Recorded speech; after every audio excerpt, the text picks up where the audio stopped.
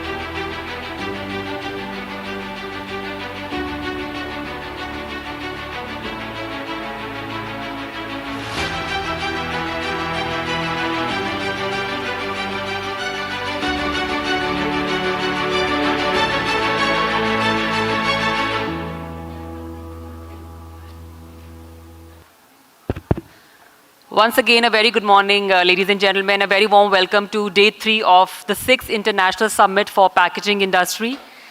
We thank you all for joining us on the final day. Thank you very much. And after 2 very successful days, we look forward to yet another day of engaging and insightful sessions. And on this victorious note, let's kickstart with the first session by inviting on stage our esteemed panelists. Please join me in welcoming Session Chair, Dr. S.N. Jha, Deputy Director General, Agricultural Engineering, Indian Council of Agricultural Research, New Delhi. Ladies and gentlemen, we've just started the day, so let's start it on an energetic note. A very warm welcome to you, sir. We also have with us session co-chairman, Professor Dr. Anup K. Ghosh, Professor Emeritus, IIP Delhi. A very warm welcome to you, sir. Joining us are our esteemed panelists, Dr. H.N. Mishra, Emeritus Professor from IIT Kharagpur. Kindly keep the applause going. Professor Dr. Karbhari Kale, VC Dr. Baba Saheb Ambedkar Technological University, Lonere, Maharashtra. A very warm welcome to you. Dr. Rameshwar Singh, VC Guru Kashi University, Talwandi, Sabo, Punjab. Kindly keep the applause going. A hearty welcome to you, sir. Professor J.P. Sharma, former Honorable Vice Chancellor, SQUAST, Jammu. A hearty welcome to you, sir. Dr. Buddha Chandrasekhar, CCO, AICTE, Ministry of Education, India, and CEO, Anuwadini AI. He'll be joining us very shortly. I'll also request Dr. Tanveer Alam to please join us on stage as we'll begin by unveiling the technical souvenir of Research Conclave. Would request our esteemed panelists to please step forward for the launch of the technical souvenir. We'll begin the day with the launching of the technical souvenir, and post this, we'll start this panel session. Requesting all our panelists to please join us. Requesting our esteemed panelists to kindly come forward to unveil the technical souvenir of the Research Conclave, which will happen simultaneously in the adjacent hall, which we will be starting very shortly. Can we just give the copies of the souvenir to all our esteemed dignitaries? Can we please give the copies to our esteemed dignitaries, and would request them all to unveil it together.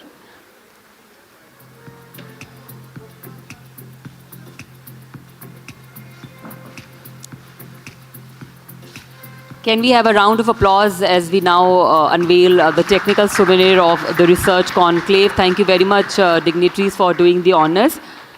Kindly come together for a group photograph. Thank you very much, Dr. Alam, for joining in the unveiling ceremony.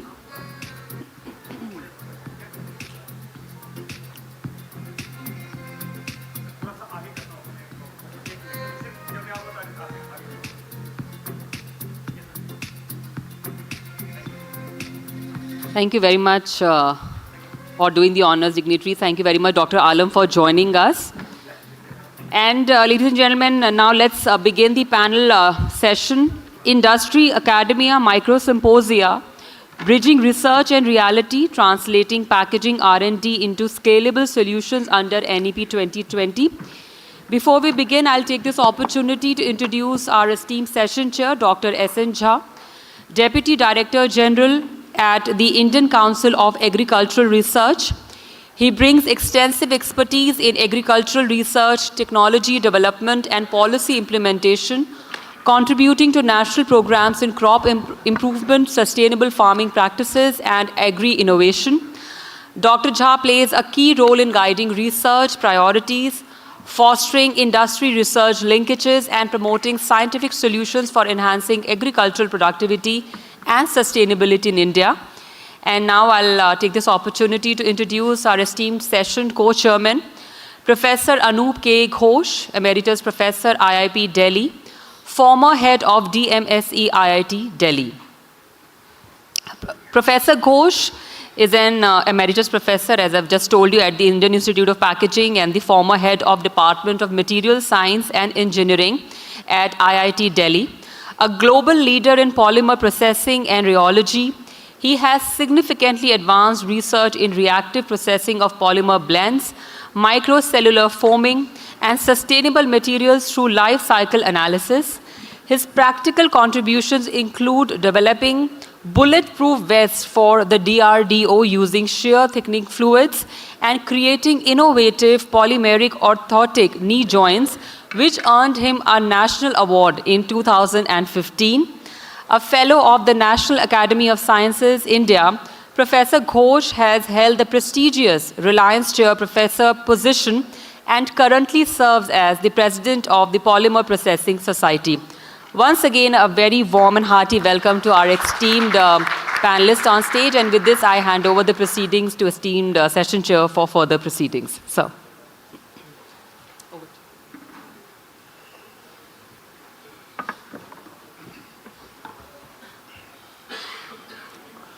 Good morning to all of you. Namaskar. This is a great privilege to come this August gathering and chairing the session on which all the panelists are so learned. I feel that I am very small child in front of them. All are the honorable vice chancellors and eminent scientists in the field of food and food packaging especially. Friends, I personally feel that food packaging is very important, just like a cloth for us.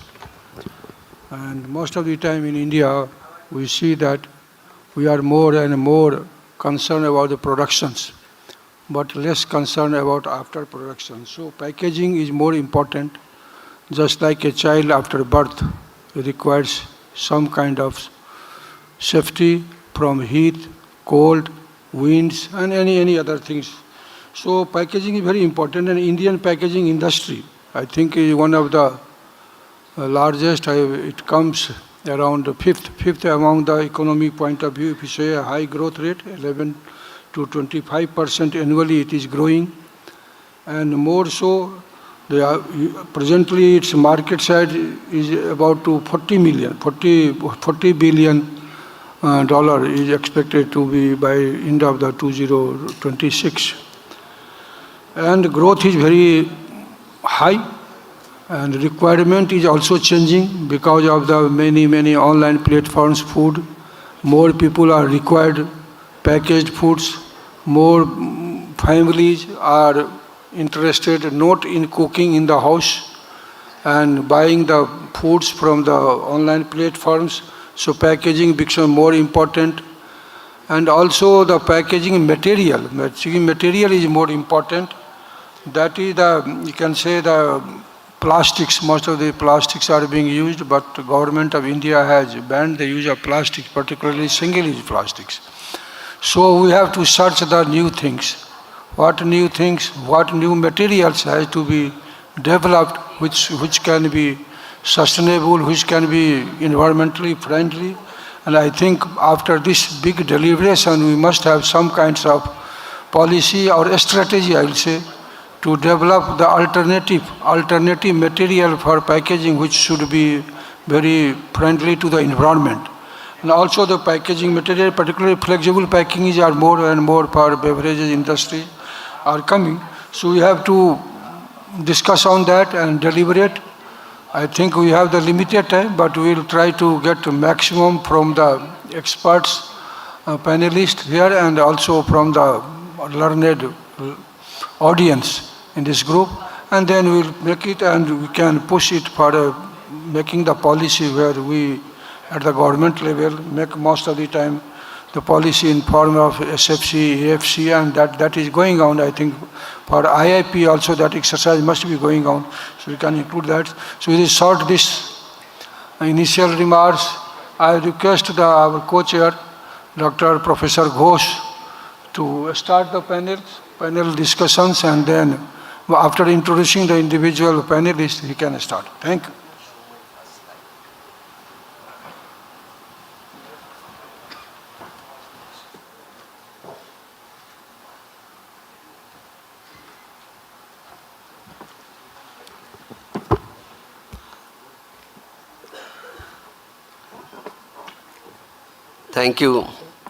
Thank you, Dr. Jha. Good morning to all of you. In line with our ISPI conference, which also includes the research conclave and also innovation, our day 3 is actually devoted to research conclave.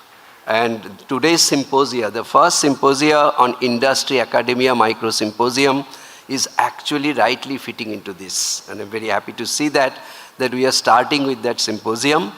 And we have all stalwarts, those who are present today as a speakers and panelists in this session. They are all, you can see, are the institute builders. They have taken along with them the full responsibility. They have guided, they have made strategy, policy, how to develop an institute and how to guide the policy of research innovation in the field of academia and connecting industry. So it's rightly fitting into that. We are very, very honored to have such distinguished panelists and speakers with us in this symposium. The symposium is actually dedicated to bridging research and reality. I don't know how many years in my professional life I was always were thinking and to taking forward this to this area, but this needs a real attention. And we are also saying that translating packaging R&D into scalable solution. This is what we are actually nurturing for last 2 days in ISPI, where every speaker who have emphasized that today government, academy and industry have to come together and to take it forward, this kind of research. Why we need this symposium is actually focus into what is, I call it a translational research. And that means we have to translate academic findings into practice, and that also to achievable solution. Only fundamental research cannot do that. That is the basis of the research, but we need to translate this. But the problem is how to implement this, how to implement science into an achievable format. I struggle to think on this. How to develop prototypes, how to take research into action. That's what we have to do that. And we need also to combine expertise to build skills. Are we doing that? Can we develop a model for a partnership together with industry academy for a purpose? The purpose which we have mentioned here. So there are different models which are coming into this, okay? And when we want to do that, we find that we have to have, especially in this area of packaging, if you want to bridge the solution, we have to have the design aspects versus engineering aspects. Can we culminate both of them? Can we have the sustainability that we are nurturing, we are discussing, we are researching on that into production? So sustainability versus production is very important. We are thinking of innovation. We like to talk about innovation, but innovation at what cost? So innovation versus cost has to look into. And then finally, the lab versus real world. Is that lab we can take it to the real world? I will take this opportunity to show 3-4 slides, which I thought that it will be from my heart, which I have done that. Can you kindly run that? And then I will bring into our distinguished speakers. I'll introduce them and start the things. Forward.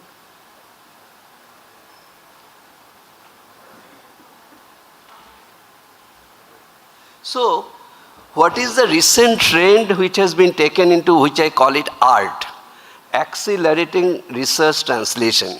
This has been coined by US National Science Foundation a couple of years back, and they are stimulating, they are propagating, and they are funding all research. They have supported 20 US universities to translate the research, which is the theme, so that we can create a network of art ambassadors. They will be translating research to that. And I'm very happy to say that Department of Science and Technology, Government of India also has included, okay, this concept into the research.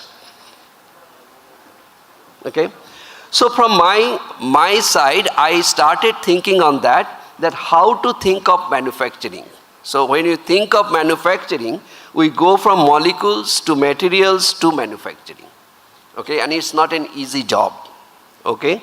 And what we are dealing with materials and packaging has actually comes from the molecules, but we don't want to think about it. We want our materials and we want to do that. So what you can see that, problem is that one side is R&D and innovation, your left-hand side, and the other side is industry. If you look at the two arrows, they are going on the two different sides, but actually we want to reverse them. If they can come together, and then can make a meaningful research, and then you see the optimization of chemical, optimization of production, optimization of product, optimization of parts can happen. So this is the kind of flow which we may like to see the reflection on this. And then if we see that, if you see on the left hand side that we are very good at it. We have all our initial research laboratory scale which has an innovative idea, new product, new process, and which constitute basic R&D, new material. We are very good in that. We have a number of patents, we have a technology transfer and all that. On the other side is industry is looking for commercial scale up and marketability. Okay? And they want marketable product, they want process, they want as per standard, cost factor, profit. Where is the gap? That's what we are trying to do that. Gap is that we don't have the semi-pilot scale. Even a highest academic institution, IIT, whatever you go, okay, we don't have this. So we do not have yield, we do not have optimization, we don't have prototyping, we do not have performance estimation. Okay? So that's the existing gap. And it is very, very crucial to develop the proof of concept. So we are hammering on that. We have limited expertise from academia which is coming to industry. We required facility which is not available in easily, which is of the scale-up facility for an academia. And we need to ensure performance, repeatability versus scale-up, not happening that much. Okay? So we have to reduce that gap. So how we can do that? What we can do that, that's what I thought about it, that we need an ecosystem where we can strengthen research and development, where basic and applied research comes together to give a translational research. Okay? And that will give some of the progressive R&D policy, which is a knowledge with impactful solution for new age industries. Hope we will bring out this idea, this discussion today in this symposium. With this, I like to invite, can I go ahead? Okay. Thank you. We like to invite first distinguished speaker in this symposium, Professor Karbari Kale. He is the Vice Chancellor of Dr. Babasaheb Ambedkar Technological University in Maharashtra. Professor Kale is a Vice Chancellor of the Babasaheb Ambedkar Technical University, which is a state technological university of Maharashtra. He is a distinguished academic leader and researcher with more than 36 years of experience in teaching, research, and academic administration at undergraduate, postgraduate, and doctoral level. He also served as the Vice Chancellor, additional charge of Savitribai Phule Pune University for over a year. And recently, he was conferred with the honorary colonel rank by the Ministry of Defense, Government of India.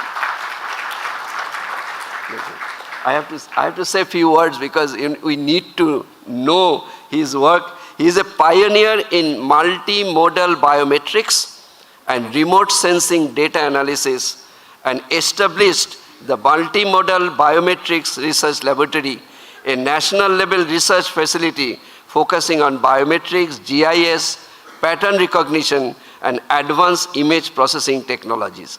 His research interests include artificial intelligence, computer vision, remote sensing and GIS, big data analytics, IoT, and pattern recognition. His outstanding academic record with over 370 research publications, 6 books and 23 book chapters, and has guided more than 40 PhD scholars. His work has received over 2,500 citations, and he holds 2 Australian and 2 Indian patents with several others publications. He also secured major research funding from all agencies, DST, UGC, and all that.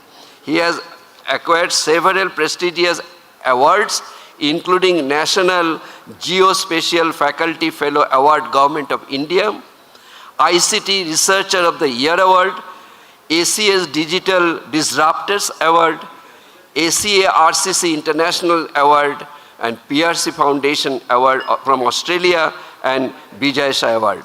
His achievement has also been featured in Who's Who in the World USA. With this, we invite Professor Kali to give his lecture. Thank you so much. Good morning. Good morning. Thank you. It's a great privilege to me to be here in this august and well-learned gathering. The dignitaries on the dais, the learned and resource person and panelist, and the most important dignitaries in front of me, because maybe some of the time they may be on the dais, maybe above the dais in future for their credential and record. Let me thank to Dr. Alam Tanveer for inviting me here, because we had just connected since from last 1 year in Mumbai. He has invited me in one program, and then we had connected well. And we think that the Technology University of the Maharashtra and this is the national institution, we can think together and go ahead together. Basically, I am an odd man out in this gathering because I am not from the packing industries and pack material. I am the co-researchers and in the form of a technological constant, AI. And that's why I think I had not prepared the slide and presentation. But I would like to put in front of you just 5 minutes?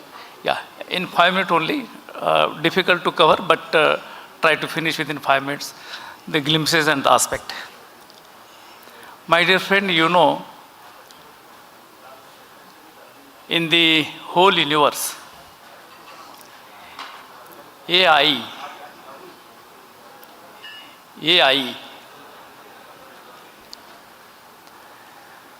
is an important composition.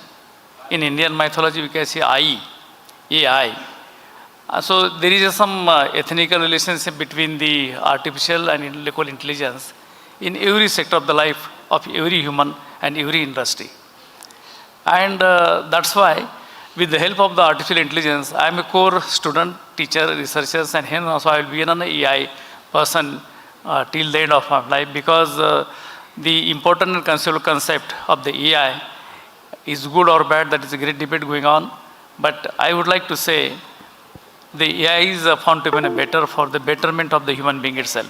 Though it is a creation of the human being, but it is betterment for the human being itself, for more enhancement and more technological constant. Coming to the point, the theme of the conference that had captured very well, and I also congratulate to the overall organization by considering this type of aspect for the theme of this International Summit, that is safe, secure, standard, smart, sustainable through artificial intelligence. In spite of say and, I would like to through artificial intelligence, AI. And if you consider, I'm not going to tell you the major component of the AI, maybe some of the audience may have the detailed deliberation of the AI, what is the role of AI, what AI can do. As I said earlier, AI can do everything, everywhere, and every part of the life, from micro, nano to the pico, and then major word in the universe even though. So as per the constant, the industry, that is what the last time that also spoke and discussed in Mumbai during that particular program. Why packing industry required artificial intelligence? And what is the need of packing industry? And what for we need supposed to be in pack? As a layman person in the packing, I would like to say, even though I can travel, I can stay in my house, I can make a rack, I require a proper packing. Why proper packing? To save the energy, to save the money, to save the time, and to save, not only that, to save the sustainability of the product and to save the material cost and cost effectiveness, their life and their degradation. And if you consider all these factors related to this bag packing, medicine packing, building packing, machine packing, material packing, so what packing required? We consider again the biological constant. The packing may relate to the storage, may relate to the temperature, may relate to the humidity, may relate to the transport, may relate to the weight, may relate to the smart material. And where we can suppose to stop, how we can use this material, which material, what composition, and what type of that material is. Then we can jump into the material science and material engineering. If you think that smart material design smart material production. So production machine also require artificial intelligence. That capability of the permutation combination also require artificial intelligence. So my point here is that AI is required in each and every aspect of the, right from the production, right from the material, right from the packing, right from the delivery, right from the security, right from the safety, and right from the sustainability. Everywhere AI is important. And that's why it is an important conceptual concept to involve deeply the artificial mechanism into this particular industry, into this particular discipline. And they had considered the various aspects of the AI. Machine learning, what machine learning do? If you want to design a machine, if the machine cost is too high, and that machine is supposed to produce some particular material, how can I reduce the cost of the machine? Transportability, security. Then we require electricity, we require the power. How you can consume the optimal power to require to produce that particular material for packaging through the artificial intelligence. So electricity, construction, material, mega material, minor material, all type of composition where we require the sustainability designing of the algorithm through AI to optimize that particular type of construction, electricity, material packing, and all together. So that AI also helps you in a greater way what type of mechanism that we are going to deploy for security and safety and sustainability. And for that, 4C has been introduced in the literature about the packing. That is the clarity, creativity, consistency, and consumer centricity. If you consider these four, again for these four also require the AI machine algorithm. For clarity, what we'd like to suppose to print, in what way, what color, what font, what size, and where to be deliver, how to be deliver, what time to be deliver, what is its again productivity and reliability and ethnicity, that also need to. Creativity, if that product is supposed to be on the finished good, on the outer side also for packing in, we can say, we can feel and we can completely happily about the clarity about the packing and that particular thing. Consistency you have to maintain consistently. Today this product is supposed to pack in this size, tomorrow that packet is not supposed in that size.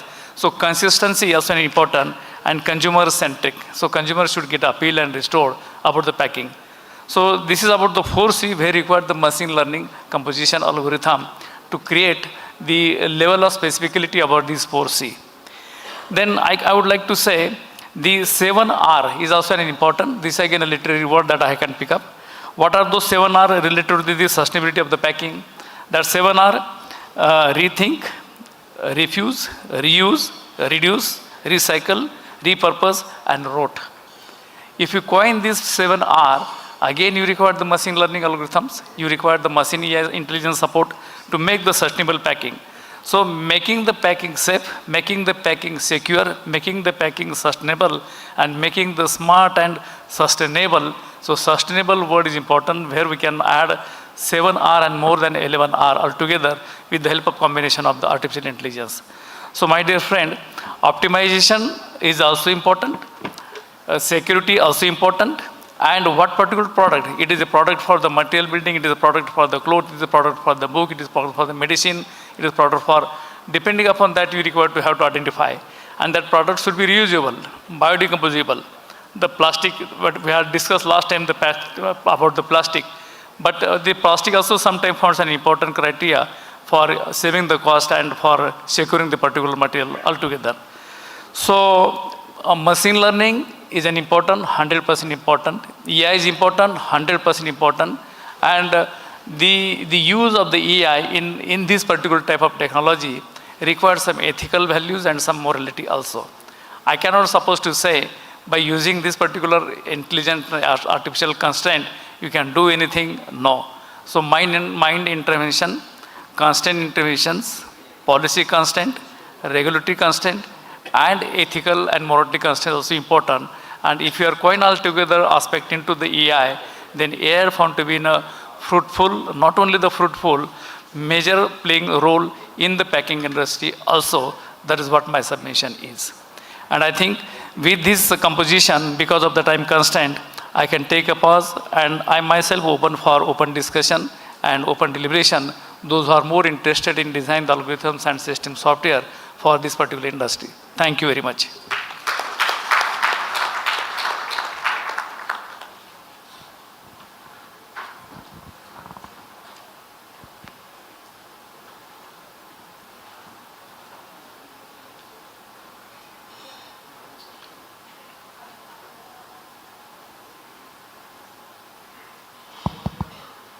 Thank you, sir, very much for giving the insight of requirement, particularly the deep learning and also the importance of AI.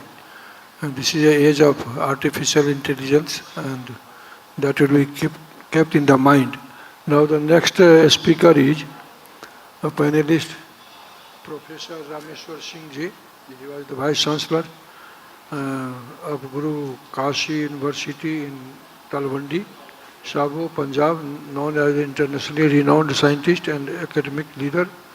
With over 4 decades of experience, he is a former founding Vice Chancellor of Bihar Animal Science University and is recognized for his expertise in animal science, agriculture and educational administration. One thing is not written, he was the backbone of ICR. All the publications and mouthpieces of ICR, you can say the communication systems. And leadership style, background, he has 40 years of experience in research, education and administration. Achievements in more than 150 research papers. And as he was the founding Vice Chancellor of the Bihar Animal Science University, he has shaped the university of international standards, lot of awards, and the focus at GKU under his leadership. The university aims to strengthen research, enhance infrastructure, and build industry partnerships. So I welcome Dr. Rameshwar Singh Ji Thank you. to give his insight. Thank you, Chairman Sir, for the generous introduction. Honorable Chair, Dr. Raisan Jha, Co-Chair, Dr. Anup K. Ghosh, eminent panelists, audience, invited guests, ladies and gentlemen, it's a great pleasure to be here this morning with all of you, and I appreciate the kind of dimensions and the initiative for organizing this type of summit where industry and academia are really moving together. So that is in itself a very good achievement, I will say, and we need this type of gatherings more and more. So friends, in packaging, you have my presentation? Can I have? It is there. Okay. So we can start. सामने भी है. ठीक. ये मेरा ही है, किसी और का लगा दिया? नहीं, मेरा है या किसी और का? मेरा तो नहीं.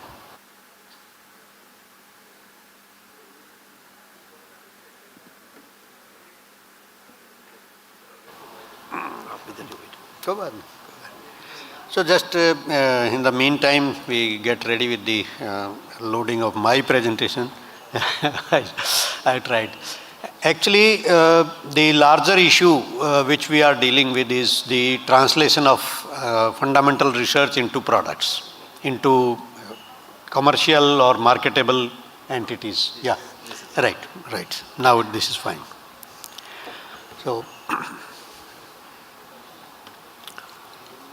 we all understand about packaging, that this is an industry which is really reshaping the consumer behavior, the economy, the industry, and it is one of the most dynamic segments of the industry.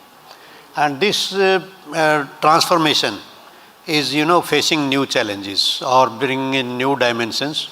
One of them very important is the concerns regarding the sustainability. We are all concerned about the pollution, about the degradation of the environment, and also the possibility of toxicity and other ill effects of various materials, various technologies, and how much waste we generate. That is getting very, very important.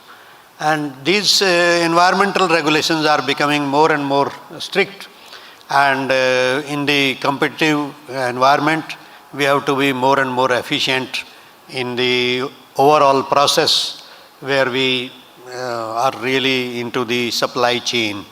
Disruption of supply chains is being felt in this period like, unlike any other period, we all are feeling this globally, that what is the value of the supply chains. So there are, very rapid developments in fundamental sciences, in polymer sciences, in development of new materials. But how many of them are translating into applied products? That remains a challenge. And though the things are happening, and we need to address various challenges.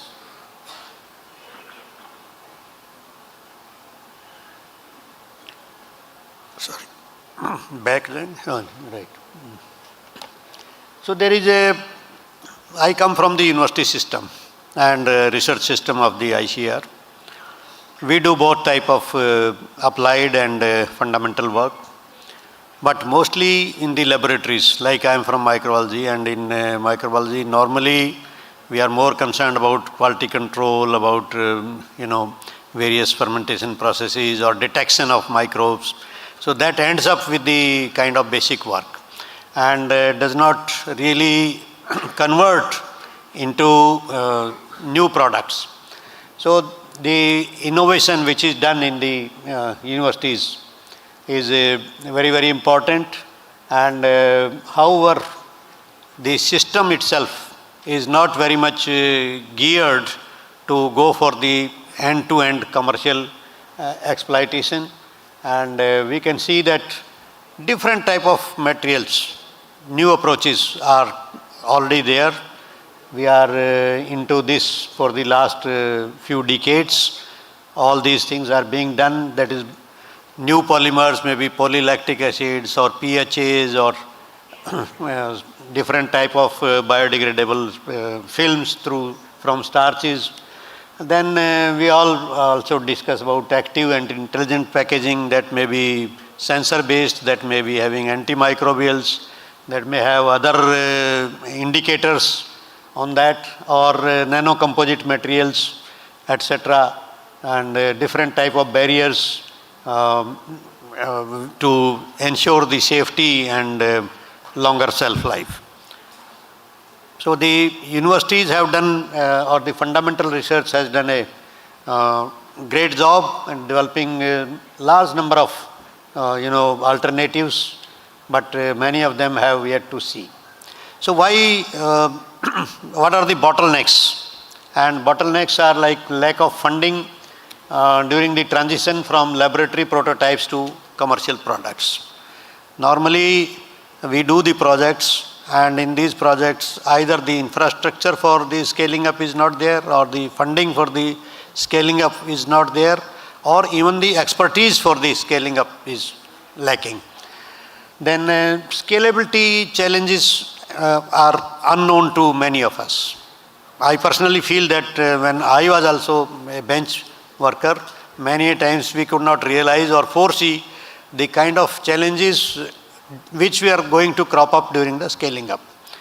Many times on the small scale we work, the temperature, etc., is under control.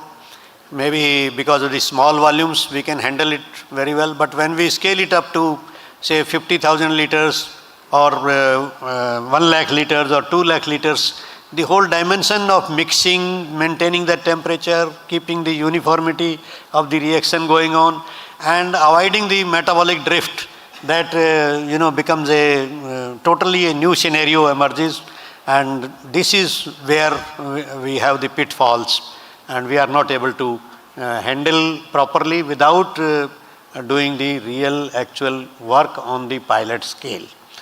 Then there are always capital risks. The investors or the sponsors, they want a proof of concept and scalability, and also market friendly. As a co-chair, Dr. Ghosh also mentioned about the cost. So cost is very important, and again the regulatory barriers, these are, some people feel as a researcher that these are very stringent, but the consumer feels that I need safety. So they should be as tight as possible, and we cannot play with the environment. but there are many times very cumbersome regulations and complexity in regulations. So we have to really make them understandable, implementable, and also we need to create awareness among researchers about the various regulations.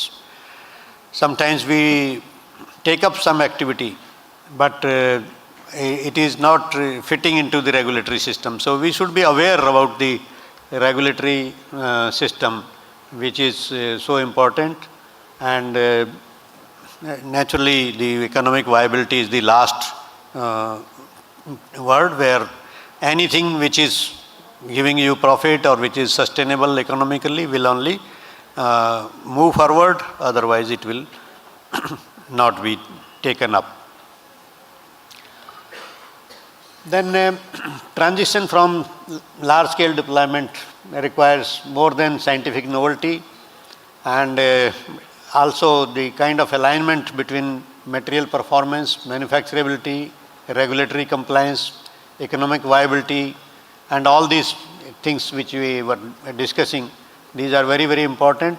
And also understanding the barriers and designing the systematic approach to overcome these barriers is very essential. Traditional academic research, as I was talking, that is focuses on scientific novelty, and most of us lack the manufacturability and market adoption concepts as such.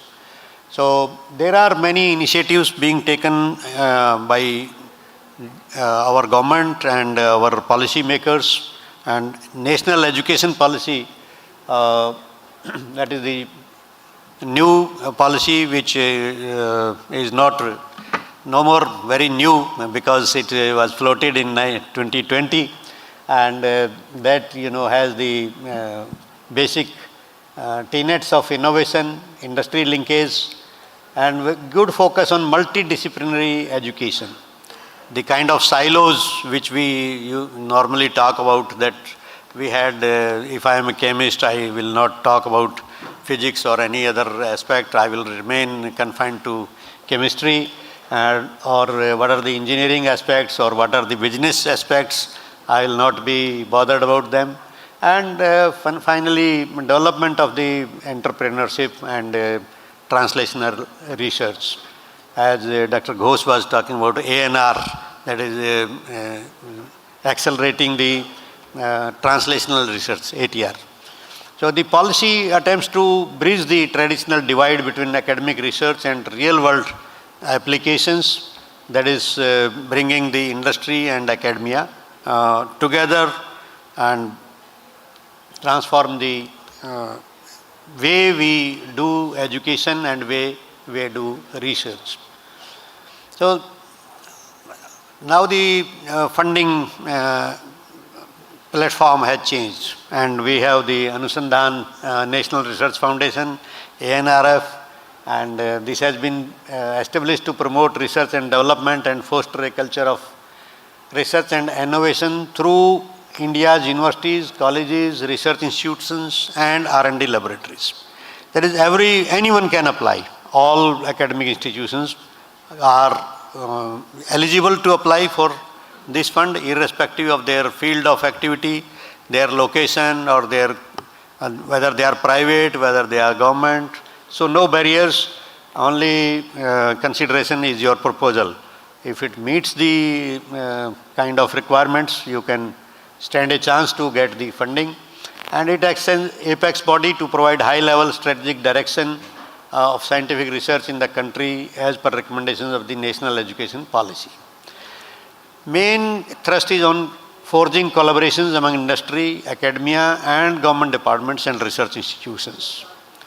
So the ANRF Governing Board has given a statement which I have listed here, that ANRF strategies should align with the goals of Viksit Bharat 2047, and implementation should follow global best practices adopted by research and development agencies across the world. So the benchmark is global benchmarking, not national benchmarking. And there are priorities for the translational research within ANRF. Technological innovation is seen as a driving force for development of economy, and the transition from the laboratory scale, that is we refer to as TRL4 to TRL7, that is the operational environment, is very, very critical, and ANRF especially gives emphasis to this and considers projects which are meant for this. So there is a special funding to accelerate the translational research for real applications. And next focus in NEP is on multidisciplinary, MURs we call that, multidisciplinary education and research institutions.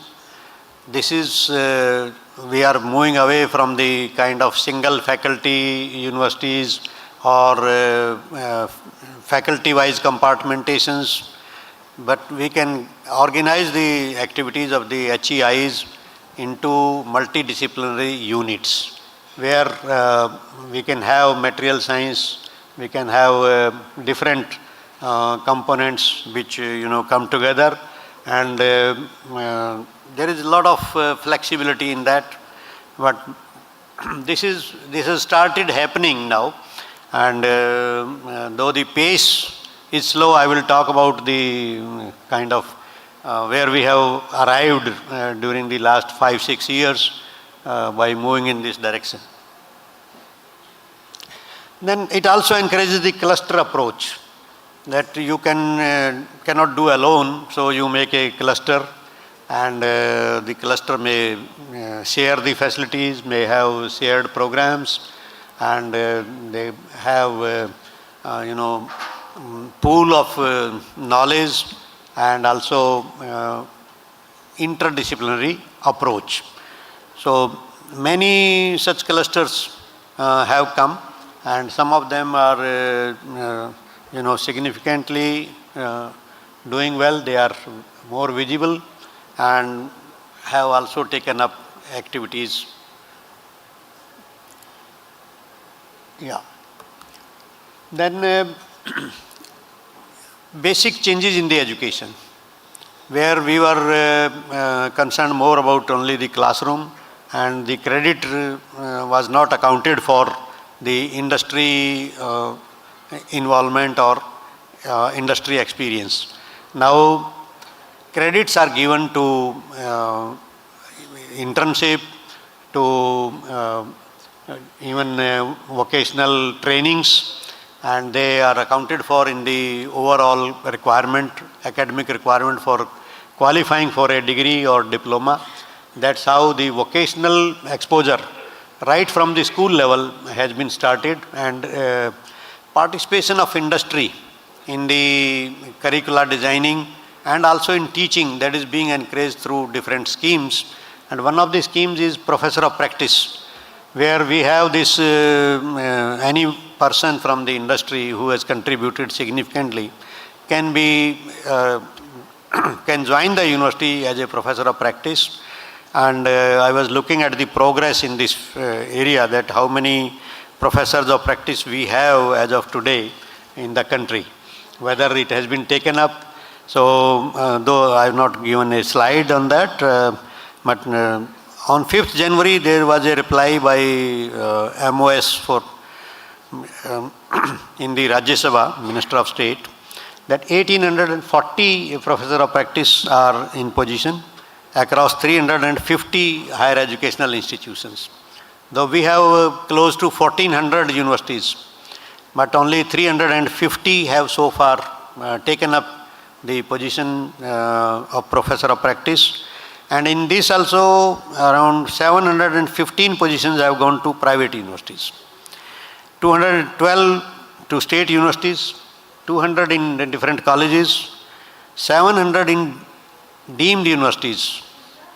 Deemed universities are more into applied kind of work, so the number sounds good that way, but central universities are lagging behind with only 15 positions of professor of practice so far. So we have to take up this type of opportunity on a larger scale, and if you want to involve industry, we need to fill up engage more and more people as professor of practice. So chairman is pointing to me to wind up. I think a few slides more, so I will be quick, and because then industry funded projects, collaborative innovation labs, many industrial houses are coming forward to establish their centers in different universities, and also funding the activities, and there are research parks, new ideas of innovation hubs, and then incubation centers. They are being promoted since last 4 decades or so, and but now especially thrust is being given to open more and more, and also even at the school level or education, early education level, that adult tinkering centers and all these are also in vogue. And skill development, again special emphasis, and skill development universities have also come up, and they are more into embedded programs like with the universities. And the national mission, like we have the Swachh Bharat, Atmanirbhar Bharat, food security and food safety, circular economy and sustainability goals. So the NEP is very much enabler and oriented towards this. But I will say the pace or the speed at which we should be moving.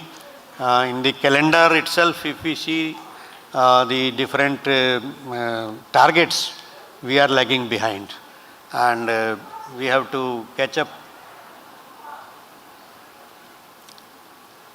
So we are already doing the patenting, technology licensing, commercialization, and provision has been given for setting up of the commercialization cells and IPR cells in different academic institutions.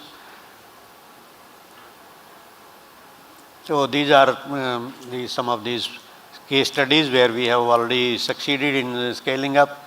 We are now using the oxygen scavenging packaging, aseptic carton packaging, like we use the Tetra Pak for milk, for various beverages, which you can really handle at room temperature rather than requiring the cold chain. Edible coatings for fruits, etc., very common.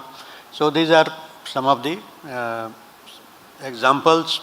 And in conclusion, I would like to say the environment is there, but we require more funding, we require more application, and we need to catch up with the calendar or with the time or deadlines which have been given under the NEP. Basically, I would like to mention that our R&D spending on as part of GDP needs to be taken up. Only then we can implement the NEP, otherwise we may not be able to really implement all the aspects of NEP. There are some figures available with me regarding the R&D spending by different countries in terms of their GDP, and Israel, much talked about these days, has spends around 6% of their GDP on R&D. South Korea around 5%, Germany and Japan around 3%, China around 2.5%, and we are spending only 0.6% of our GDP on R&D. So any policy we frame, it may be NEP or any other policy, but needs investment, needs a lot of funding. I hope that will be coming forward as we are all realizing the importance of technology. Because of the unrest in the world, we are realizing it more. And food is very important, as well as proper packaging, innovative packaging. So thank you very much. I conclude with these remarks, and thank you, Chairman, for giving me some extra time. And I understand this is important. So thank you so much. Thank you.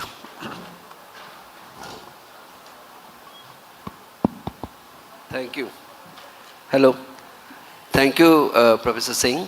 It is a nice presentation and bringing all aspects together including the whatever the NEP 2020 has been prescribed, and the rightly fitting the where industry academy interaction can be enhanced, the multidisciplinary activities that you have mentioned, and also the skill development with experimental learning, which is also the need of the hour.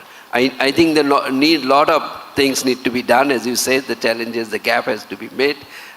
Let's say all different approaches has to be taken. With this, we move on to our next honorable speaker, Professor J.P. Sharma. Professor J.P. Sharma, first of all, I should say that the most closest friend of Indian Institute of Packaging. Many occasions we could have him and got his blessings whenever any training program and any other program, and we always got his blessings and learned from him.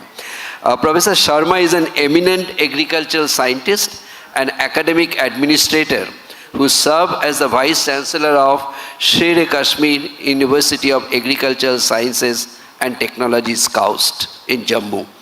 With over 33 years of experience in strategic research and agricultural extension, he has held significant leadership roles, including Joint Director Extension at the Indian Agricultural Research Institute, New Delhi, and additional charge as the Vice Chancellor of KAUST.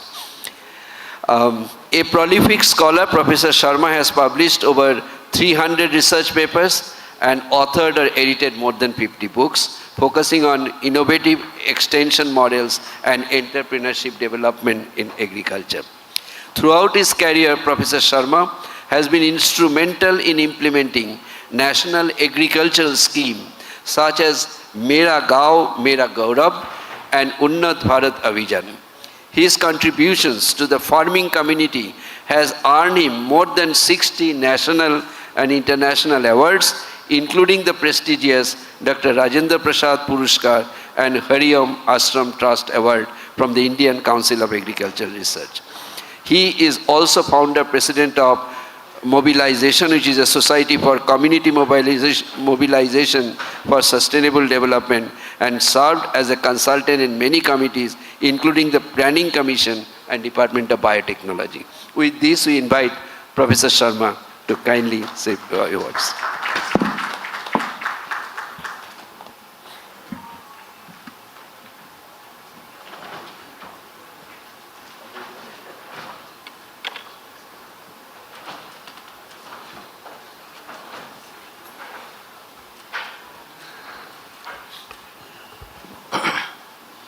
Honorable Chairman of this session, Dr. Jha Sahab, and my senior colleague in the Indian Council of Agriculture Research, Professor Ghosh, a always smiling person, doing big things and contributing greatly in expansion and development of this institution. This topic, packaging, to my mind, is relevant to everything. Packaging of everything, whatever you can see here and outside, including ourselves. We do packaging, that's all. So for everything, this area is very important.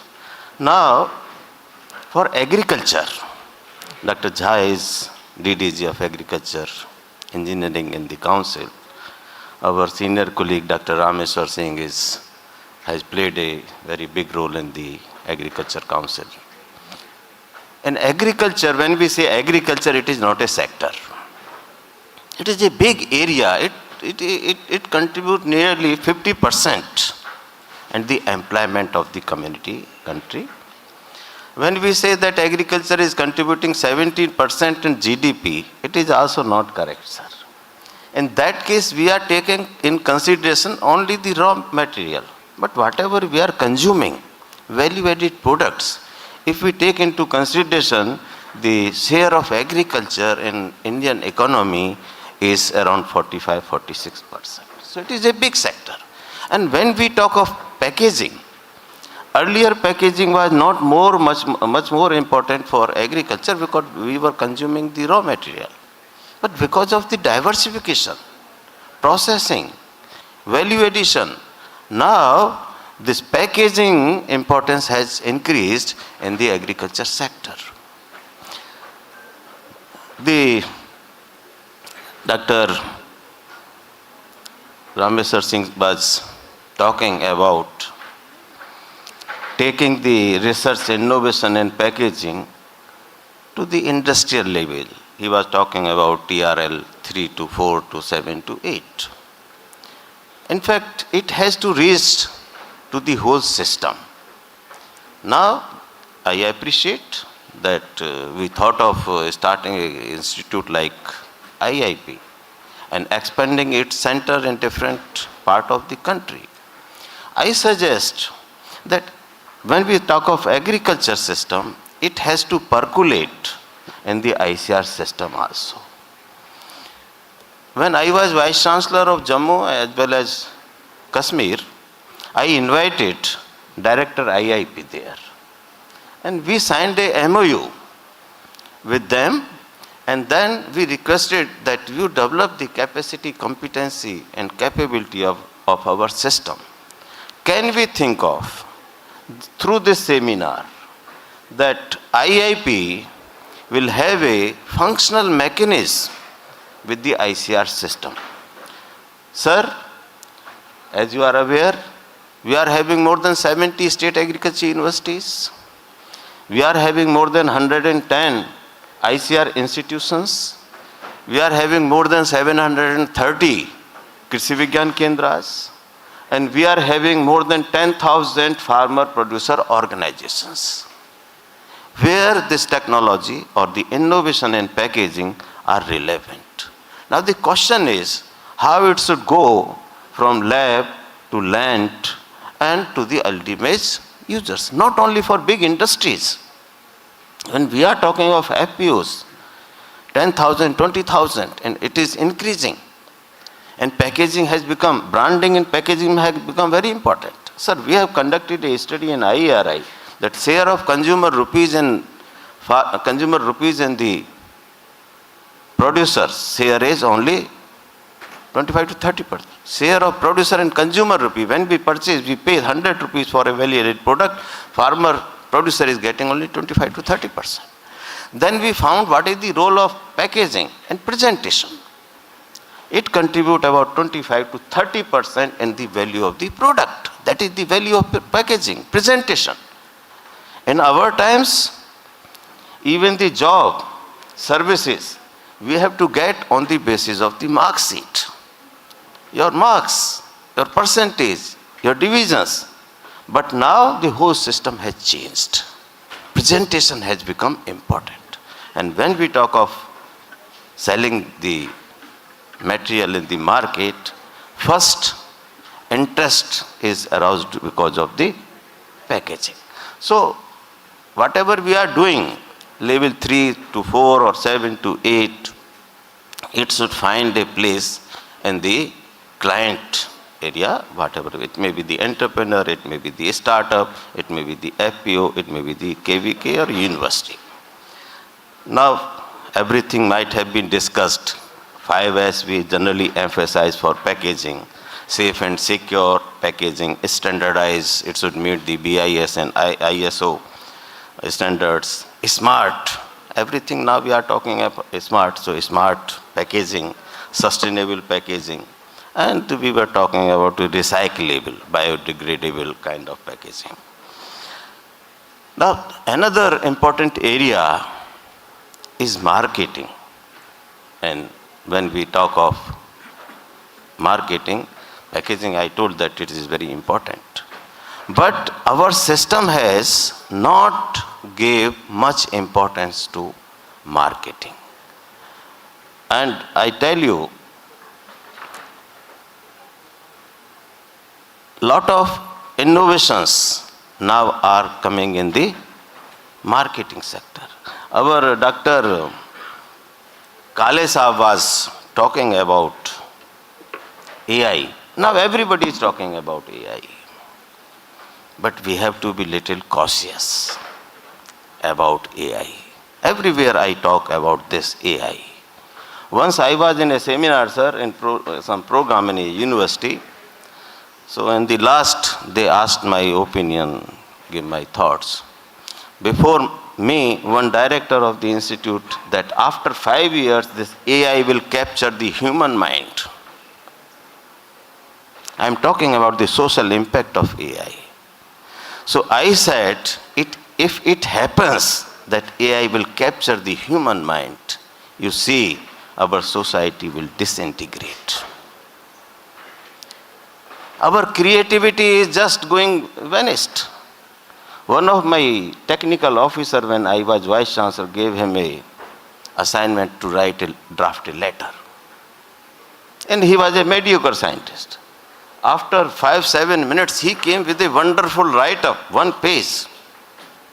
I thought, Doctor, I never realized your intelligence. It is such a nice paper you have written. He said, sir, chat GPT. No thinking, even now papers, even thesis. People are writing, you give the topic and dimensions of the research, that wonderful research will come up. So what will happen to this mind? Thinking. So we have to be little cautious. Sir Ghosh Sahab, if I can read your mind, or if I can Dr. Jha's mind, I am appreciating wonderful person, good administrator, this and that. But what I am thinking, if he is able to read that, मेरी तो नौकरी चली जाएगी. What an employer is appreciating the boss and thinking differently. What will happen? Even in your family, you are appreciating your wife. Wonderful, 7 janam tak tumhara saath ho, ye, this thing, that thing. And in your mind, something else is going on, about something else. If she is able to read your mind, what will happen to family? It will disintegrate. One article, sir, I was reading about AI. One Japanese lady, 32 years old, Yuring. She married a AI-generated persona. Lune cloak. Now, if people are marrying the AI-generated persona, what will happen to this society as a whole? So what I suggest, AI should not enter your house. It should remain in the field, but not in your personal social interaction. What is the interest? No emotions. AI, there is no emotions. If your grandfather is admitted in hospital, he is 85 years old. Doctor says that he can be saved, but you have to spend 50 lakhs rupees. What AI will say? Take him to home, because there is no question of spending 50 lakhs. But what our emotions say? Whatever today we are because of him. We will sell our house, we will sell our land, but we will try to save him. So what I am focusing, because everywhere in every field, we are 90% the startup now are in AI area. But unfortunately in agriculture, there is very small number of startups. So that in this area, when I am talking about the packaging, this area is having very high potential for startups. Dr. Rameswar Singh was talking about the incubation centers. Can we, through this institution or through ICR system, can we generate a kind of interest and competency in our system so that people adopt the kind of innovations which you have. Now it is the time of innovation everywhere. Thinking. Chai Sutta Bar. What is that? It is a innovation. Anubhav Dubey. Now every day he is selling 4.5 lakhs rupees cooler cups. Another, this Oyo. Who is the owner of Oyo? a class 10th dropout. He is not having any own home, own house, but he is providing rooms to what, millions of people. आपका Uber, Ola, he is not owning any vehicle, but he is providing millions of people this kind of transport system. So now it is the time of innovations. So what kind of innovation this institute or IITs, Kharagpur is there, they have done pioneering work in agriculture as such. So whole system, can we document the innovations and can we encourage the whole, our young minds to go for in this kind of direction? And since Dr. Jha is sitting here, he is authority in the ICR system. Sir, can we develop a kind of policy that whatever kind of innovations we have developed, how it can reach to the ultimate user? With these words, I thank you, the organization, especially the director of this institute. I am associated with this institute last 3-4 years, and I am experiencing the developmental activities, the laboratories, the student intake, and their students are getting award at the international level. I congratulate the whole faculty of this institute. Thank you very much.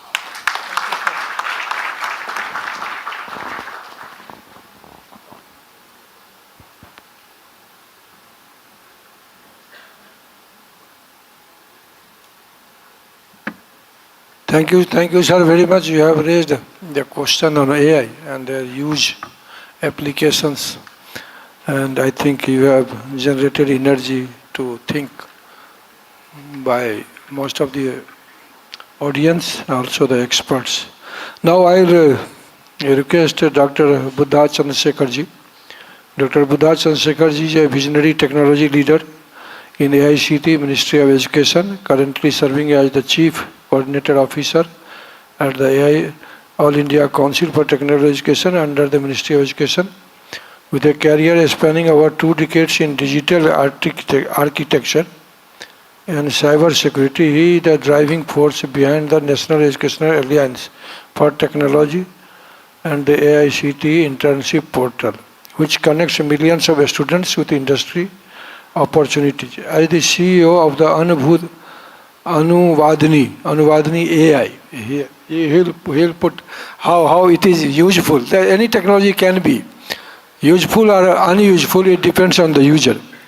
He has pioneered a sovereign voice-to-voice and text translation platform designed to eliminate language barriers in technological education and governance across 29 languages. We are also in ICR giving the services to the millions of farmers in different languages using these tools. An alumnus of the University of Maryland, Dr. Chandrasekhar is widely recognized for his commitment to making India a global knowledge hub through Make in India innovations and large-scale digital empowerment initiative. We welcome Dr. Buddha for enlightening us.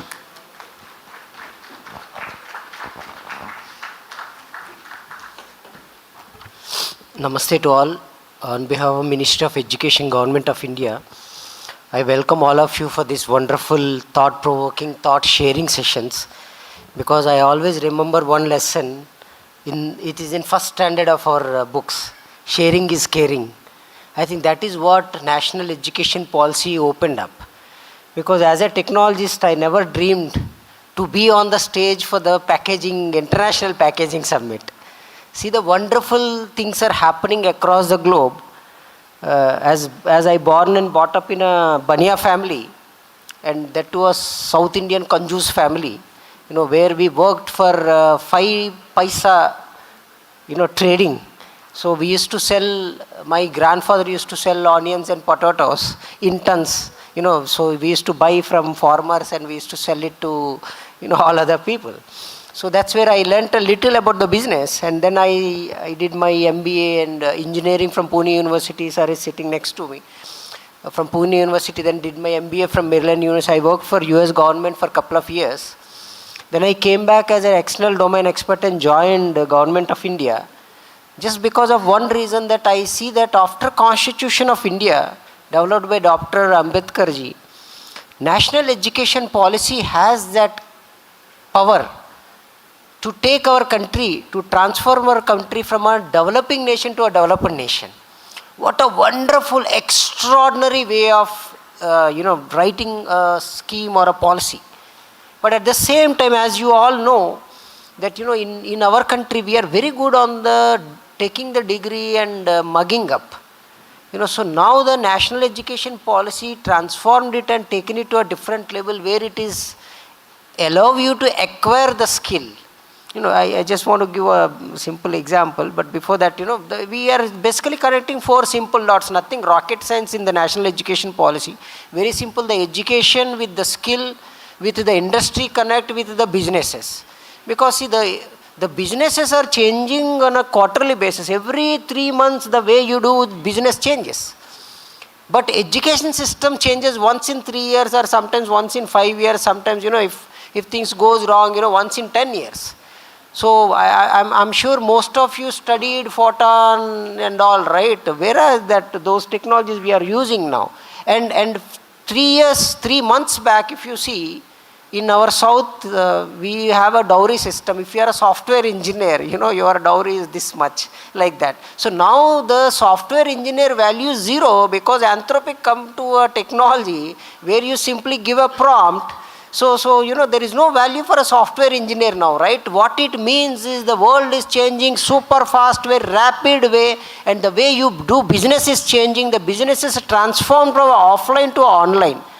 And packaging is not an exceptional, but I just want to give one small example.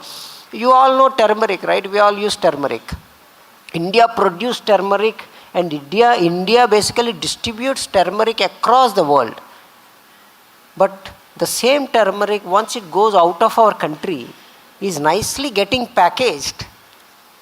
And the value of the same turmeric is transformed in a different way, like, on the wellness side, on the lifestyle side, on the premium, someone is selling the same thing as an immunity booster and selling it back to us for 10x value.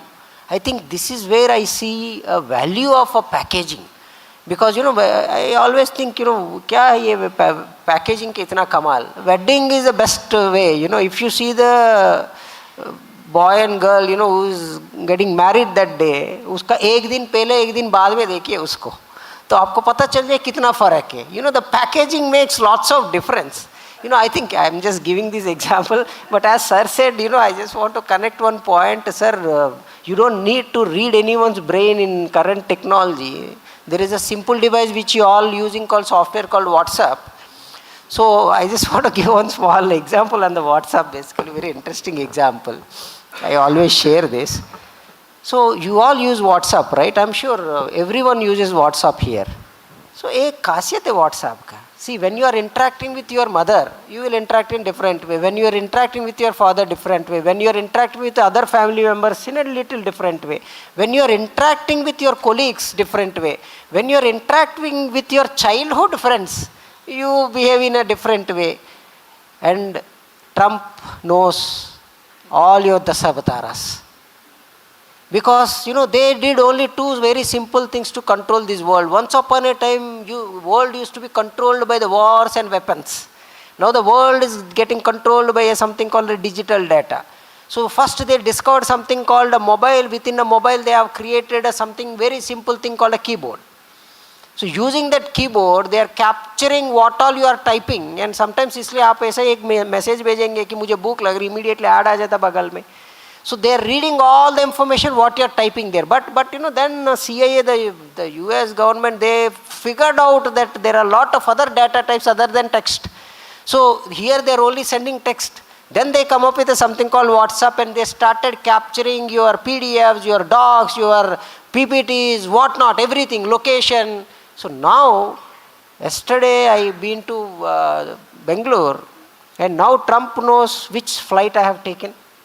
I mean, when I said Trump, the US government, I'm not saying only Trump, but they know which flight I have taken, what is my seat number, what, where, which location I have boarded, where I went, which taxi I have taken, when I came back, when I called my driver, WhatsApp knows everything. They know your entire digital imprint.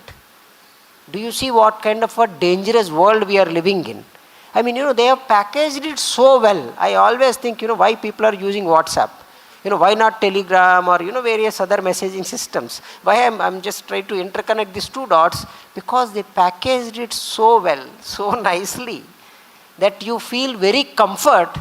And early morning, once upon a time, people used to get up and, used to pray God, saying that, maybe, if he is a man married, then, please, mera wife se bacha lo. But, now the matter of the fact is completely different. The morning, early morning, when you get up, what is that you are doing? That's it.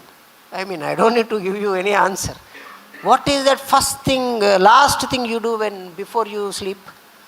What it means is the technology has dominated all our lives. The human intelligence became a slave to what technological innovations and technology intelligence, which we are calling it as artificial intelligence or a machine intelligence or any other intelligence. But I just want to give one small packaging related example to prove that human intelligence is much more better than a artificial intelligence.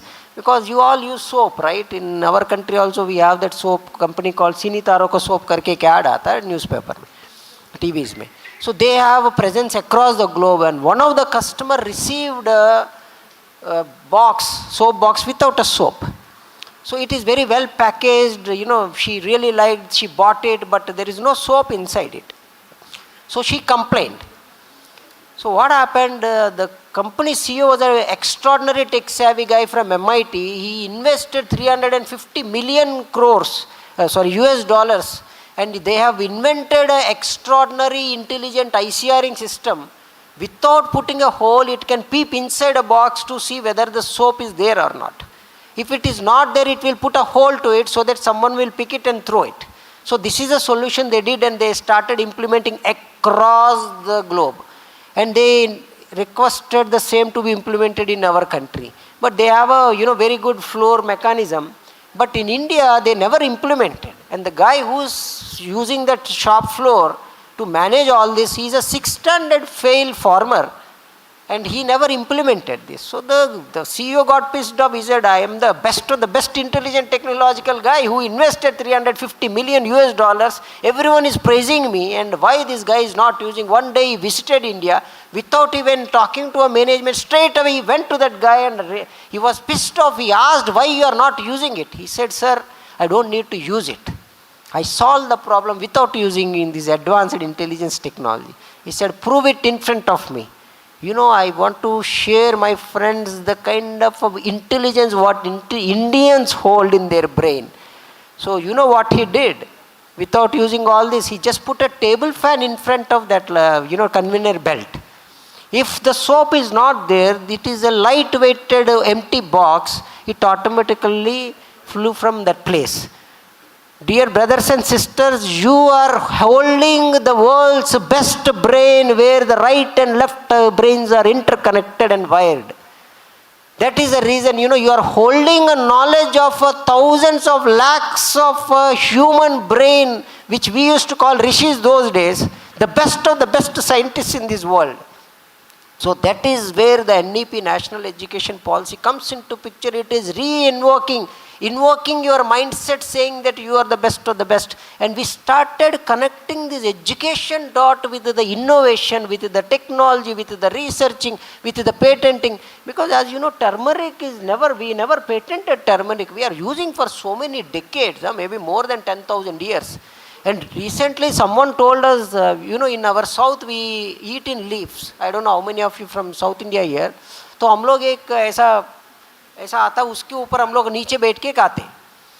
So in Germany someone patented it and they are proudly put it on LinkedIn. I was laughing like hell. From thousands of years we are using, but the matter of the fact is we never patented.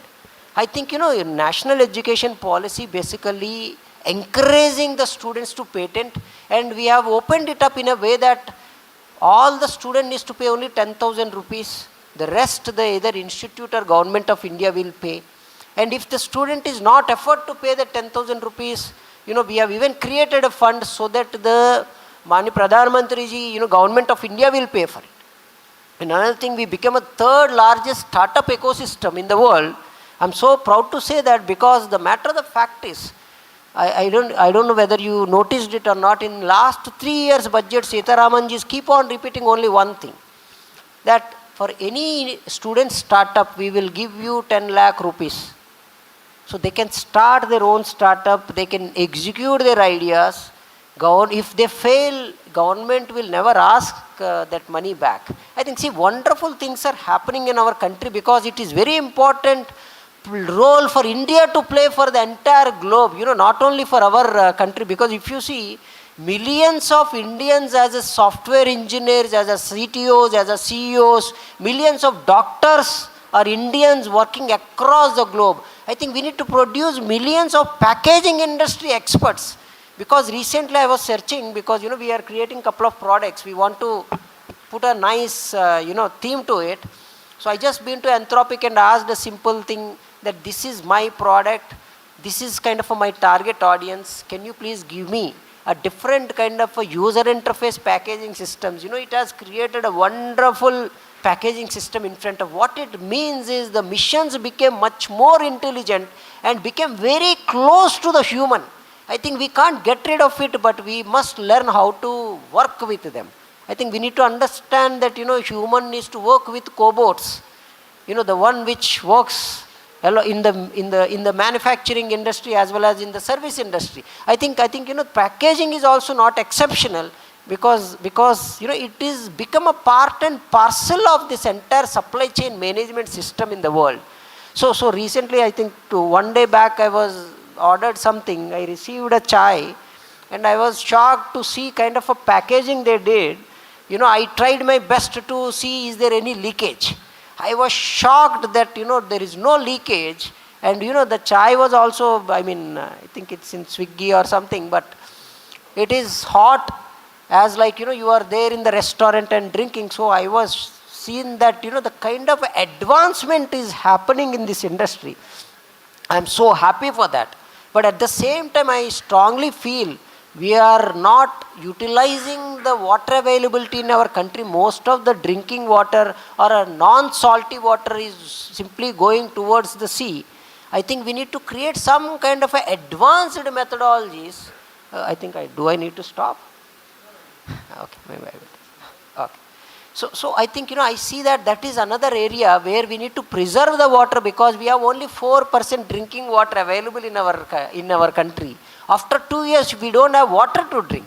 I think, see, this national education policy is not about the technology. I'm a technologist, but I don't talk about technology. I talk about the rest, because I strongly believe Indians are the best of the best on technology adoption, as well as best of the best on technology execution. We don't need to teach them. They know everything. And our next generation are extraordinary, brilliant minds. I'm sure you would have surprised by the kind of interaction your child is having with you. I'm 100% sure. So we are best of the best in technology. I'm not talking about the technology side, because we don't need to talk. They know how to adopt it.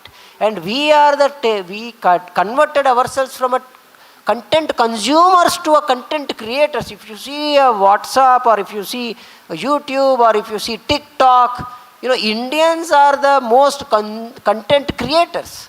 And we have a highest paid YouTubers in our country. What they are doing, they are simply creating a content, right? But so the knowledge is flourishing in our country, no doubt about it. The only thing is we are not good at it is on the execution side, on the manufacturing industries, because we have 8 crore plus MSMEs. How many of these MSMEs become unicorns? I think because what is happening, they never understood about the importance of the packaging. If they know how to package it, I just want to give one example. I was there with one of the client in London. They said, come by 12:30. So I was there by 12. They said, no, 12:30 means 12:30. So I just went out, and there is a shop opposite 7-Eleven shop in the retail shop. So I purchased a cashew nut packet for £1. So when I tasted it, I realized that cashew nut is from India, but uske upar likha make in China.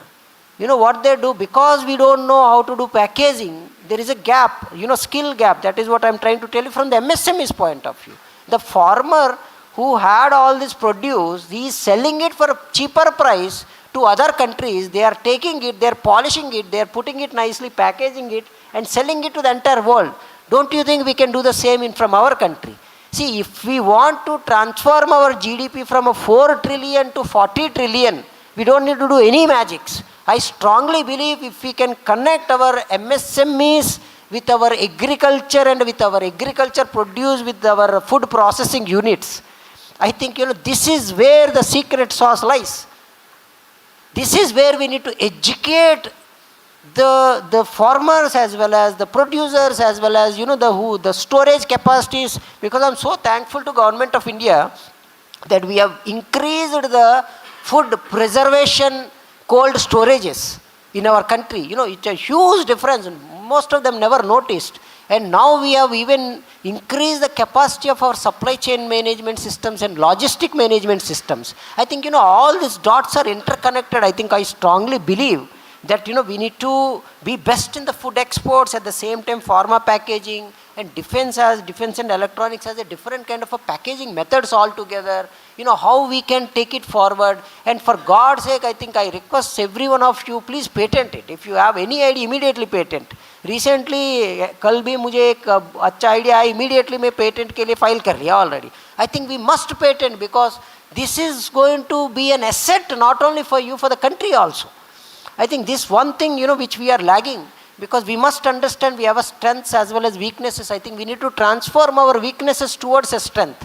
I think I am so happy and giving this opportunity from Indian Institute of Packaging, and I'm so thankful to Alam Tanvirji and his entire team, and people sitting on the dais also. They are experts on the packaging. I'm not. But one thing I see that the India is transforming so fast, my friends. I think let us all be part of it and give the best of the best, technological as well as peaceful, most advanced country for the entire globe, as we feel that Vasudhaiva Kutumbakam, the entire world is our family. So that is the one last thing I would like to share. Because if you go to, I visited some 18 to 20 countries. Recently, I visited one of the very backward African nation, Alamji. I was surprised Indians are surviving there. So I asked, what is that? He said, अरे वो भोजपुरी थोड़ा बिहारी है. He said, Bhojpuri साहब सब इधर में shop open कर लिया. बहुत लोग हैं इधर हमारा Indians भारतीय.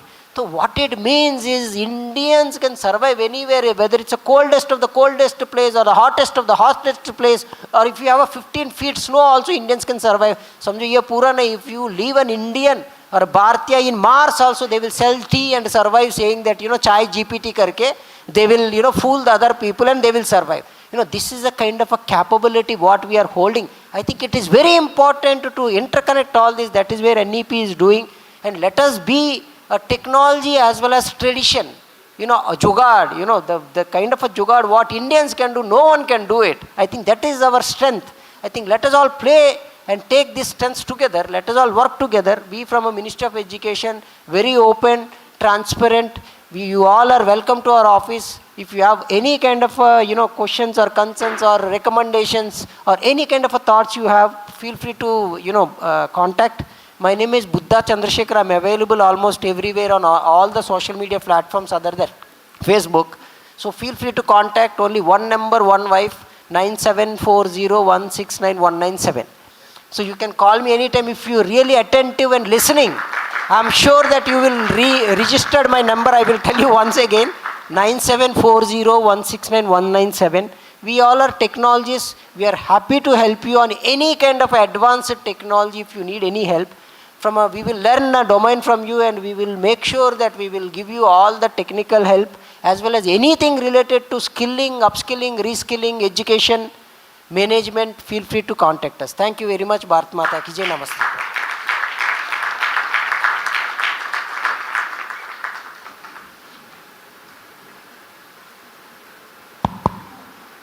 Thank you, Dr. Chandrasekhar, and giving us all opportunity for whatever the technical support, and also for IIP, the packaging course, packaging education has started getting recognition from AICTE. It is under process, and we look forward to your more support so that it is implemented under NEP, and this is one of the course which is now being recognized by AICTE. Thank you. In the NEP, we have multidisciplinary as well as cross. So that now we are encouraging students to learn about packaging. Because see, if someone is trying to manufacture something, it is very important. Packaging plays a major role. I'm so happy this year we have included all this. We have identified 56 emerging technologies. The world is changing so fast, we understood. Under the Honorable Prime Minister ji, so we are putting all this together in place. So we welcome all of you. If you have any kind of ideas, you please come down. And at the same time, we are encouraging foreign universities also set up here and Indian universities set up there, so that the cultural exchange will happen. There is no cultural shock when our student is, going to other country. So we started even teaching foreign languages as well as Indian languages also. So we are open, transparent. I request all of you, please come to our office. We have a very nice chai, we will make in our office. Thank you very much. Thank you so much. Thank you so much. With this, we would like to invite Dr. H.N. Misra. Professor Misra is an emeritus professor at the Indian Institute of Technology, Kharagpur, with distinguished contribution in the field of food engineering and food processing technology, rightly fitting in this area. With several decades of academic and research experience, he has played a significant role in advancing food science, processing technologies, and post-harvest engineering in India. He has actively involved in teaching, research, and mentoring students in these all areas, and his research focuses on improving food quality, enhancing shelf life, and developing efficient processing techniques for fruits, vegetable, and other agricultural commodities. Throughout his academic leadership and research contribution, Professor Misra continues to support innovation and knowledge development in food engineering, contributing to growth of India's food processing and agro-industrial sectors. With this, Professor Misra. Thank you, Professor Ghosh. Chair, Dr. Jha, my fellow panelists. I see my fellow FSSAI, that scientific panel committee members, distinguished gathered people here, ladies and gentlemen. It's my proud privilege to be here among this gathering. In fact, I would like to take this opportunity to thank Dr. Tanveer Alam. I was supposed to attend this program today as a jury member in the afternoon, but yesterday he telephoned me that no, we want you to be in the morning in the panel session as well. So I thought, okay, no problem. So being a food technologist, I love to talk about food, and in this panel discussion today, being the last speaker, my job has been little easy because my fellow speakers, they have already spoken most of the things. So here we are having gathering of the food packaging persons, many industry people are there, also students and other things. So I would just like to narrate a few points which I feel that I should say here before this gathering about sustainable and safe food packaging. You see, we talk about food manufacturing, food processing or engineering has no meaning if it is not packaged properly. So the packaging plays a very, very important role. When we talk about sustainable and safe packaging means that is your packaging material should not only ensure safety of the food, but also it should be economically viable and environmentally safe. That is where. And it should be such that it should help, that is the packaging material and technology, both these are two important pillars of this. That is the material used for the packaging as well as the technology which is used.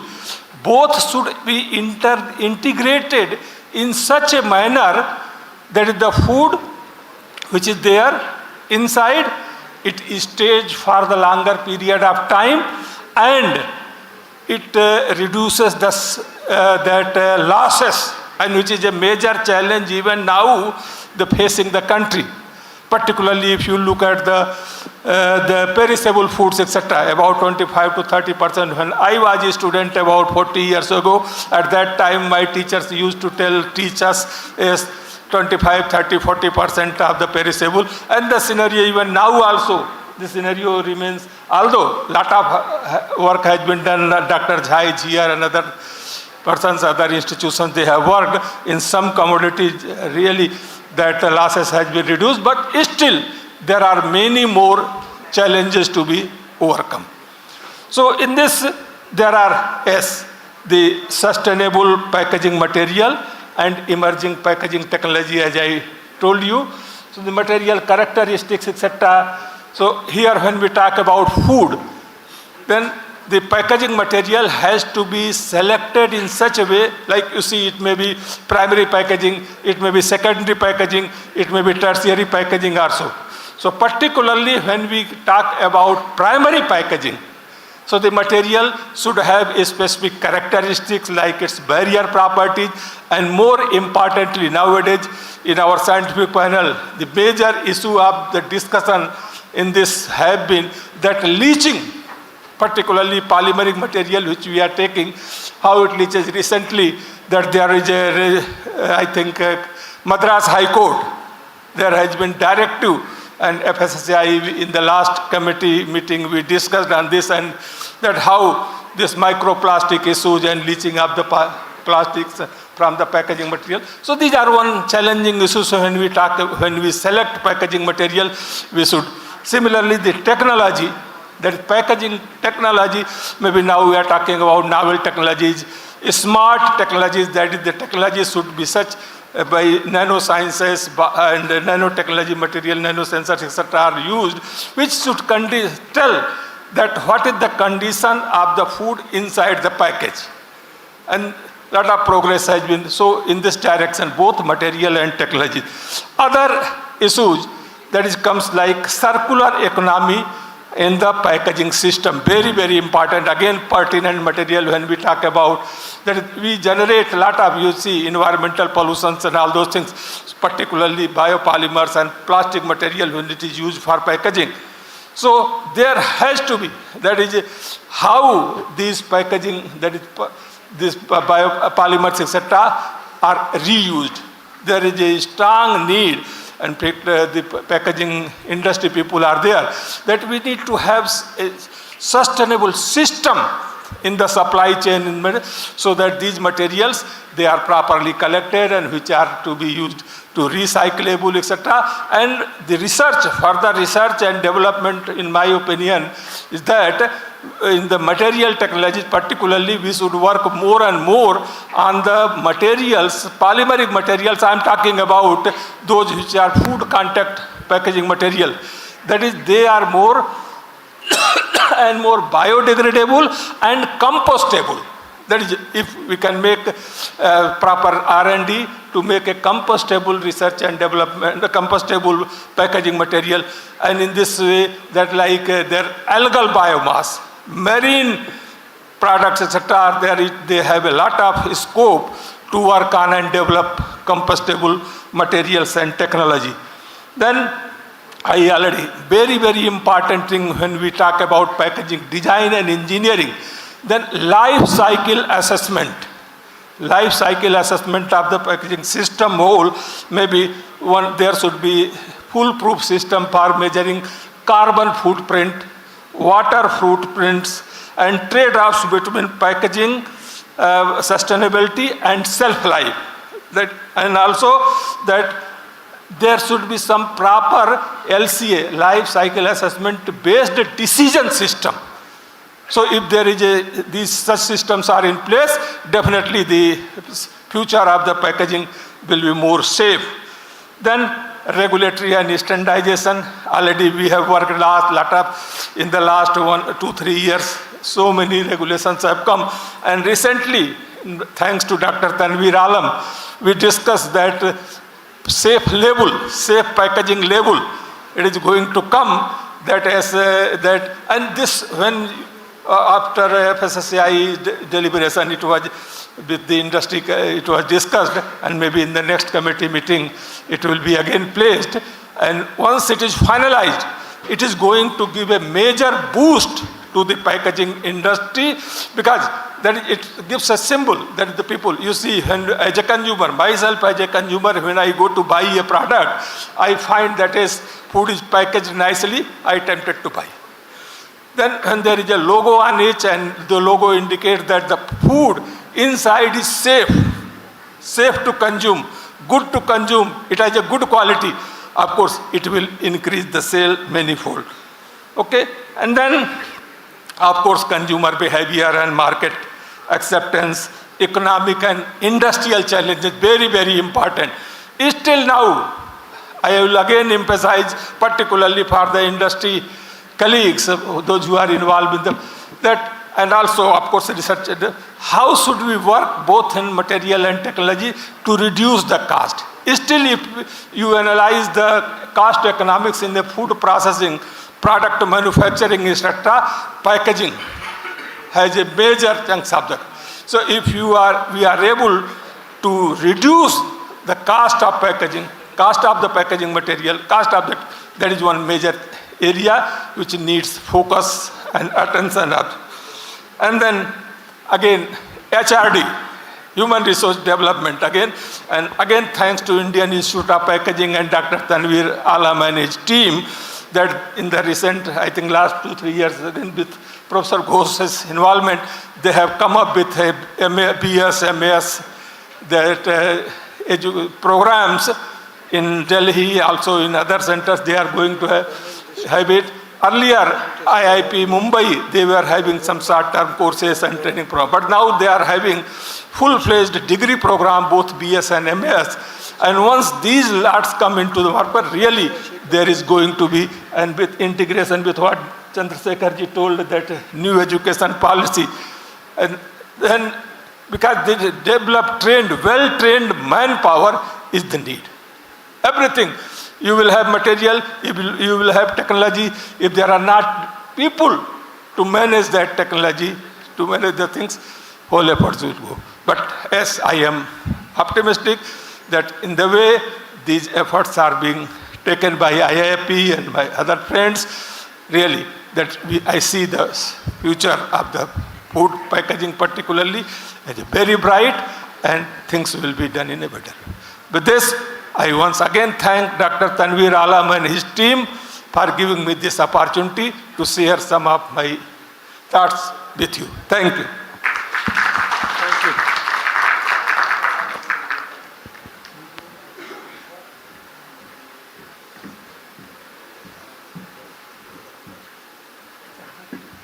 Thank you, sir, very much. And as you are the main person in processing food technology, food engineering, IIT Kharagpur, leading from the fronts. Friends, now we have lack of a lot of time. We are already too much late. And so we are not going to give chance to ask, but we can interact during lunch and tea times with all the speakers.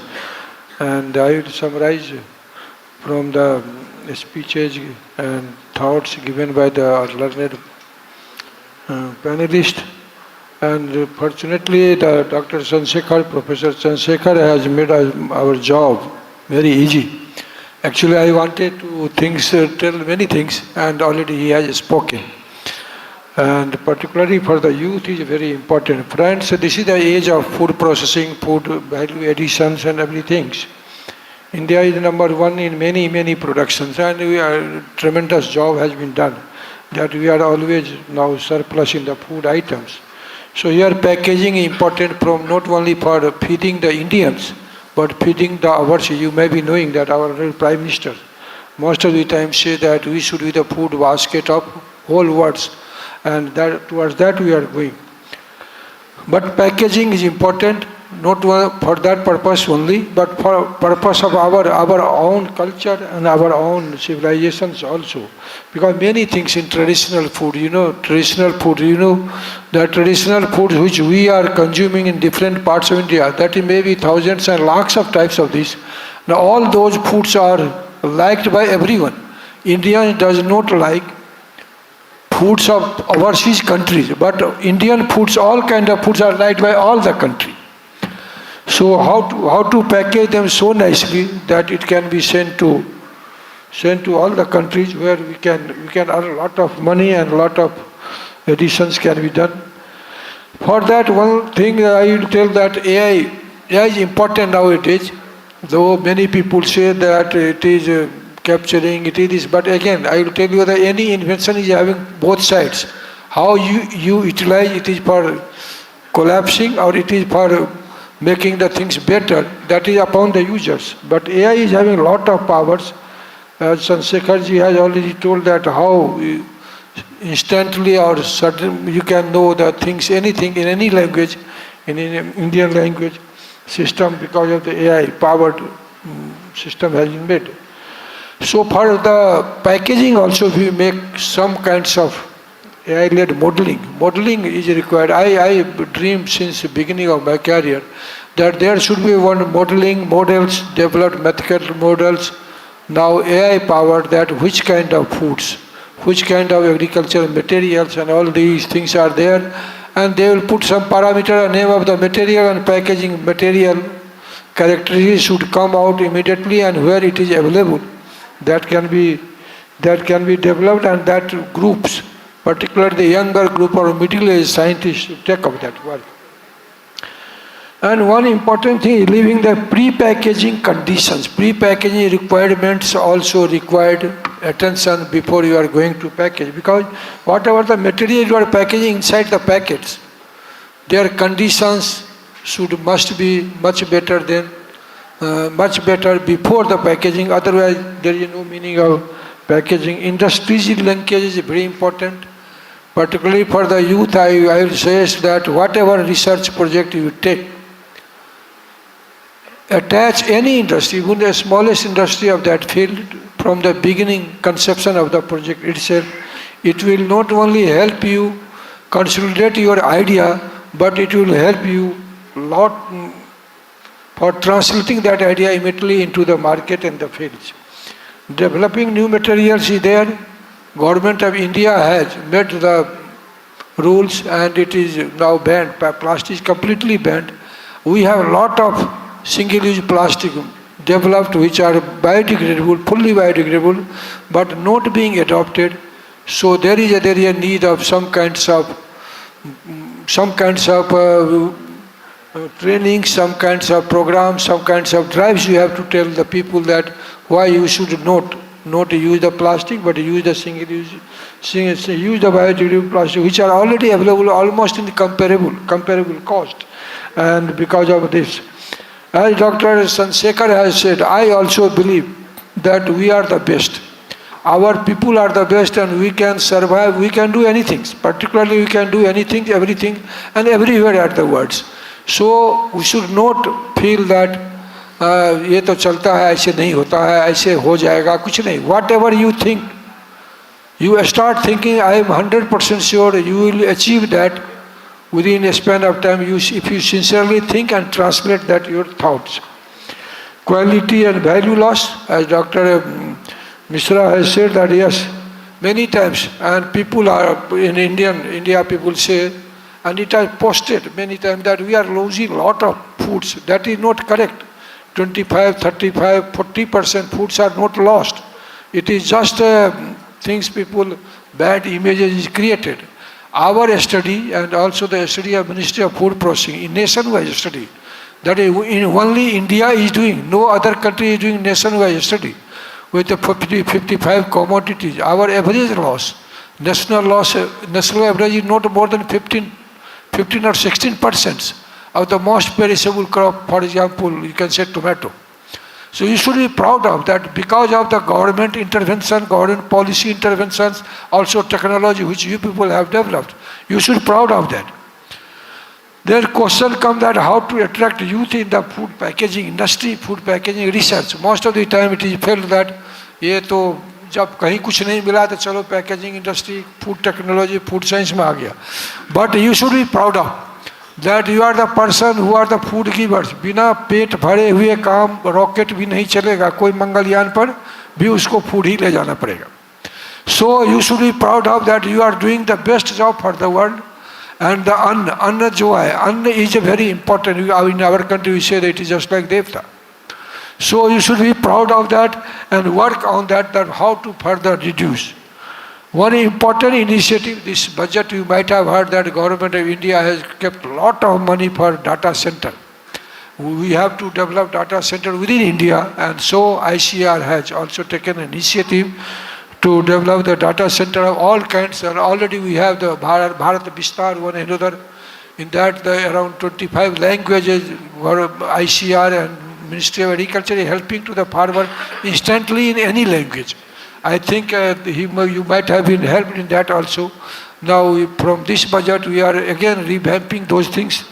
And how the data management, data information, that is actually leading. So Dr. Chandrasekhar has told many things. But here also it is important that how we can save our agriculture, our foods, saving our data within the India. And in the packaging industry also, I think the collection of data, information is very important. One data center should be thought of. And one also, I think, I feel whenever I go to many institutions, that our scientists are many times afraid of going to the field with their technology. बहुत बार उसको डर लगते रहता है, जो हमारा technology, हमारा ज्ञान जो है वो फेल हो जाएगा तो हमें बदनामी होगी और हमें गोली मार देगा. ऐसा कुछ नहीं होता है. I will suggest all the scientists, all the younger generation, particularly middle age scientists, professors, that whatever you have developed, even 50%, go with that 50% to the field. And whatever feedback you will get, you may get gali sometimes, no problem. But take it positive, come to your lab again, modify your achievement, and then you go again to the field, and by 2 times going and coming, you will be hero for that product. Particularly, I request all of you, solve one problem of your area of food packaging. You find out which in your area, what kind of food agriculture produces the maximum, which are having the maximum market potentials. Then design the good package material for that, or any science related to that, and that will be the best service for your area, for the country. Plus, traditional food is our treasure. So we have to develop individual foods packaging systems, and for that, this group should think. And also, finally, for the government and initiative IIP can take, can we have the production linked scheme, which already in food processing for infrastructure developments are there. So for giving the more emphasis, and particularly manufacturing of packaging material, packaging industry are skewed, distribution are skewed in our country. Only Western India are having most of the manufacturer. Can it be distributed with the PLI schemes? If government come, then it should be distributed throughout the country, particularly in northern India, northeastern states, and many other places are required to be done, so that the people can approach nearby to them. So these are the certain thought came in my mind, and thank all the learned panelists to give their insights. And I think the organizer will take note of this, make some policy papers, and approach to the government to take some good initiatives. And thank to Dr. Tanvir. I could not come day before yesterday because there was a big program of agriculture, Women in Agriculture, Global Summit in India. And under Rashtrapati Mahodaya was the chief guest, so I could not come. But thank you for giving me this opportunity this Saturday. And thank you, anyone can discuss anytime. As Dr. Chandrasekhar has told, I am also very much approachable. Anyone can reach anytime. I am 100% replying to everyone. Thank you very much. Now I request Dr. Ghosh if you want to add something. Thank you very much, and you please take over. A round of applause for our distinguished speakers. Thank you very much for a very knowledgeable and enlightening session. I would now request session chairman and session co-chairman to kindly take the center stage for the memento presentation ceremony. We'll begin with Dr. S. N. Jha, sir, to please step forward.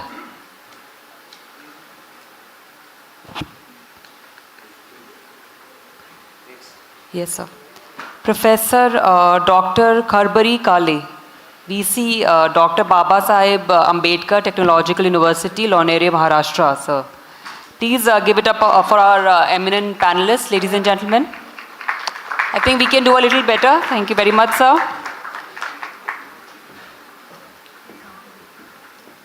Dr. Rameshwar Singh, VC Guru Kashi University, Talwandi, Sabo, Punjab. Please put your hands together and let's together thank Dr. Singh.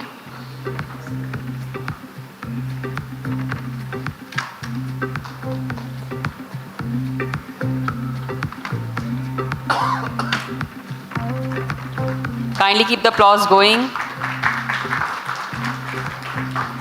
Professor J.P. Sharma, former Honorable VC Squast, Jammu. Kindly keep the applause going as we thank our esteemed panelists for sharing their valuable insights with us, for joining us for this session.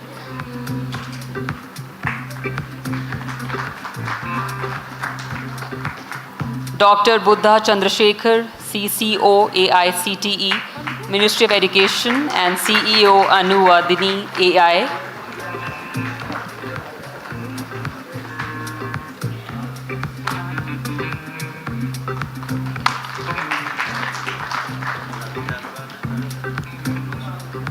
Dr. H.N. Mishra, Emeritus Professor, IIT Kharagpur. Please give it up for Dr. H.N. Mishra.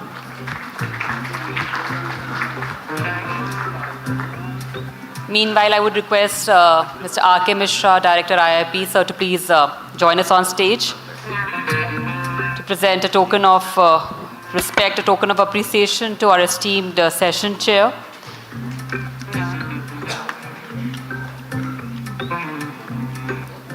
So we will now present a memento to you. Please give us this opportunity to thank you for sparing your valuable time and gracing us with your presence.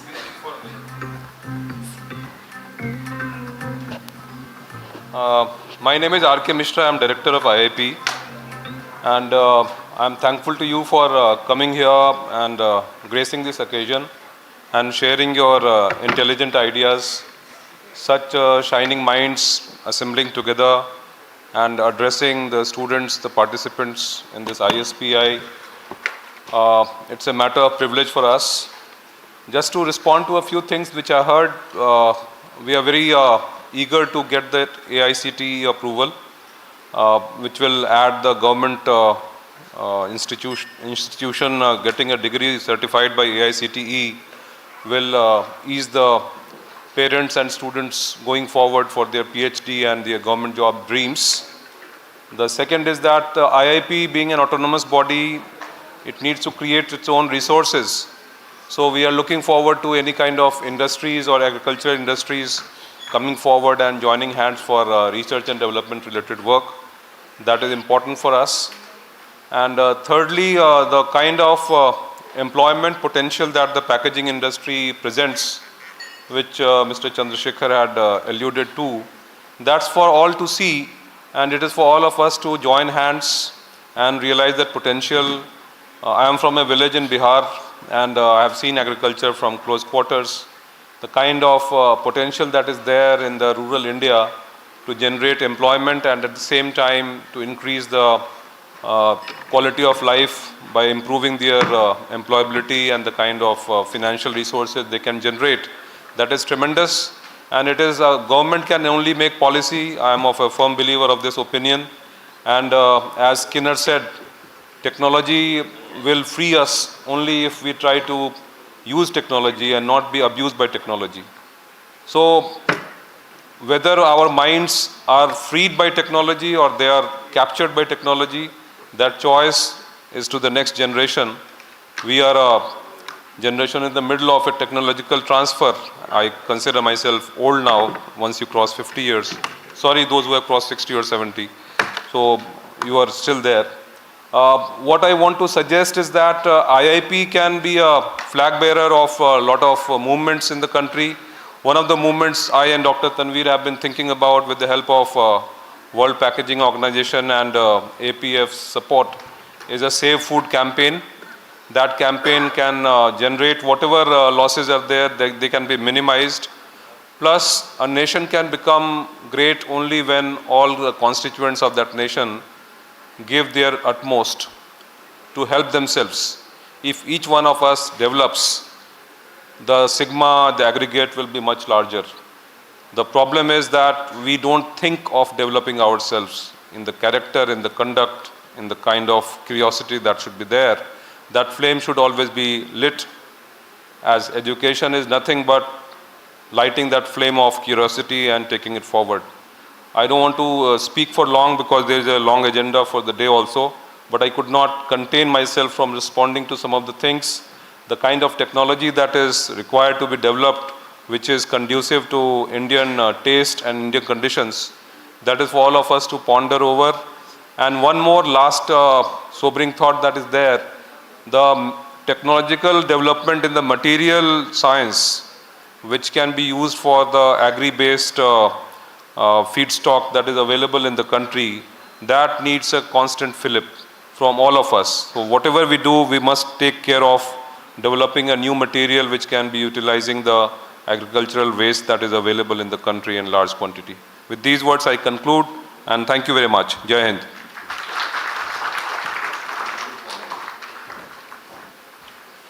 We'll now present a token of respect to esteemed session chair, Dr. S.N. Jha. Sir, to please step forward. Can we all please give it up for our session chairman, Dr. S.N. Jha, Deputy Director General, Agricultural Engineering, Indian Council of Agricultural Research. Thank you very much, sir, for joining us for this session, for sparing your valuable time for all of us.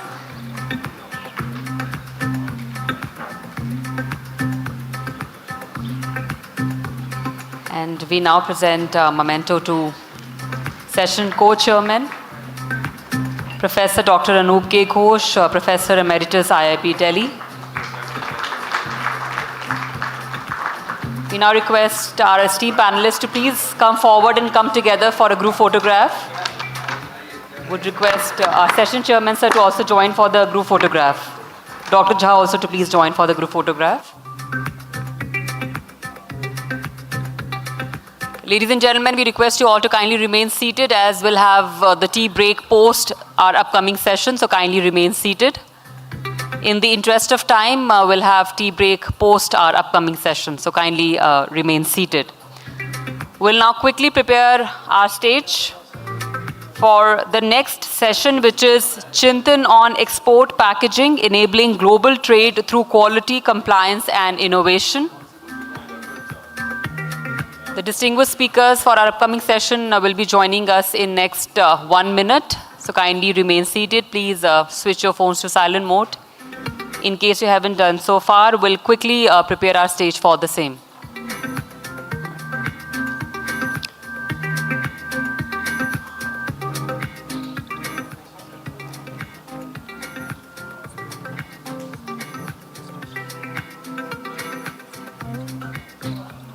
Also, there is one important announcement. We would request you to collect your registration kit for research conclave from the registration desk. I repeat, it's an important announcement. We would request you to kindly collect your registration kit for research conclave from the registration desk.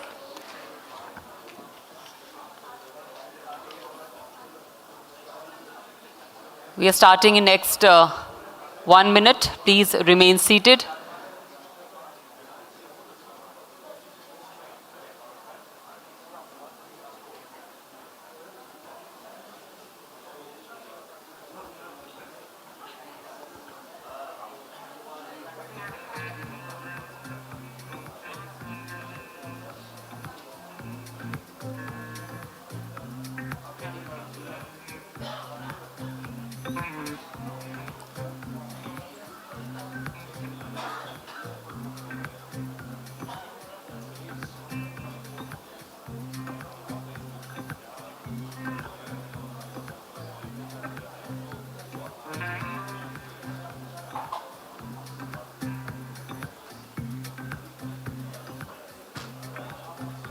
And now, ladies and gentlemen, we are all set. Please join me in welcoming on stage session moderator, Dr. Tamanna Chaturvedi, Vice President, Invest India. Can we all please welcome our esteemed session moderator on stage? A very warm welcome to you, ma'am. Please be seated. Joining her on stage, we have with us Mr. Vishal Chaudhary, Scientist F, Office of Principal Scientific Advisor, Government of India. Kindly keep the applause going. Mr. Umesh Kumar Singh, Additional Commissioner, Industries, Meerut. Ms. Suman Sarkar, Deputy General Manager, Exim Bank of India. Mr. O.P. Mishra, Senior Director, Spine Advisory. Dr. Sudhanshu, Secretary, APEDA. Captain Rajendra Poswal, Nautical Surveyor, come Deputy Director General, Tech Shipping Corporation of India. Dr. Rakesh Kumar Jain, former Director, CPPRI and KNHPI, Technical Expert and United Nations Industrial Development Organization, New Delhi. Can we all together please welcome our esteemed panelists on stage with an energetic round of applause. And before we begin, I'll take this opportunity to introduce our esteemed session moderator, Dr. Tamanna Chaturvedi, Vice President in West India. With a strong background in policy advisory, economic development, and institutional strategy, Dr. Chaturvedi brings a comprehensive understanding of global investment landscapes and cross-border partnerships. She works closely with central and state government bodies, international investors, industry leaders, and multilateral institutions to strengthen India's position as a competitive and innovation-driven investment destination. Dr. Chaturvedi is also actively engaged in promoting sustainability-aligned investments, encouraging green infrastructure development, circular economy initiatives, and responsible industrial expansion. Once again, a very warm and hearty welcome to all our esteemed panelists. And with this, I hand over to our esteemed session moderator for further proceedings. Over to you, ma'am.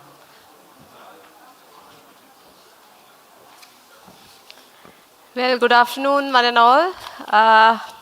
The morning session was quite intriguing, and I think it has actually set the stage for this particular panel discussion, which is basically, I represent Department of Commerce, global trade promotion body through Invest India. And when we were trying to connect the link between investment and trade, we realized that a lot of investments that are working out and that the need of the hour is also to ensure that when government is trying to operate into globalizing the Indian exports internationally into newer markets through a lot of free trade agreements, packaging plays a very, very important role, because I'm sure as Department of Commerce, I can say the amount of effort it takes for the government to connect exporters and global linkages to the new FTA markets, which are very far distant.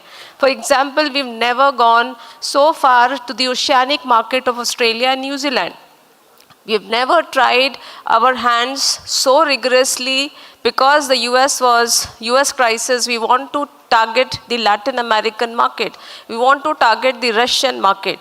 Now, when we are trying to work out through Commerce Ministry, the Indian Institute of Packaging comes a very handy role, only and only because there is a huge potential of import duty reduction on a lot of products which need a packaging innovation.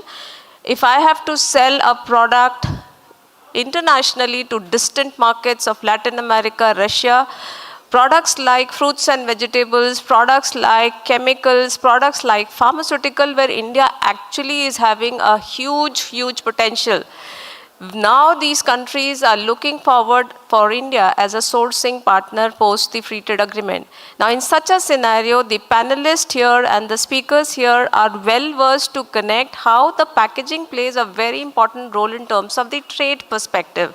There are many, many success stories that come in front of us, how Japan handles the packaging very seriously, how Italians come out with a beautiful packaging, and our small producers organizations have come out with a lot of interesting stories for Italy, for France, and a small African economies like Rwanda. They have come out in making a very, very strong impact only and only through the concept of packaging. So it's a very interesting concept where the global market that we are trying to see is basically an agriculture market of 50 billion, We are seeing another fisheries 8 billion. We are seeing pharmaceutical 30 billion. And the target that's given to the Commerce Ministry through its all Export Promotion Council is 2 trillion exports. Now and we are trying to divide this between merchandise and services. Now when we are trying to see the export packaging trends, 3 major drivers that you can see. It is primarily the traceability, the contamination-free, standardized packaging. Many markets, as we saw in the morning session, many markets are looking forward for sustainability, recyclability, reduced plastic packaging. You'll be surprised to see we signed a free trade agreement with Japan. And they said 2 conditions. 1, I'm ready to buy your mangoes if there was no fruit fly infestation. APITA is here, they will understand this and also vouch for it. And the second condition was, number 1, they shouldn't be having fruit fly. The second condition was you need to have a package where they need to have 6 holes. Now Indians made 6 holes, beautiful packaging, but we lost it with China because the packaging diameter of this hole was less than by 0.1 centimeter. And what Chinese did was vernier caliper se measure karke exactly. This is a long way back story. So just to prove a point, a lot of Indian companies are in need of guidance, in need of courses, in need of awareness. And tariff is not the only way or only challenge. So like government is making a lot of effort towards getting access to these markets, I'm sure all the ecosystem players sitting here will have a very pertinent role in ensuring that the products designed in India and having a global connect with the reduced rates of duties coming through Department of Commerce, you will help us enter that market through the packaging interventions and the less of the spoilage and the better price competitiveness. I think with this introductory remarks, it is very important for us to have multiple facets when we bring the ecosystem players. So I would like to invite our first keynote speaker, Dr. Vishal Chaudhary. He's a scientist F in the Office of the Principal Scientific Advisor of Government of India. And he brings with him a rich experience as a key driver of India's regional innovation strategy and Atma Bharat mission. I think, sir, it is very important for us to explain what is your role in terms of getting charged up on the sustainability initiatives in the packaging. Thank you.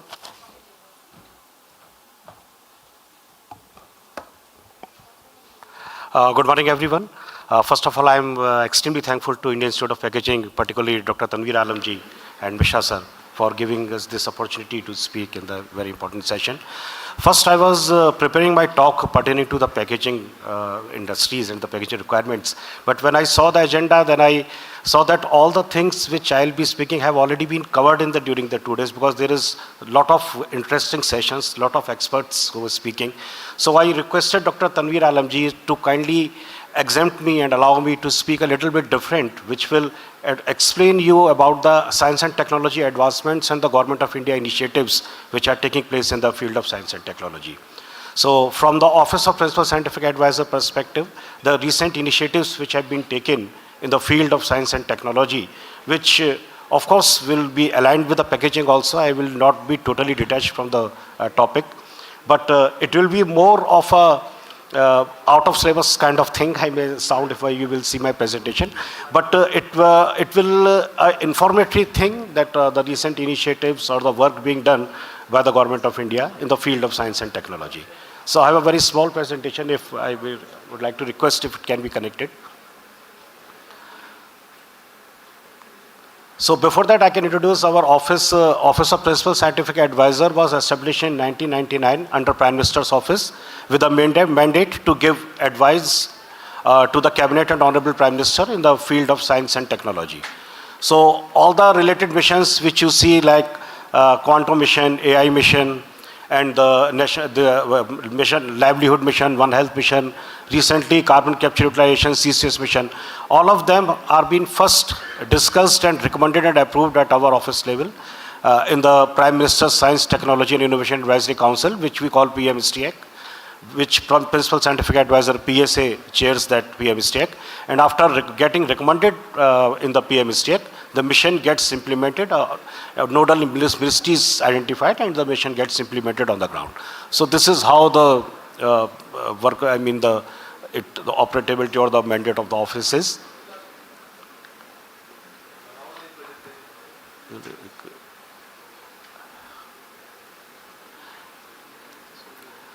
So our office has taken a lot of initiatives. We have a lot of initiatives in the field of science and technology, not only just launching the missions, but we also have our own projects. And one of few such initiatives I'll be explaining, which also gets aligned with the research or the technology advancement in the field of packaging industry.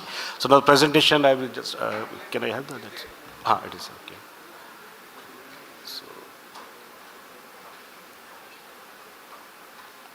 So I will just begin my presentation with a quote from our Honorable Prime Minister. When science is scaled, innovation becomes inclusive and technology drives transformation. It lays the foundation for major achievements, unquote, Honorable Prime Minister. So I will be very brief, I will not go in very much details, I will be explaining the initiatives, various initiatives which our office has taken, then how in what verticals we are working, and what can be the expected takeaway in this very seminar, very session. So just to give an introduction, the present PSA is Professor A.K. Sood. The first PSA of the country was Dr. APJ Abdul Kalam. For him, the office was established. And Professor A.K. Sood is the fourth PSA of the country. Scientific Secretary, who is the administrative head of the office, is Dr. Parminder Maini. She heads the administrative office. Our office is structured with 25 scientists working in different fields, out of which 12 scientists are on permanent basis, on the permanent recruitment based.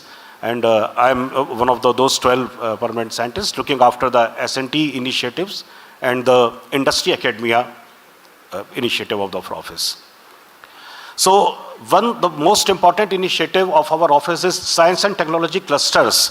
Our office on in one of the Prime Minister's Science, Technology, Innovation Advisory Council meeting, it was suggested and discussed that let's have a clusters which has industry, academia, research institutes, and all the local authorities together. And let's give them the problem statement to identify the problem statements at a regional level. And they should also give the solution to those problem statements through science and technology intervention.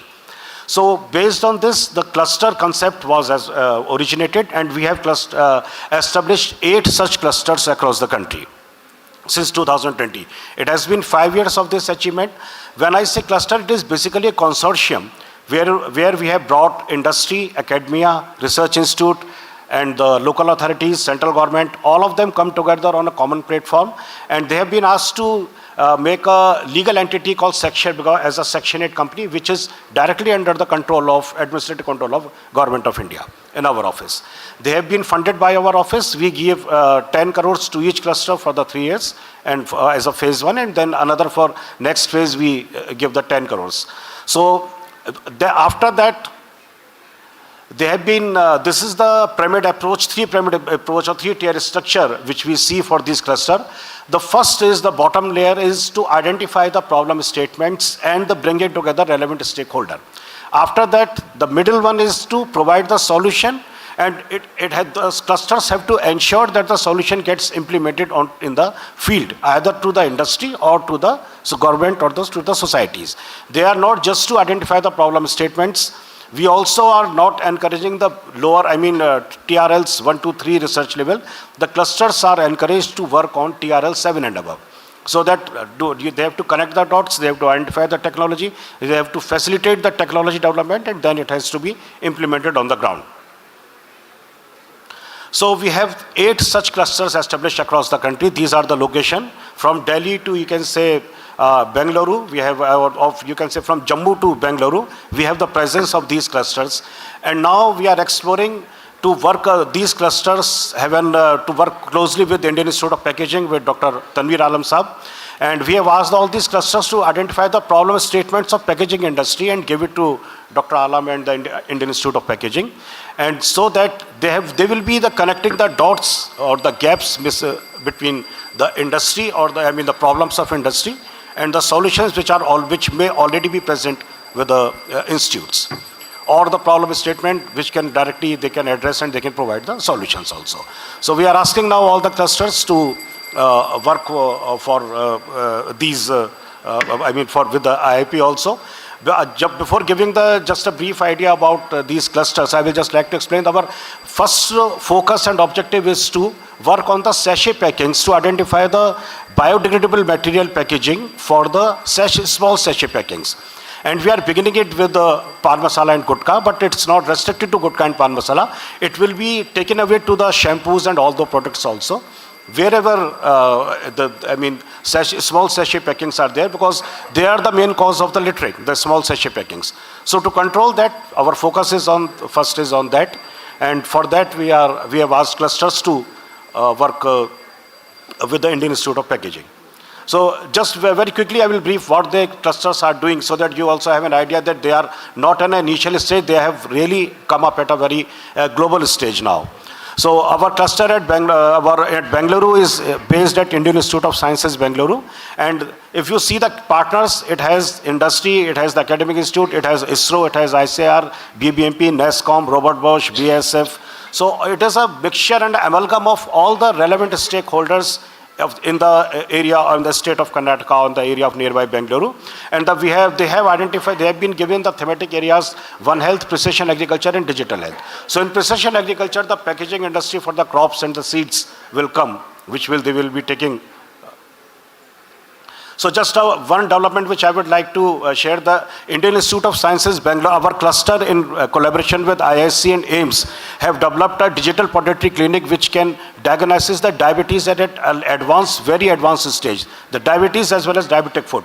This is the first technology developed in India which is non-invasive. There is no, even a drop of blood is required as a sample. It's totally non-invasive technology. The person just needs to stand, barefoot on an electronic foot mat, and within 10 minutes the spectra will read the electronic movements of the lower part of the feet. And if a person is pro-diabetic or diabetic, the result will immediately come. It has been validated by All India Institute of Medical Sciences, so the technology is already been given, and such a clinics are already established in the entire state of Karnataka, and we have asked now all the other states as well to replicate such clinics, because the elderly people and the younger children, the younger child, it's a very easy thing. They have this tendency to, they feel uncomfortable while giving the blood samples or the invasive technologies. So this they have given. They have also given a predictive model for the dengue and the chikungunya to the Bengaluru, the municipality, the Karnataka state. So all these things they are working. Similarly, we have a cluster at Bhubaneswar who has been given the responsibility to create a cluster of blue economy. The blue economy mission is being taken by the Bhubaneswar cluster and the Odisha state. The Odisha hydrogen cluster is also being developed by our Bhubaneswar cluster, and they are also doing these thematic areas, which also includes waste to value, wherein we are bringing the plastic waste management and the packaging industry. So all the clusters will be aligned with the packaging industry. That's what I'm presenting here. These are some of the major achievements. They are also doing, supporting the tribal education through Bayer Mehta Fellowship, and last year around more than 90 scholars got that fellowship and got enrolled into the research. One of the cluster is also in Delhi, which is based at IIT Delhi, and it also has All India Institute of Medical Sciences, IIITD, the Tata Power Limited, all the industries, UPL industry, all those industry academia leading research institutes nearby the Delhi NCR region are stakeholders of that. And they are working in these very area, the air pollution management. They are also in the water security, clean area. Professor Chandrasekhar, just in his session, he was telling that we should also do some water management. So I would like to inform that Delhi cluster is already doing, and since last 3 years, 82 water bodies have been regenerated in the Delhi NCR region by the cluster. So they have that technology. In the critical and emerging technologies, we have asked them to work with IIP to find out the latest advancement in the packaging technologies. So these are the major achievements. One of the major achievements was when the electric vehicles were introduced in Delhi. There were no type 2 suite of chargers. Initially in 2019-20, we need the separate charging points for the separate vehicles, but they developed a uniform charger for all the vehicles. Now the charging points which you see in Delhi NCR are all developed by the Delhi cluster, and they have already been implemented in the Delhi NCR. So they are not only working for just research, all the technologies which they are facilitating have already been implemented on the ground. Our cluster at Punjab University or IIT Ropar is our first regional cluster because it covers 4 states. It covers Haryana, Punjab, Jammu, Kashmir, and Himachal Pradesh. And they have all other similar partners. They are working with the agriculture and food processing. They are working with pharma and medical devices, waste to wealth management. And to them also, one of the very interesting things which they have developed, I mean, 2 examples I will just quickly give. They have developed a value chain on the lines of like Zomato and Swiggy. So for the stubble burning waste, for the handling of stubble burning. In last 3 months, more than 5,000 metric ton of stubble waste have been handled by them. So they have that app which has been developed. The farmer can declare that he is having so much quantity of stubble waste in his field. The partner, that transporter will come collect the field stubble waste from his field. It is given to taken to the storage godown, and finally is being given to the sugar industry and the sugar mills. So it has been piloted in around 25 villages in the nearby Bhatinda area, and more than 5,000 metric ton in last 6 months have been recycled and utilized because of this. And now we are planning it on a large scale. Validation is already going on in the entire state of Punjab and the Haryana. Similarly, they have amalgamated AI and robotics for the MSME. They have identified one robotic machine which can identify the loophole in a machine, means the nut bolt which needs to be tightened, or screw which needs to be tightened. The robot will itself go, identify and tighten will there. So to help MSME, they are also doing a lot of things. It has already been given to various industries in MSME. At Ludhiana, it has been scaled up. Similarly, Hyderabad, they are also doing in a lot of thematic areas. It's based at T-Hub. I will not take too much time. There are a lot of technologies in smart agriculture. The drone, this precision of the drone nozzle optimization has been developed by the Hyderabad and Bangalore cluster. Earlier, it was the nozzle size for the combination of pesticide and formulation were not getting optimized. That optimized we have given and done, our cluster has done and given into Department of Agriculture. Similarly, Jodhpur cluster, they are working for the local artisans, and similarly, that Pune cluster is also there. So I will not go into the details. In the Vizag, the cluster, India's first e-waste management facility has been established by our Vizag S&T cluster. So it is the first and the largest in the Asia, the largest capacity. On the daily basis, 5 metric ton of e-waste is being generated and handled at the Vizag facility. So one of the other achievement is also we have a ISPI portal, national portal, which can be a use of the researchers here. That is the portal which was designed to keeping in the mind that all public funded equipments are uploaded on that portal, the high-end scientific equipment. And now it is being opened for all the researchers in tier 2, tier 3 cities. It is open for the startups, it is open for the industries. If anybody wants to utilize this portal, they can just, it is a very easy process, just everything is online. Just register, log in, book your appointment with book your slot with any institute of your interest and equipment of your interest, and then utilize that facility. For scholars, research scholars and students, whatever amount they are paying to the institute for utilizing this facility will be reimbursed by the Government of India by our office. So for scholars and students, it's totally free. Students, for those who didn't have an access to high-end equipments, they can utilize this portal. It was officially launched by Honorable Prime Minister on 3rd January 2020, and it is in its phase 2, wherein the latest statistics, if you see, basically this portal not only connects with the high-end equipment, but also with the softwares which are otherwise not available on an open platform. And at last it generates the skill to train the operator to operate those scientific equipments. So for the user, it has now, since its launch, it has 55,000 users registered. And if you see the breakup, it's academic users are the highest count, 52,000 are registered on this portal. And industry, we have already also more than 500 startups utilizing this facility of Government of India. And industry, there are more than 2,000 MSME industries which are utilizing this. So these are the total 3,700 institutes across India have registered their equipment on this portal. The total number of equipments are 30,000. These all are high-end equipments, above 20 lakhs.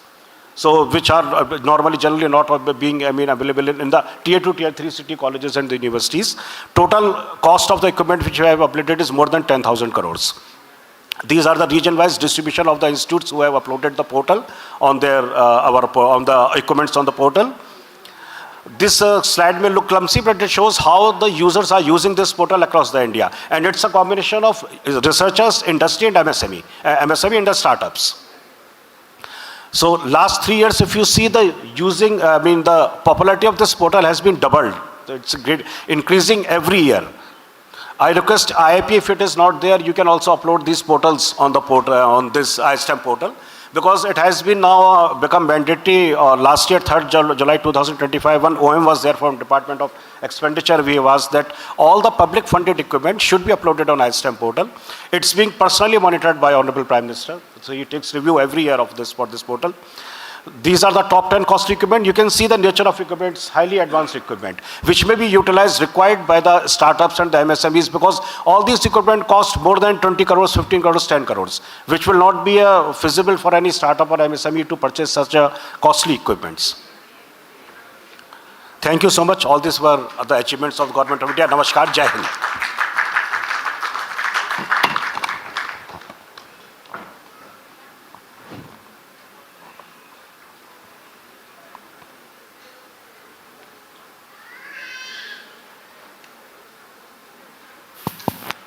Thank you, sir. I think that was very enriching. A lot of takeaways for the audience here and also for the institute as a whole.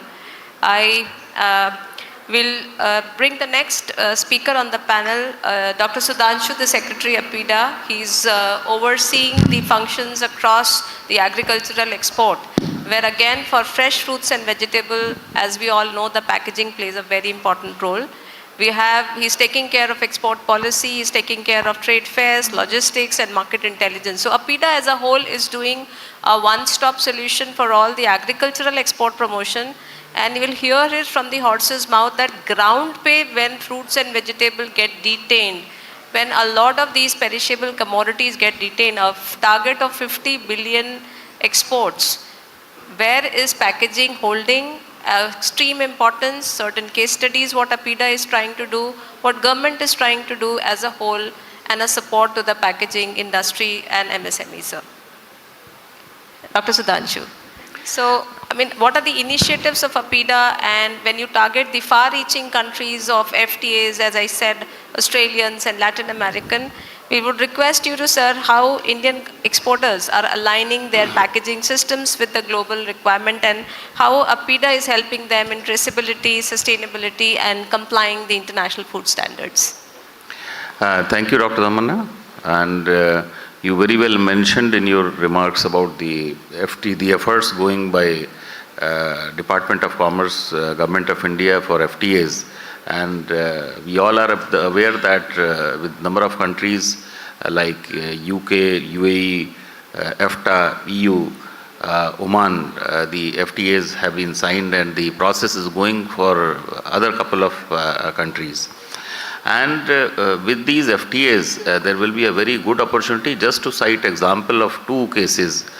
One is in case of UK and second is in case of Switzerland. In case of UK, in case of grapes, now the tariff will be 6% to 0%. And in case of banana, it will be 15% to 0%. So there will be a good opportunity for export of grapes and banana, though in the horticulture basket of the country, we say grapes, banana, mango, pomegranate, these are the potential product and which we have organized supply chain to some extent. And in case of Switzerland, 94% duty was there, which will now be 0. In case of banana, it will be 10%. So as we all are aware that packaging plays a very crucial role. So what APIDA does, because APIDA looks after almost more than 700 plus HS tariff lines, and which comprises of fresh horticulture, processed food, animal products, cereals, and the responsibility for organic products is also there. So in terms of from the perspective of FTA opportunities, the products, for example, this grape and banana will get an upper edge. And the packaging development has been our focus. We have been working with the Indian Institute of Packaging and packaging and the C protocol. Because for example, the far distant countries, we need to have a C protocol for sending the quantum of produce. Otherwise, fresh fruits and vegetables are primarily sent by or majorly sent by air. And due to the logistic cost, we are not able to send the huge quantity. So C protocol initiative has also been taken. We have got the protocol developed for banana and mangoes on pomegranates. Mangoes we have done with CISH, pomegranates, NRC pomegranate Sholapur, and banana also through CISH. So we are quite hopeful that with these initiatives, C protocol and the combination of packaging development, at least we will be able to increase the export of horticulture products and couple of other products which have been identified under this FTA. And the country will definitely be benefited by increasing the exports of identified food products. So I think, sir, any support that APIDA is offering in this scenario, apart from working with IIP very closely? What APIDA does, based on the feedback of the trade, when we say trade means the products which come under the ambit of APIDA. When we get the feedback that there is a requirement for the packaging standards, so we award the project to Indian Institute of Packaging. For example, 37 product standards have been developed in the past. And for GI products, 21 product standards have been developed. And outside those who are interested, who are into these products, and APIDA, the GI project which was awarded, the boxes are there, beautifully designed boxes. And those are earlier the only one type of box which was a rectangle box was there where the fresh produce was packed. Now a good amount of R&D has been done with different dimensions. The packaging boxes have been developed, beautifully designed and with the color appeal. And the GI products, which is basically the identity of some of the for example, in case of lemon from Assam, the green different area GI products are there. So the boxes are there. People would like to see the kind of initiatives and interventions taken by the government. Wonderful. I think the IIP journey in collaboration with APIDA has been commendable. We can see a lot of the real life stories outside at the display counter. What innovative packaging for Assam, Nibu, and specific packaging for chilies. And that's really important when it comes to a huge export market that the Commerce Ministry is targeting. Thank you, APIDA, for your lovely input. Thank you, Dr. Sudhanshu. When we go from the central to the tier 1, tier 2 cities, we have a neighboring cities where we have Mr. Umesh Singh as an additional commissioner of industries coming all the way from Meerut, sir. So you're playing a very key role in promoting the growth as an additional commissioner of industries. What has been your experience in terms of the facilitating investment, supporting MSMEs? So primarily when we talk about innovative packaging in the morning session, we figured out that a lot of biodegradable material, plastic-free packaging. So how do you see the state of UP coming up? How do you see a lot of these case examples of how MSMEs are absorbing and innovating the packaging? We have Dr. Tamanna, I think he is not there from the industry department. Okay. You can take another panelist. Okay, thank you. So we are looking forward, Mr. O.P. Mishra, who is the Senior Director of Spine Advisory, sir. You're bringing a lot of strategic consulting, hand-holding these MSMEs. And you're also, as a global supply chain, sir, is expanding. We see that Dr. Sudhanshu talked about targeting packaging innovations and increasing shelf lives. So, Mr. Mishra, when we see that these exports are traveling thousands of kilometers, you will figure out that during this journey, the temperature and humidity fluctuations are also obvious during the transit pathways. And this is accounting to almost 20 to 30% of the packaging related product failures when it comes to international shipment. So my question to you is, sir, export market में जब इतना fluctuation होता है, so how do you actually, when the self-adhesive specialty papers, they often face challenges due to temperature fluctuation. How do you say, out of your experience, what are the strategies of material innovations can help maintain the stability of these across different climatic zones? Very, very practical insights from the industry that we can hear, sir. Thank you very much. Can you hear me? Yeah. Thank you very much. Let me start with the information about me. I'm a director in an advisory firm very recently. Before that, I have just retired as a civil servant. I was Secretary Fisheries for Lakshadweep. So that is where I met people from IIPA, and we have a very big challenge in exporting tuna and coconut products out of Lakshadweep, particularly. It's not working? धीरे कर दूं, दूर कर दूं. Okay, so now this is better.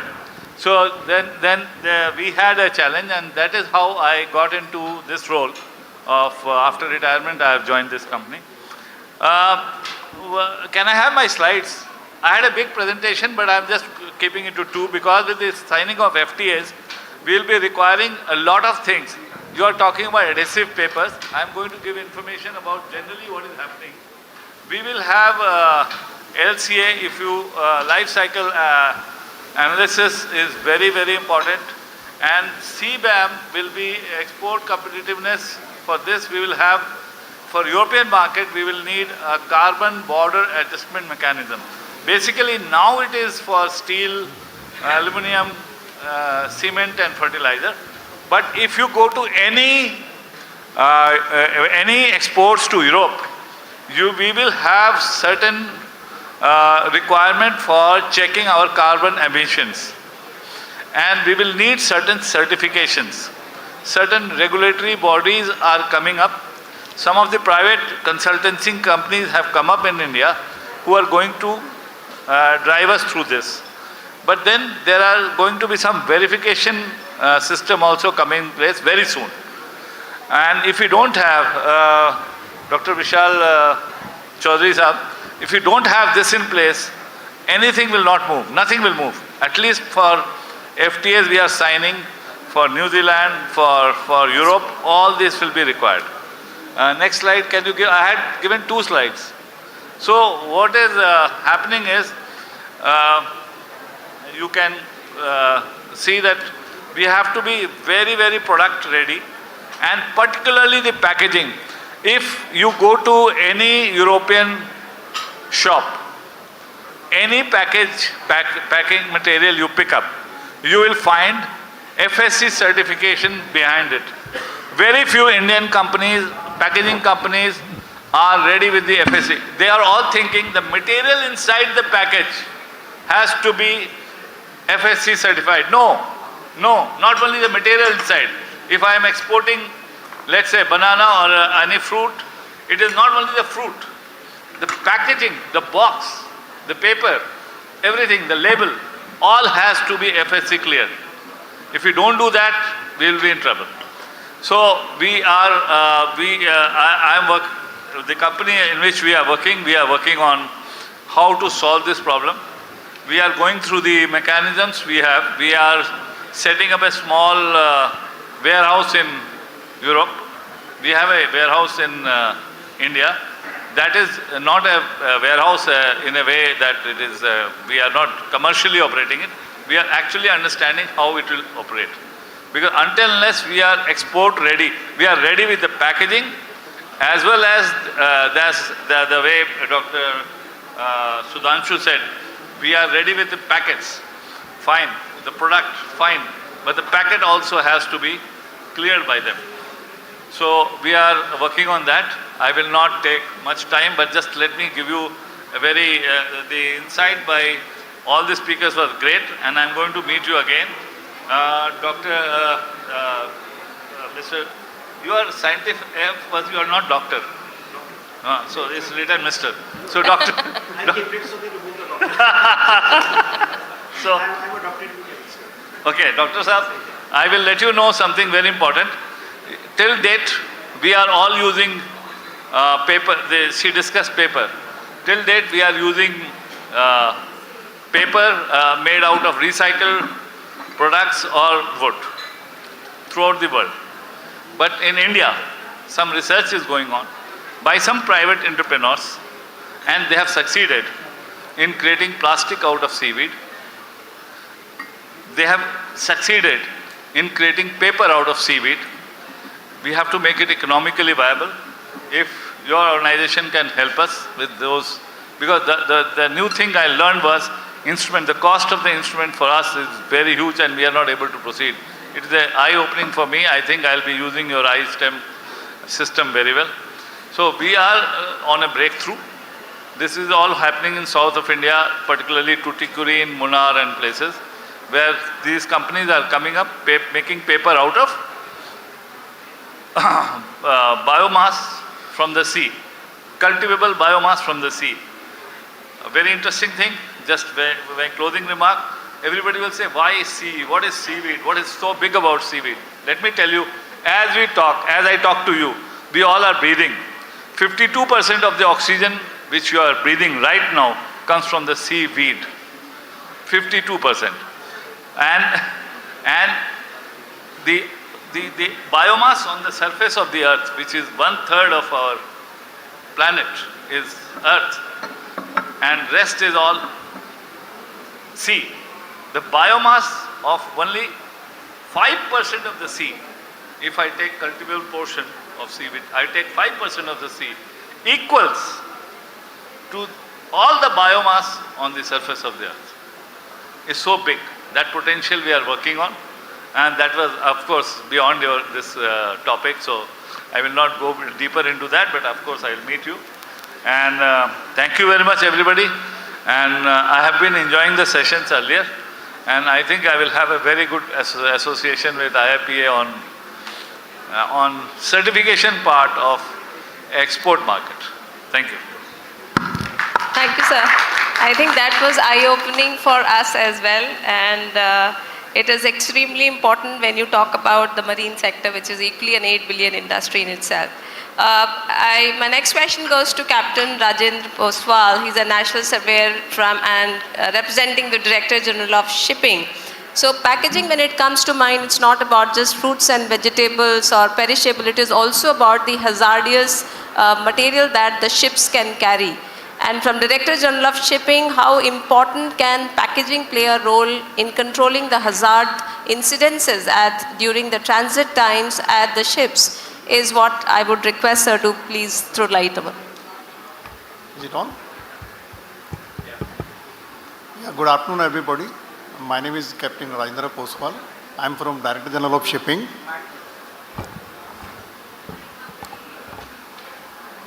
And thank you very much for inviting us here. And thanks, ma'am. What question did you ask? It's all about your expert area, sir. What is hazardous, some examples on the hazardous shipping and how packaging information can play. I have one slide of the recent incident. Yeah. If you can put on that slide, please. The next slide, please. Next, please. Yeah. Yeah. Everybody must be aware that in Indian coast recently we had this incident. And mostly related to IMDG cargo. Poor packaging, poor segregation, poor stowage. And we need to strengthen on these areas. And my request to the exporters and the packaging agencies, please be very clear and honest about your declaration of the cargo, packaging of the cargo. In Kerala coast, till today we are clearing those nurdles from the MSC ELISA. And there are 500 odd PILR filed in the court of Kochi High Court. And just to bring you more about our ports, we have 12 major ports and we have 79 EXIM ports in India. One more major port in Vadhavan, Maharashtra we are making. And Director General of Shipping, under the SOLAS, we are auditing the ships which are carrying the class 1 and class 7. Otherwise, we have delegated our powers to the IIP. they are our certifying agency. They have to ensure that proper packaging, proper storage is done of the rest of the IMDG cargoes. So I hope I have answered your question. Sir, any relation with the packaging norms, that international standards, where the hazardous movement of goods can be controlled just by packaging information? Any examples that you can So it has to be in compliance with the IMDG code. IMDG code, yeah. Yes. Any light on that to the The industry? IMDG code gives proper detail of packaging and labeling. The first thing, the shipper has to declare the right cargo. I am myself is a shipper. I have seen most of the time the shippers are declaring cargo as what suits to them better. Maybe it is a custom duty in certain ports or certain country. That is a very important part that you have raised, sir. When we are signing the FTAs, certain products get duty-free access. When you declare the right cargo, vessel or the port will have the right firefighting appliances for that particular cargo. If there is an emergency, we can deal with that cargo. What has happened in the recent cases, we were not knowing what cargo is there, how to do the firefighting. It took too many days for this one high. So the point that you're trying to bring home is packaging material is one part of the story, and packaging information is another part of the story, which is very, very important. The right declaration of the right cargo. declaration, It which was matches. a total loss of the one high, total loss of the MSC Alisa. The rest of the two ships we could save. Thank you, sir. Thank you, sir. So I think when we talk about packaging innovations, when we talk about declarations, when we talk about a lot of innovations that we figured out, I think these innovation, for example, would need a lot of finances to the end, which is a very detrimental part for the MSMEs to shift from a normal packaging to a biodegradable packaging. A rough estimate, if the audience would agree with, an automated packaging machineries might cost from 10 lakhs to almost 1.5 crore. Our eco-friendly packaging material sounds good. Exporters should use biodegradable cartons, recyclable paper packaging, but that cost can go from 2 lakhs to 20 lakhs. Again, an RFID tagging system, traceability systems, barcode printings can go to 25 lakhs.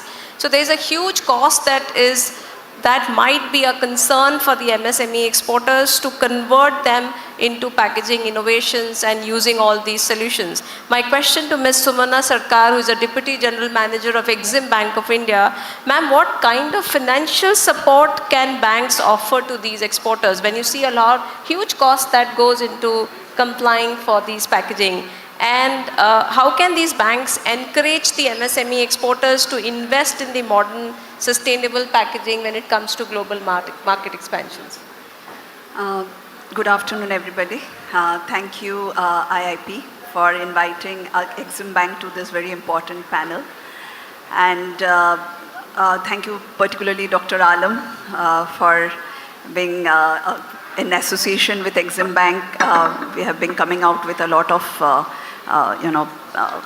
products and lot of innovations in packaging. Thank you, Ms. Chaturvedi, to put us this question. Okay, so now banking or financial infrastructure today is not about only traditional credit or traditional financing. It is also about knowledge partnering. So as an Exim Bank, as a developmental financial institution, we have observed that the packaging industry, industrial packaging industry is gaining a lot of momentum due to the demands driven by manufacturing, by exports, by logistics requirement. And what we have observed during the course is that the primary requirement is spread across 5 situations in packaging industry. One is managing the larger, longer payment cycles for larger contracts, larger buyers. Then raw material procurement, during the price volatility. Meeting the execution of the export orders, large value export orders. And the other one which we have faced is the scaling up of production due to the new contracts or new expansion in demands. And supply, of course, now we are all observing the supply chain shocks, which we are, so this all have been impacting the packaging industry also. And as we all have been speaking, the esteemed panel has been already spoken about the different demands that packaging is facing now. And packaging is not about just packaging product and shipping. It is now a part of regulatory compliance, sustainability, like for example, in design requirement, cultural sensitivity, and this all has been captured in the financial products, which we generally extend to the packaging industry. Gradual understanding about the packaging, like, for example, I told the managing the larger payment cycles, which need a structured working capital requirement. Then we have a procurement shocks, like now the shipping, supply shocks, that is supply chain shocks. We have to see that there is a managed inventory levels are maintained. We have to prevent the production disruptions. So in that also it needs a kind of flexible working capital requirement. For expansion of, the production capacity for new demands, we need some kind of capital, short-term capital, medium-term capital. And then particularly today we are talking about trade finance gaps. Exim Bank has come up with a very unique product, particularly catering to the MSME exporters, even in the packaging industry, is the trade finance instruments, which we are doing for the unexplored markets, which are, now we are focusing on diversification of market, because traditional markets are burdened the exporters with a lot of non-tariff barriers, tariff barriers, which requires us to expand the market. So we are exploring new markets, untapped, high-risk markets in various regions. And in not only that, we are also catering to the regulatory requirements, like you have regulatory requirements of packaging, sustainability packaging. Increasingly, US is demanding traceability and labeling requirements. Africa is focusing on, demanding durable packaging for long-distance transshipments. And what is also coming up in the lower and middle-income countries is the extended producer responsibility, EPR, which is becoming in a very prime, factor of packaging for extending it to the Southeast Asian markets, particularly for liquid packaging. So all this has been demanding a different kind of structure financing, which we are providing to industrial packaging sector. But particularly if I can extend what we are doing for MSME and SME, I would just give you a few interventions that we are part of. Like recently in the Union Budget, Honorable Finance Minister has announced an export promotion mission, which is that has two parts, Niryat Protsahan and Niryat Disha.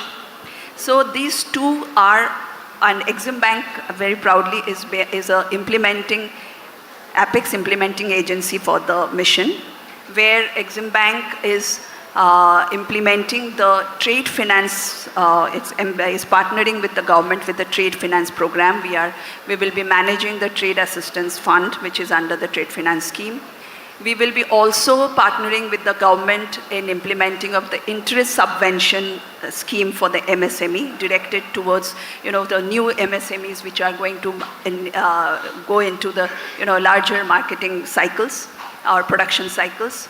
Then we are also part of the factoring. We have Exim Bank is also having a FinServe in the Gift City, which is a specialized financial arm of Exim Bank agency, where we deal with the factoring, and Exim Bank is also partnering with Government of India in the EPM on factoring, which will have reverse factoring, vendor financing, and also deep tier financing models for targeted to MSME, which are facing a lot of payment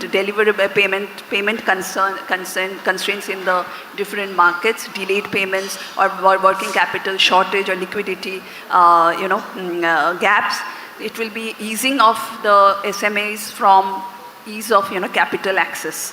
And we will be also partnering with in the EPM in collateral, lesser collateral, demand, where in association with collateral management agencies like CGT MSC and NGCTC. And besides that, Exim Bank has very specialized programs.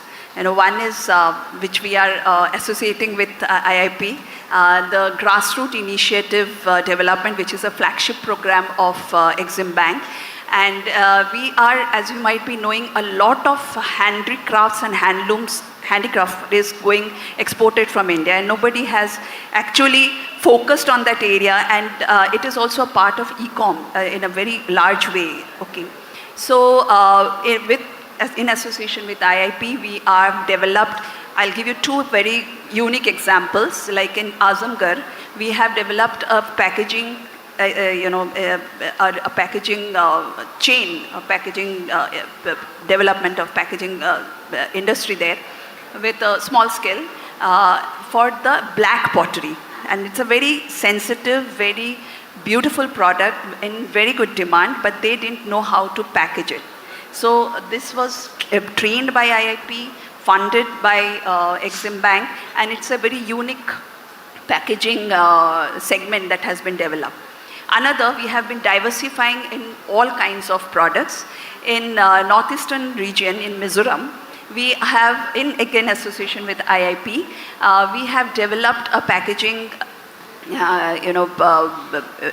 segment for anthurium, which is not, it's a very unique, one of a kind in Mizoram, and which has not only helped the agriculture product, but it's a large gamut of small enterprises in Mizoram. So we are, in Exim Bank, we are, diversifying. In under grid, we have several 35 such projects which are focusing on design development, packaging, and export market access and export capability creation. Earlier, we were focusing on software intervention like capability creation. Now, hardware intervention is also being accompanied. Another two products which I will want to highlight as a developmental financial institution, one is the ISPI Ubharte Sitare program, which we are, it's a debt equity financing program where we are financing innovations, technology for export champions, new products like drones we have financed. We have financed certain kind of agriculture drones. So these are the, and also packaging material for defense and automotive packaging innovation in automotive parts and engineering parts.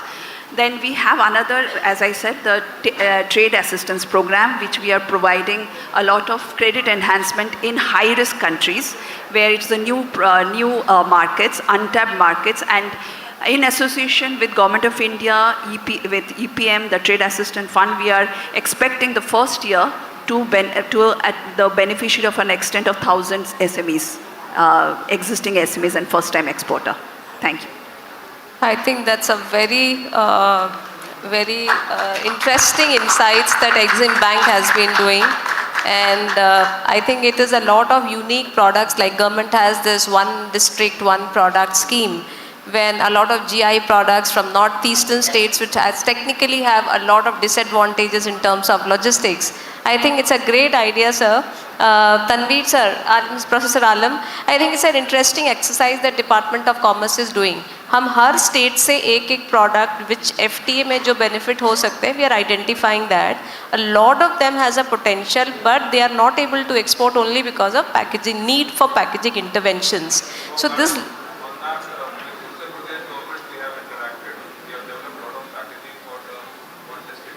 Yes, sir. Yes, sir. So that's the analysis, sir. We are making presentation to all the state governments now, I think 1 week from now. All the state governments will be informed about these are the list of products that they need to focus for FTA markets. Wherever packaging informations are required, I think IIP can do a great job in getting this FTA leverages, where Exim Bank can technically reap in for a lot of market inputs and a financial need for that. So, and to add to that, this GRID program which I had mentioned, the anthurium and the black pottery, they are part of ODOP. So the GRID program and now currently focuses absolutely on the ODOP of the state. So I think that's a great thing. We have Dr. Rakesh Kumar Jain. He is representing UNIDO, and he's a distinguished technical expert at United Nations Industrial Development Organization, and getting specialized into industrial sustainability and environmental management. Sir, how can UNIDO play a very important role? Exim Bank has a role, APIDA has a role, government has a role. APIDA as an international body, so what has been your experience on supporting industries, especially MSMEs, in adopting the innovative and high quality export packaging, sir? Any examples or support that UNIDO can offer? Yeah, please, sir.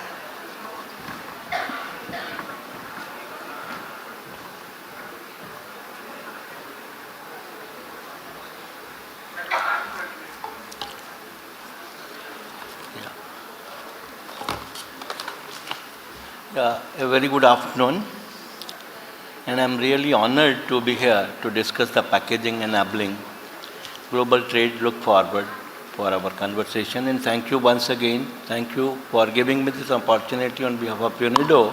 I'm really grateful to Dr. Alam and the organizer of the conference for sharing my thoughts. I think, in fact, quality, compliance, and innovation are key to the global, success.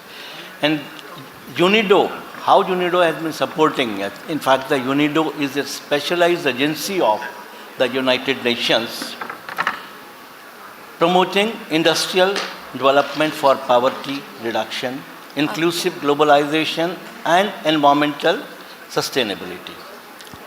UNIDO, with its 171 countries, where India being a part of that, has been providing technical support to the MSME, especially in supporting to build the resilience, infrastructure, promote inclusive and sustainable industrial development, and foster innovation through advancing economic competitiveness, creating shared prosperity, and safeguarding the environment.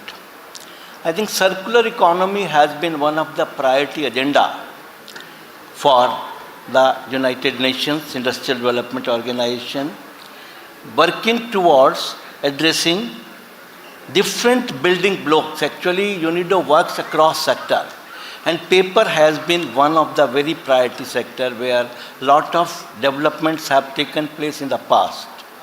I'll give you an example. Very recently, in one of the concluding, the project which has been giving support to the pulp and paper sector in India, especially focusing on the packaging sector. The UNIDO has given and proven a technology right from the lab scale to the commercialization, wherein the two technologies, one was the technology for the smell control, odor control. Basically, you must have seen lot of packaging paper was rejected during exports, in 2021. One of the paper cluster in Gujarat faced lot of challenges that the paper has smell. When the paper was exported, that because of the smell, it was rejected. Then UNIDO was already implementing some of the technical support through the cooperation with CPPR and the paper industry, closely working with the support of DPIIT. We developed a technology, very low-cost technology, for addressing the challenge of odor control right from the lab to the commercialization stage. And now the technology is in place being commercialized, and the industry again restarted, the export of the paper for packaging, which was having some of the challenge in the past. Similarly, the other technology which the paper industry has been giving, facing a lot of challenges on the water recycling, which is also one of the major challenges.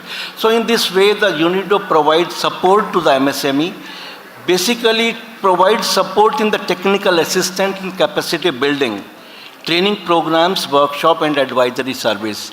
And one of the recent, the example is support to the Central Pulp and Paper Research Institute and the associations. In the past, I think in the recently concluded project, which has been completed very successfully with the commercialization of this technology, was the support to the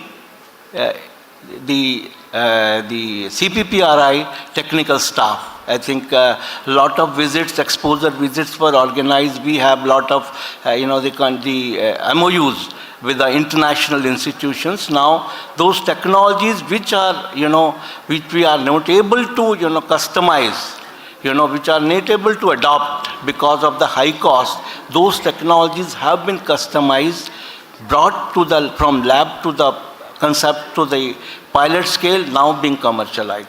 Similarly, UNIDO promotes innovation and sustainable packaging practices by encouraging the use of the eco-friendly materials. I'll just share a few of my slides. Recently, UNIDO has worked on the utilization of the biomass, which my friend was telling, the seaweeds. Similarly, our country is blessed with almost 2,000 million tons agro biomass is available, which is going as a waste. We have been in a position to develop from lab to a pilot scale excellent technology for producing the biodegradable sustainable packaging material, adopting a circular economy approach. I think that is one of the priority agenda. Now you must have seen we have been using lot of cutlery in the market, which is produced, we call it the bagasse based, which have a lot of potential for the export market. But at the same time, sometimes we are not able to be cost competitive, because the pulp or the cellulosic pulp, what we are getting as of now is a paper grade pulp. We are not able to get the right quality of pulp, which could be amenable, which could be affordable for a small scale MSME industry. So now the time has come to support the agri farmers, where a lot of biomass is available. When we talk of parali, rice straw, I think my friend was telling 5,000 tons they have been able to divert to the sugar industry. But at the same time, now the technology is available where we could convert those biomass into sustainable packaging material. I'll just show you one, very small, glimpse of that technology development which has taken place and come to a pilot scale. Technology is in place to utilize any kind of biomass. Recently, last week, I was in Manipur. I think they have a wonderful, the biomass which is coming out of the Lake Reed. The Northeast, having a lot of challenge. And government is spending a lot of money in eradication of that biomass. We have just tested on the lab scale. It is a wonderful fiber for converting into the biomass, but the need is to have a circular economy approach. So that technologies, now there is a need. I'll request Dr. Alam to come forward. I think a lot of potential exists working UNIDO closely with EPIDA, IIP, and even in the agriculture ministry, that the technology can be brought and lot of support can be given to the farmers actually. In the south, the lot of biomass in the form of areca nut fiber, coconut fiber, banana fiber is available. Excellent fiber, I think. At least we can produce a very high quality pulp, which could be a substitute to the imported cellulosic pulp. So that way, ma'am, I think there is a lot of potential exists to utilize these biomasses, And all these, now the technology is in place, that much we can say, it is up to the TRL 7. So I'll request the office of the PSA kindly, these small people, like my friend was telling, they need this kind of support because they don't have access to this kind of funds. I'll just show you, these are the biomaterials which has already been, developed. Like the upper, you could see the rice straw, banana fiber, this is areca nut. All these fibers are dumped in the fields or lying at the roadside, and they don't have any option. And all these technologies have been developed and converted up to a pilot level. I think we are confidently can say, on the, can I have this, the pointer? Okay. This upper side, you could see the pulp board made out of that. In the biopolymer, the biopolymer is an extract from the waste stream, which has been converted and utilized for very diversified application and the packaging paper. Basically, in the cutlery, we are using the white. We don't need the white paper actually. We don't need to go for bleaching. There is a great potential for the export to go for the natural shade, natural fibers. They always encourage, the developed societies are encouraging the use of this. And the right side, you could see all these developed products are available at a certain level. I think so. There is a need only to bring synergy among the institutions to provide this kind of support to the small FPOs. FPOs are coming forward actually. And next, please. Okay. Okay. Now, I think this is a very small, these kind of fibers you could see. We have already tested these. UNIDO is there to provide a very eco-friendly approach. Basically, the use is to, here the target or the objective is to utilize a very, very mild process conditions, making use of the biotechnology. So if you could see, the technology is based on the circular economy approach, and we can very well go for utilizing this approach for utilizing any kind of biomass. The only need it should have the cellulosic material, cellulose as a component, which is already there and the process needs to be, I think this is a different kind of the pulp, which is biomaterial. I think this is a cellulosic polymer where, depending on the end target customer, we can play with the shade, with the quality, with the strength properties. I think this is all is possible to utilize that. And can you just play that small video, please?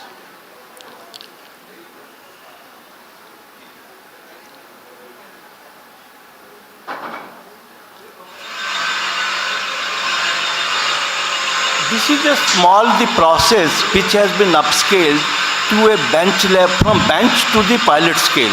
And this is again an innovative process using this erica nut as a fiber. And you could see this is a cellulosic pulp already. And a very small equipment in the machine which has been developed indigenously, low cost. And the only thing is we have to bring it to a certain scale up. So this is a small paper machine which has been developed, and now the fiber is already being used, for manufacturing of paper, sheet, and even the molded products, So the cellulose can be done in a diversified way. And So the only thing, the need is to just bring together. I think there could be a great scope to provide support to the farmers, basically. They are struggling, and there will be a lot of employment generation opportunities among the biomasses. So this is a sheet which can be used, cellulosic sheet can be converted, even the nanocellulose. Dr. Alam, I think this cellulose we can convert to nanocellulose, which could act as a barrier, So there is the only thing is we have to bring together the people, the organization to support the farmers. So that's all. Thank you, sir. I think that was extremely eye-opening, and I think a lot of insight. Dr. Sudhanshu, APIDA has got a lot of these agricultural exporters. If we train all of them to use their bio-waste into also getting into a complementary industry, that's a cost-effective thing for the entire country as a whole. Definitely. We will be interacting with, while sitting also, I was just mentioning that we will collaborate with them and try to utilize, because bringing the cost down is also because the exports can be made successfully if the cost comes down. Exactly. Would like to, with your permission, just to make a mention about the Bharati initiative which APIDA has taken, and just to brief the participants. Under the Bharati initiative, APIDA has selected 100 startups in 3 categories. One is unique and innovative products, second is tech-enabled solution, and third is the SPS, sanitary and phytosanitary. In that also we are focusing on this packaging aspect, because those are new startups. So we are, the acceleration program is going on, and we are conducting sessions in which on packaging, labeling, this particular aspect is being taken care. And not only for the startups, but for the FPOs, farmer producer organization, farmer producer companies, we are facilitating them by just telling the innovative ways for packaging, what kind of packaging is required, and especially for some of the countries also where the specific requirements are there for the packaging, we are guiding them. Excellent, sir. I think that was a great initiative. Dr. Jain was a very eye-opening session.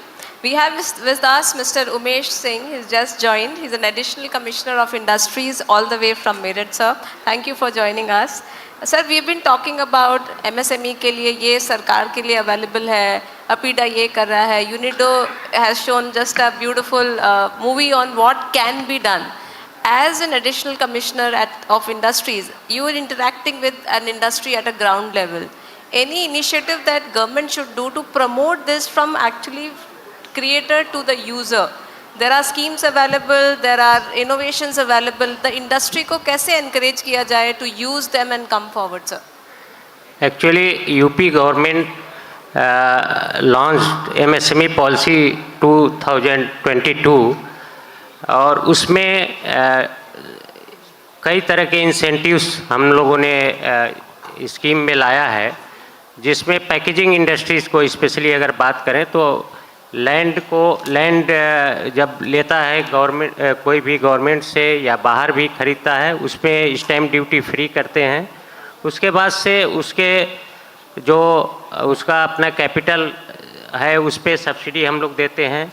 Even अगर वो export में जाते हैं तो उस पर different type के हम लोग असिस्टेंस देते हैं, वो फॉरेन फेयर में पार्टिसिपेट करें या फिर उनको अगर वो सैंपल भेजते हैं या कोई अपने एडवर्टीजमेंट के लिए वेबसाइट डेवलप करते हैं। पैकेजिंग की इंडस्ट्रीज वो चाहे पूर्वांचल में है चाहे इधर पश्चिमांचल में है, सबके लिए हम लोगों ने एक तरह की schemes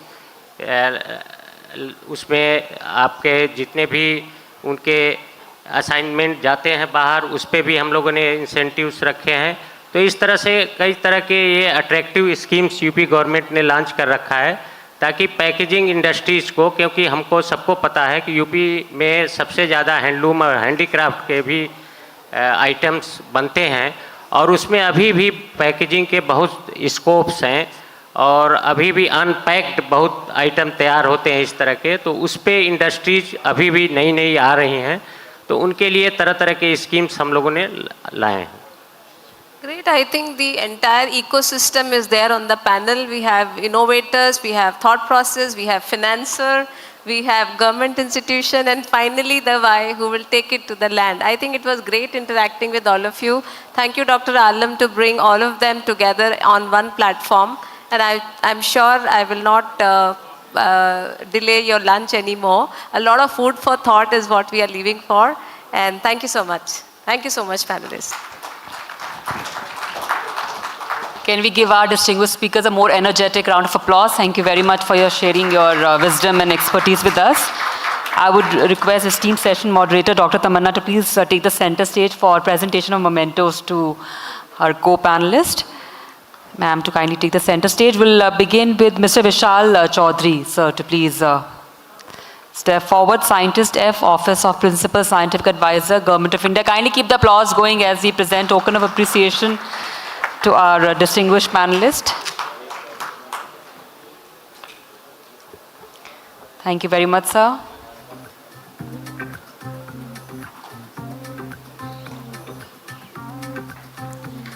Mr. Umesh Kumar Singh, Additional Commissioner, Industries, Meerut. Let's all give it up for Mr. Umesh Kumar Singh. Thank you very much, sir, for joining us.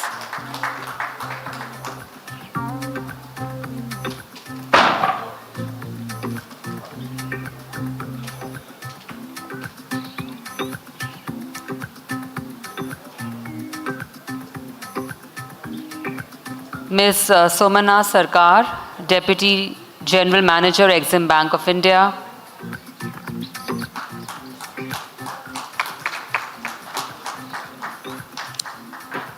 Thank you very much, ma'am, for your presence and your valuable contribution to this session.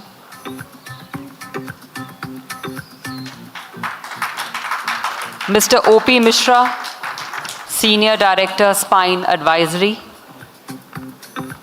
A round of applause for Mr. O.P. Mishra.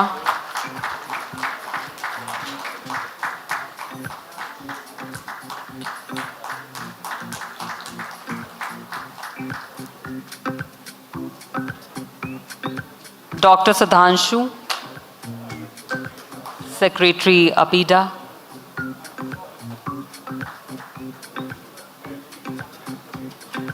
Let's all thank Dr. Sudhanshu. Can we please have the memento for Dr. Sudhanshu?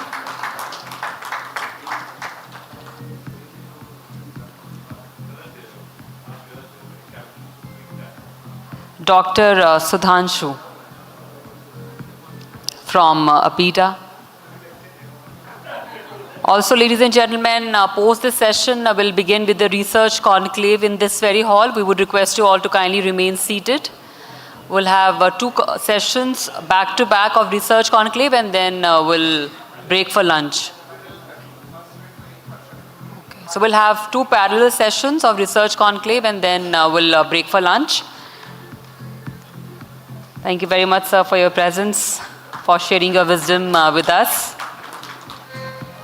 Up next, I invite Captain Rajendra Poswal, Nautical Surveyor cum Deputy Director General, Tech Shipping Corporation of India. Please give it up for Captain Poswal.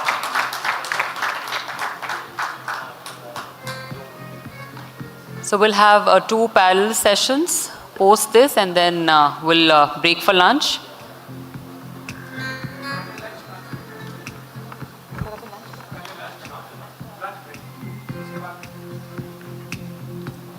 Thank you very much, sir.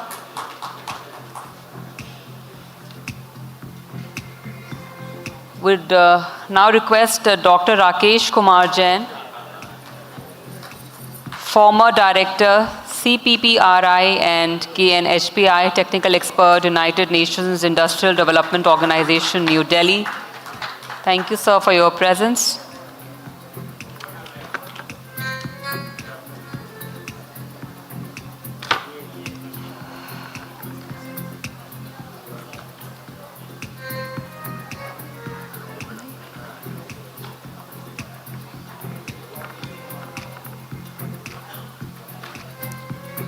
Please give it up for Dr. Rakesh Kumar Jain. I now request Mr. R.K. Mishra, sir, to please join us on stage and present a token of appreciation to session moderator Dr. Tamanna Chaturvedi, Vice President, Invest India. So ladies and gentlemen, post this, we'll have a lunch, we'll break for lunch, and then we'll begin the research conclave, as we'll prepare the hall for the same, as we are planning to run two parallel sessions, so we would be needing time for it. And we also saw a lot of hungry faces, so we thought it's better to break for lunch now and then come all fresh and refreshed for the research conclave. For our session, esteemed session moderator, Dr. Tamanna. Can we have the memento, please, for Dr. Tamanna? Dr. Tamanna Chaturvedi.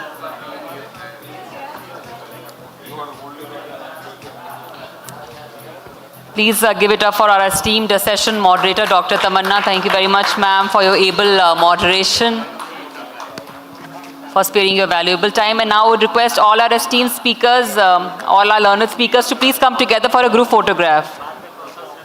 All our learned speakers to kindly come together for a group photograph. Kindly come together.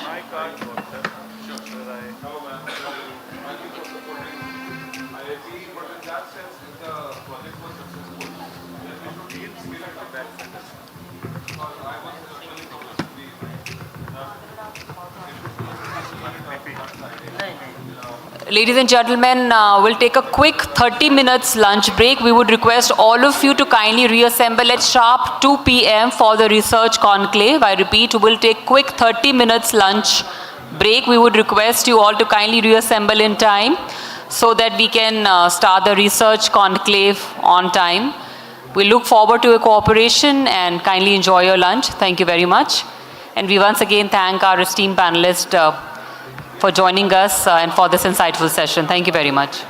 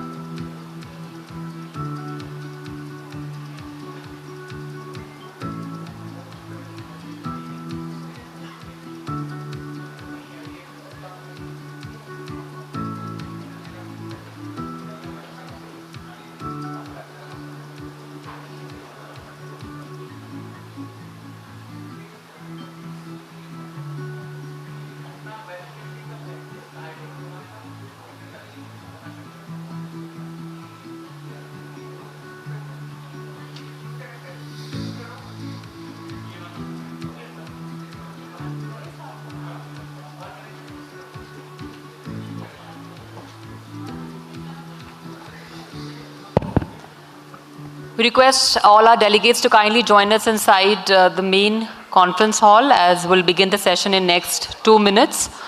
Also, the oral presentations will take place in the adjacent hall, so those of you who are interested in attending the oral presentation may move to the adjacent hall.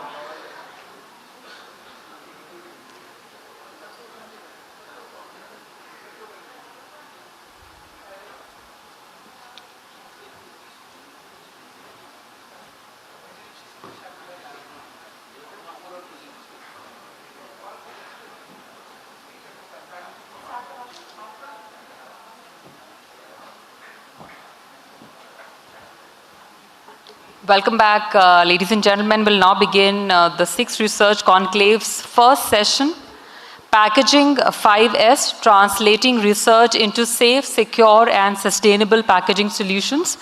Please join me in welcoming on stage the esteemed session chairman, Professor Dr. Tanveer Alam, Additional Director and RO IIP Delhi. Can we extend a very warm welcome to him on the dais? Can we give him a more energetic round of applause? All of us just had lunch. A very warm welcome to you, sir. Also join me in welcoming session co-chairman, Dr. P.N. Raju, Senior Scientist, ICAR NDRI. So a very warm welcome to you.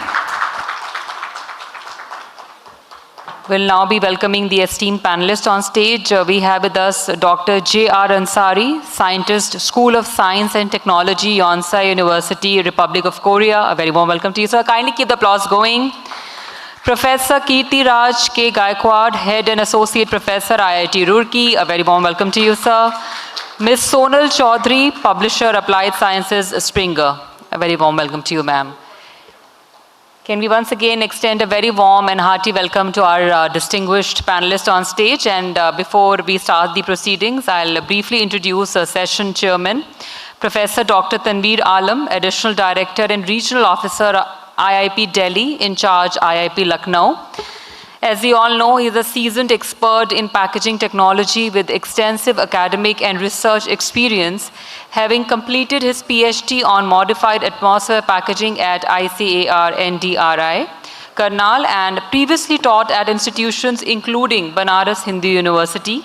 At IIP, he leads initiatives in education, research, industry collaboration, and standardization, serves on multiple Bureau of Indian Standards and regulatory panels. He has published numerous papers and books, delivered keynote addresses internationally, and played a key role in advancing sustainable packaging education and industry engagement.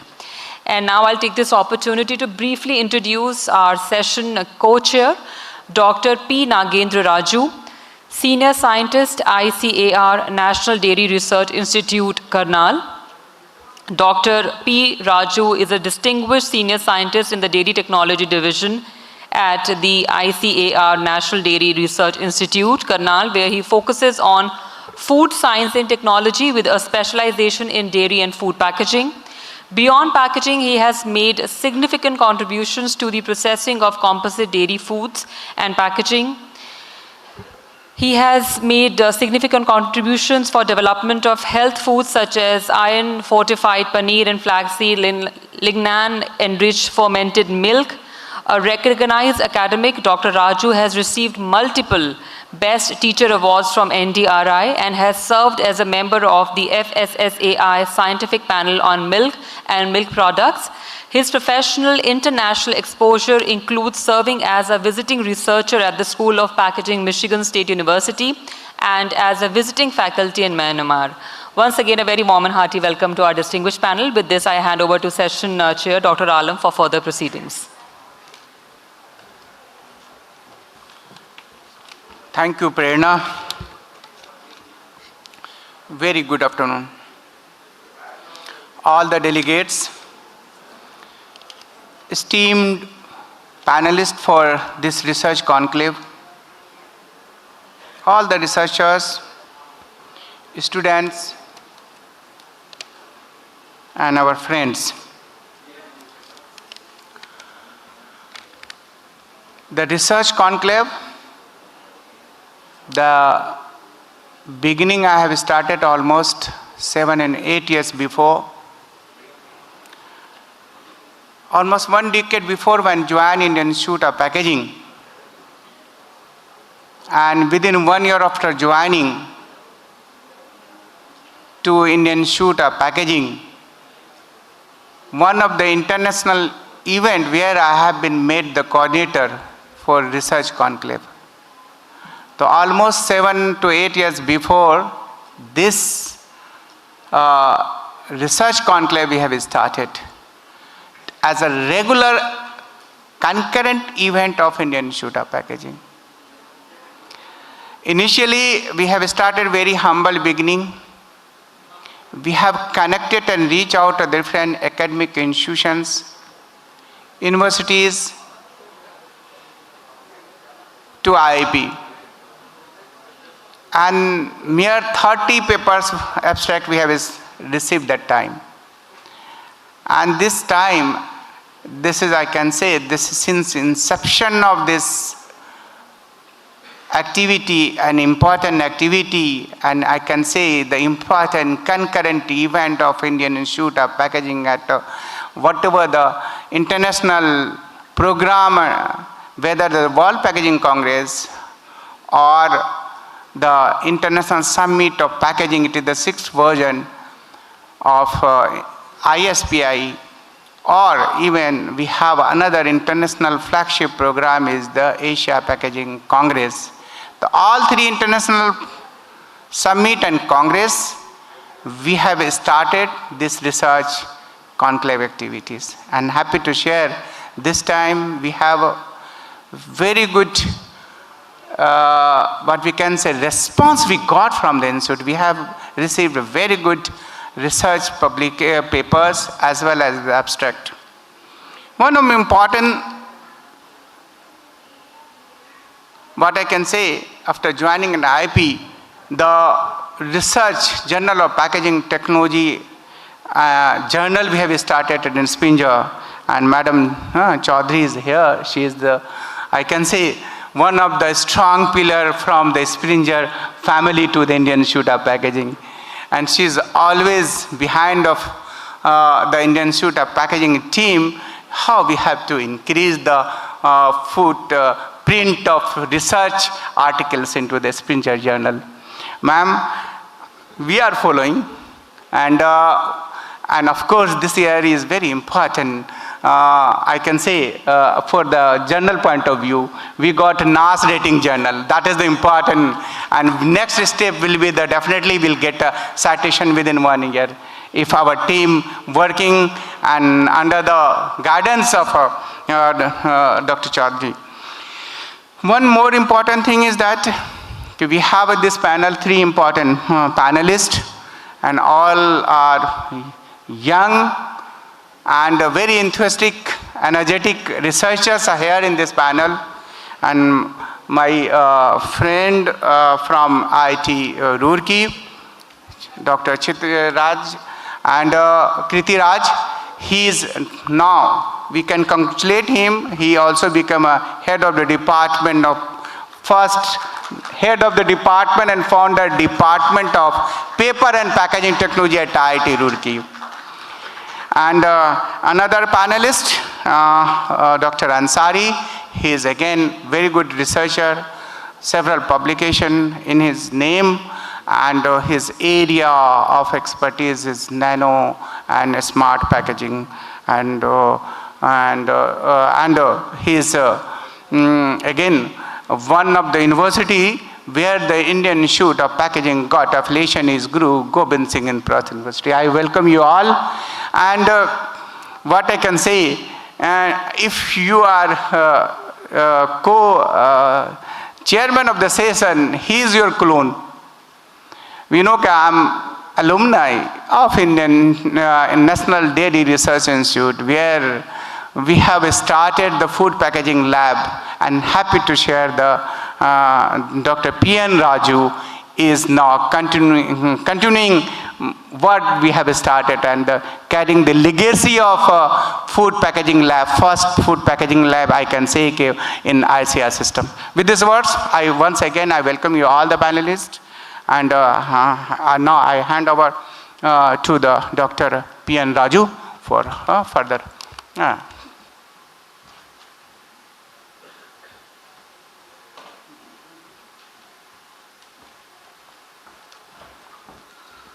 Thank you very much, sir, for the opening remarks.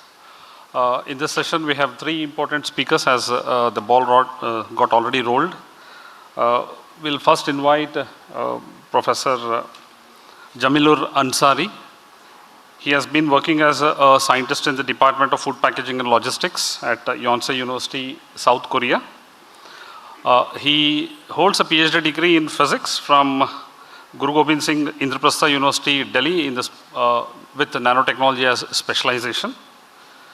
He has been a prolific writer too, and he has been working in the area of nanocomposite materials by incorporating zero-dimension, two-dimension nanomaterials as well as metal organic frameworks in his research work. He has more than 18 years of work experience, and he has been also working as an associate editor of the Journal of Packaging Technology and Research. He has been supervising many masters and PhD students at Yonsei University.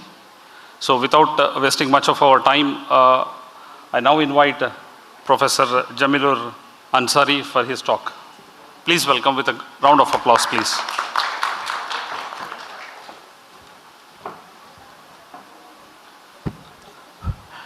Yeah, good afternoon, everybody. I'm very much thankful to the esteemed chair and other experts. Myself, Jair Ansari, I'm basically working with nanomaterials. Because we know, if you are having nanomaterials in any of the applications, we can basically enhance the features. So, this is my university where I'm working right now. And at present, we are having a lot of snow there, so we can have a look. Okay. So today I'm here to talk about nanomaterials. It's about zero-dimensional and two-dimensional sheets that has been incorporated within the polymer matrix to enhance the barrier properties of the packaging films. Okay, just have an idea exactly what are the various 2D materials that we are having. Graphene is there, but the thing is that it's not having the required band gap that is required. But if we are talking about molybdenum disulfide, or tungsten, we are having a wide band gap, and accordingly we can basically vary the various properties. Okay, and if we are talking about a monolayer or a bilayer, definitely the band gap further enhanced, and we can further enhance the properties of the packaging material and packaging films. So let's have a small differentiation between the graphene and the molybdenum. Graphene is a monolayer, molybdenum is also a monolayer. The thing is that graphene basically consists of carbon-carbon chain. In case of molybdenum, we are having molybdenum with dangling bonds of sulfur. So it further enhances the property, and as well as it is having a direct band gap when it comes to a monolayer scale. So this is the advantage. That's why we are opting for MOS2. And if we are talking about various morphologies, we can basically prepare various kind of morphologies from the MOS2. Depending upon the application exactly where we are going to use it. We can have nano sheets, tubes, ribbons, quantum dots, flowers, various. Just by varying a few parameters, we can have various kind of morphologies. Still there are a lot. And if we are talking about applications, we are having applications in food packaging, and we have got a lot of papers on this, using various polymers. Then we are having photocatalysis, bioimaging, drug delivery, sensing, batteries, solar cells. There are a lot of applications. So we can basically use this kind of trichalcogenide materials in a lot of applications. Okay, now over to quantum dots. See, quantum dots are the particles that are less than 10 nanometer in size, and we basically opt for this kind of materials because it is having a very wide surface area. So that is one of the advantage features. That's why we are basically focusing on quantum dots. And depending upon the size, we can see that it changes the color. That means it is having good luminescent properties. We can see from 1 to 3 nanometer, 4 to 6 nanometer, up till 10 nanometer, it changes the color depending upon the size of the quantum dots. Okay. Now, why quantum dots? See, if the size of the particle is 3 nanometer or even big, we are having a surface to volume ratio of 1:2. But if the same particle, if it is reduced to 1 nanometer, we can see that there is a change from 1:2 to 1:6. That means the surface area is further enhanced. Let's try to understand it with an example. See, we are having an ice cube, 10 nanometer of size, okay?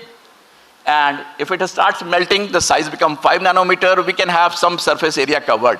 If it further shrink to 2 nanometer, we have still a wide surface area. But if it comes to 1 nanometer, just see, we are having a very wide surface area. So what's the advantage of having a wide surface area? That means your water molecules are now in the atomic size and all the electrons are on the surface. So that means using a smaller size give you a wide surface area with all the charges on the surface, and you can utilize it very efficiently. So that is the advantage. We are opting for quantum dots. And if you are incorporating this with 2D materials, you further enhances the capacity. See, if you are talking, let's try to understand exactly what is the size of quantum dots. So here we can see it is basically your atomic model, the distance between the nucleus and the electronic structure. This is the distance known as Bohr's radius, and we are confining the materials up till this scale.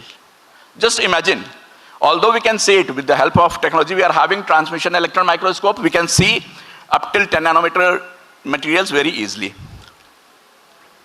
Okay, so what happens? If the size of the material decreases, definitely the number of electrons will decrease, and accordingly the band gap will enhance. So in case of quantum dots, what we are doing, we are basically tuning the band gap. We are basically enhancing the band gap so that much more electrons can excite from the to the higher energy levels. So this is the advantage that we are having with.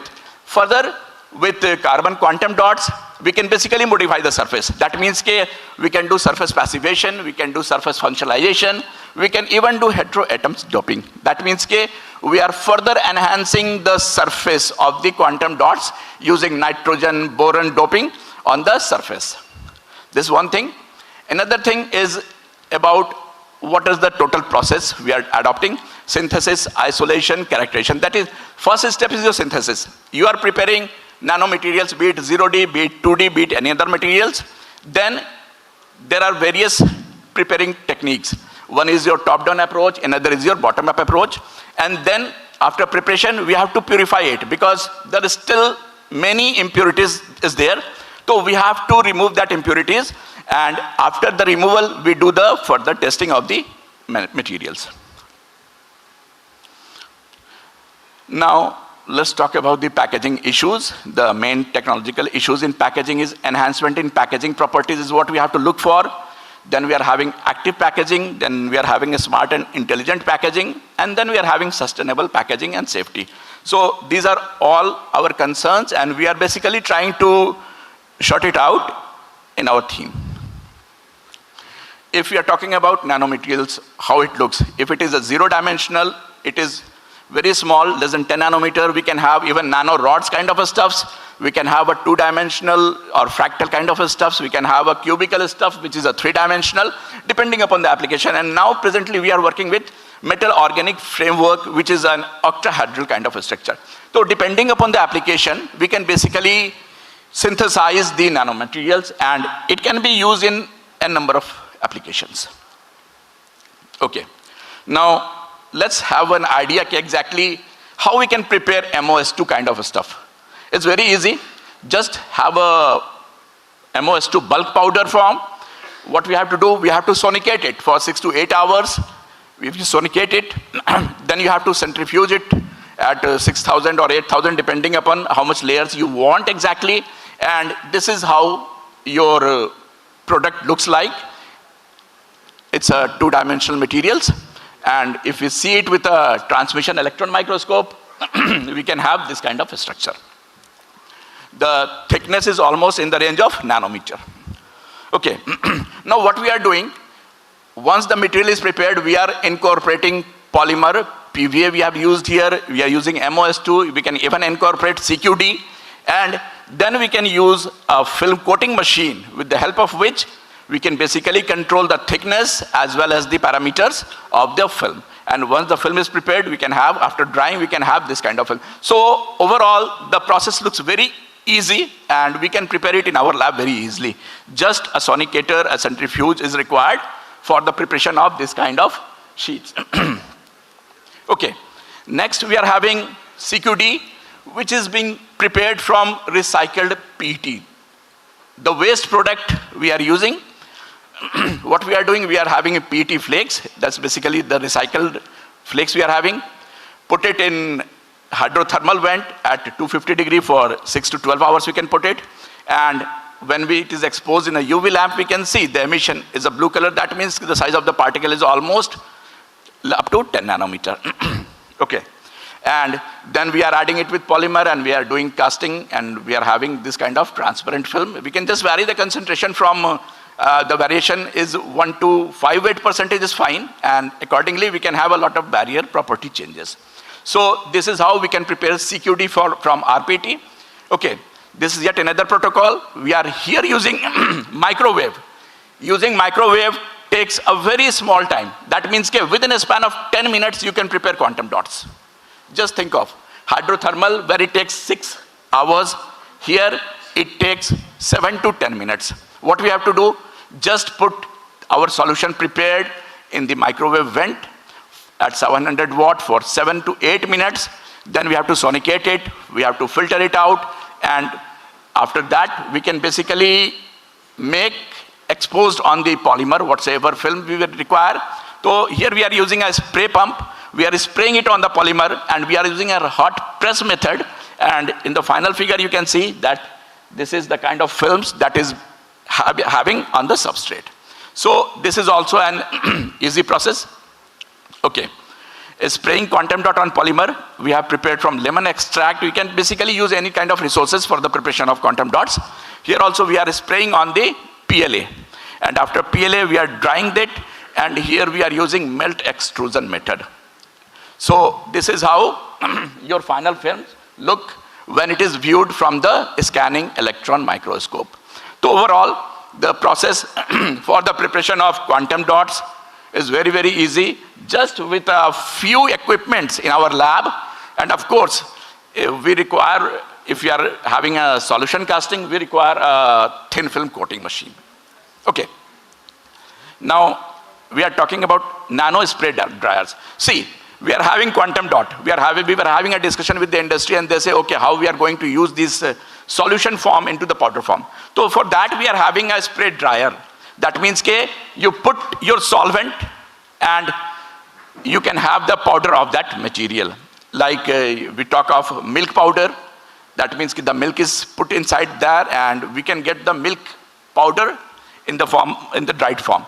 So here also, if you are having a solvent, you can basically use a spray dryer, and you can prepare powder form, and then you can incorporate it to any polymer, and with the help of extrusion, you can prepare any films you require.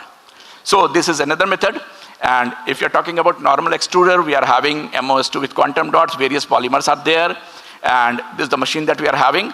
And this is how your film look. It's a symmetric diagram, and then it is having a lot of properties which basically enhance the property of the film. Okay, now if you're talking about how to enhance the shelf life of the product, one is your traditional packaging without any nanomaterials.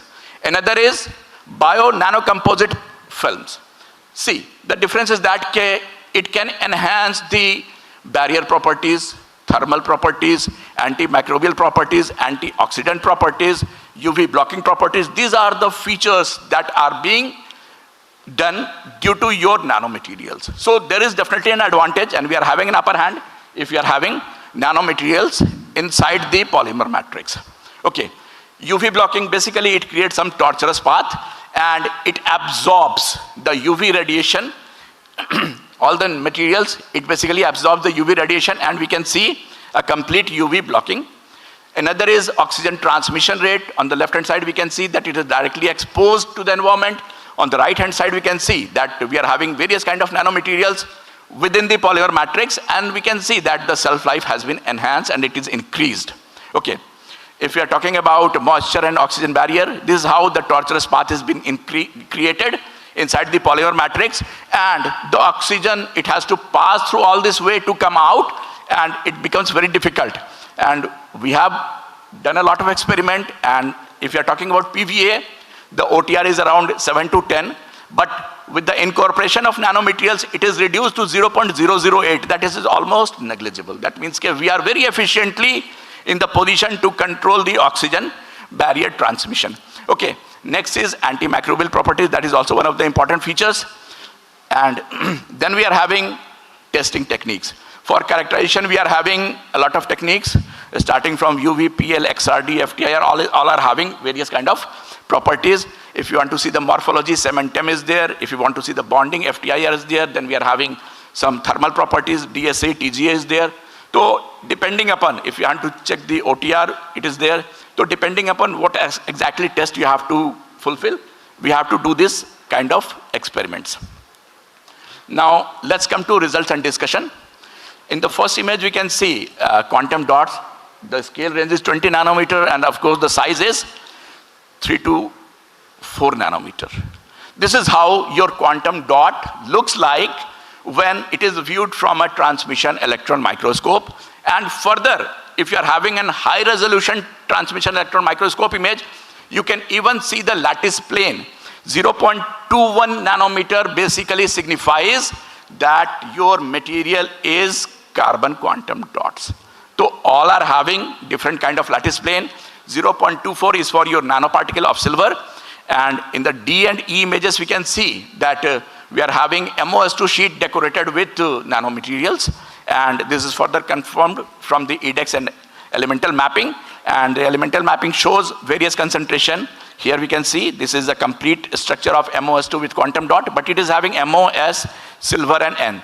So everything is there. You can basically confirm what material you have prepared, because you have to basically verify the things. Then we are having UV vis. This is one of the important feature to confirm the UV blocking. Here we can see the range from 200 to 400. It is blocking 97.6% of the UVA radiation. That means this kind of film can be used in food packaging as well as the cosmetic industry, because there is a very huge demand in cosmetic industry. We have to basically protect ourselves from the direct sunlight. And if you are having a material which is capable of blocking UVA radiation, that is very, very efficient. So this is one thing. And on the right hand side, we can see the transparency is very clear. Then we are having FTIR and XRD. XRD is there, basically it confirms your crystallinity and amorphous nature of the materials. And FTIR, basically it helps in finding the bonding between MOS2 and quantum dot, that there is some bonding. It's not like they are not having a collaboration between them. So it basically confirms the bonding between various kind of materials. Then we are having DSC. Here we basically find the melting point as well as the crystallinity. We can see the crystallinity, it basically increase from 39 up till 45. That means the crystallinity also increases. TGA also supports. Here we can see that there is a shift which basically confirms the strong interaction between various quantum dots. And then we are having universal testing machine. This is basically used to find the tensile strength of the material. In the first figure we can see that the tensile strength is increasing. In the result we can see that tensile strength of pure PVA is 18, but when nanomaterials is incorporated, it goes up to 66.19. That means there is a very huge difference. That means it provides highest tensile strength up into the material. Okay. Oxygen transmission rate, I have already discussed that it is coming from 6 to 0.008. That means it is capable enough to block the oxygen transmission rate. Contact angle, the wettability is also increased from 33 to 59.3. And SEM, it basically confirms it is basically creating a tortuous path when higher concentration of nanomaterials incorporated. Antimicrobial shows enhanced zone of inhibition. That means your material is capable enough to control the antimicrobial properties. And we have performed a storage test using chicken. In the first, we can see it is pure PVA. Another, we are having PVA with nanomaterials. But after 12 days, we can observe that it is showing enhanced T-bars and TVC, as well as there is a slight change in the pH. That means even after 12 days, you can consume your food. Okay. Then this final up to the conclusion. This is how we are having MOS2 sheets incorporated with quantum dots, is showing a complete UVA blocking, good enhanced OTR, good antimicrobial properties, as well as it was used for a storage test, and the T-bars and TVC results are fascinating. So nowadays, basically, we have using some of the AI tools for robotic packaging, personalized packaging, target marketing, and basically we are trying to get the optimization of the materials we are using, exactly what concentration is good in case of our materials. So that is one way that we are using right now. And this is one of the papers that we published in food packaging based on MOS2. Another paper, yeah, of course, it was with Alam sir in Journal of Environmental Chemical Engineering, it was published. And my special thanks to Professor Jongchul CEO. I'm very much grateful to the organizer, especially Professor Alam sir, for all his encouragement and calling me here from Korea for this talk. Thank you. And this is my group with Professor Jongchul CEO. You can see, is my PhD group. And Koreans are basically fond of fresh food. And you know, what's the parameter of their fresh food? Just think of. They're having a parameter of the fresh food. Okay, this is not supporting. Otherwise, there was a video which was showing you that octopus is there in the ball and it is crawling. So that is basically their parameter of the fresh foods they are having.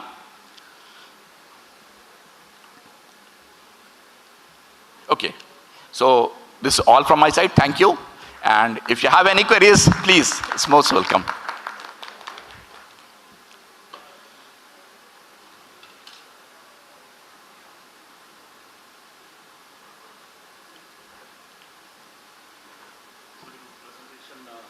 Thank you, sir.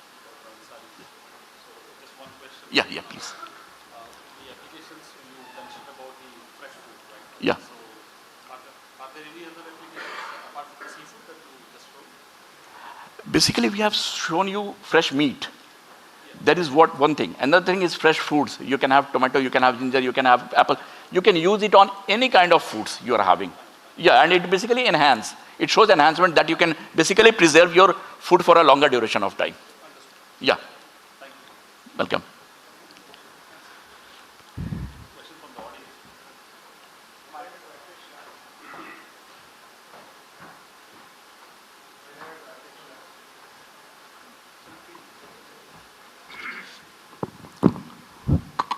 My name is Rakesh Shah. My query is not really related to the technology side of it, but on the physics side of it, because I'm not conversant with nanotechnology so much. You might see that I'm already pretty outdated. Sir, I'm from core physics. I'm from core physics. So my question is, Dr. Saab, yes, sir. That we have understood this.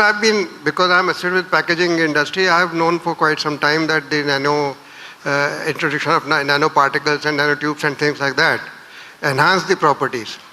So my question is a little bit on the physics side. Why and how does it do it?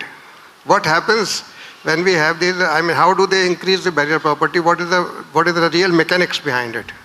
Sir, see, if you're the property we have understood. No. If you're talking about quantum dots, the size is very, very small. And it basically covers a wide surface area. And if you are having a very wide surface area, all the electrons are there on the surface.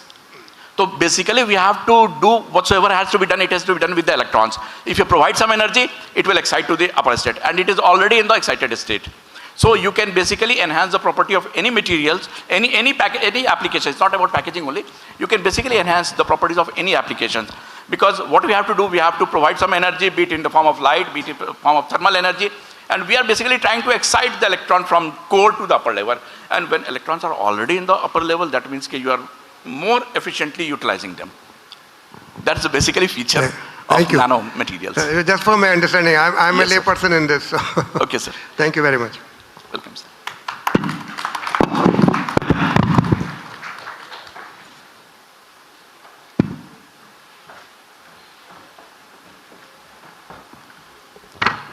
Thank you, Professor Ansari.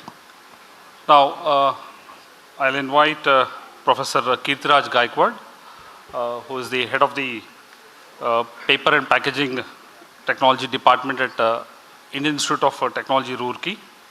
So he is holding a PhD in packaging from Yonsei University, South Korea. He did his MS in packaging technology from Michigan State University, US. And he is a graduate in food science from Punjab Rao Deshmukh Krishi Vidyapit. And recently he was awarded with Professor Gursharan Singh Bains Award by the Association of Food Scientists and Technologists India. And he has been working in the area of packaging for the last few years at IIT, and he has been at the helm of affairs in IIT at Roorkee. He is guiding several masters and PhD students. Many of them are excelling across the world. I could see in the last few years several researchers having, bagging accolades. He is also an editorial board member of several journals, including the Food Bioscience, Food Measurement and Characterization, Packaging Technology and Science. And the list goes on. There are several awards which he has bagged in the last few years, and he is a budding packaging technologist of the country. May I now invite Dr. Kirtiraj Gaikwad, please. A big round of applause, please.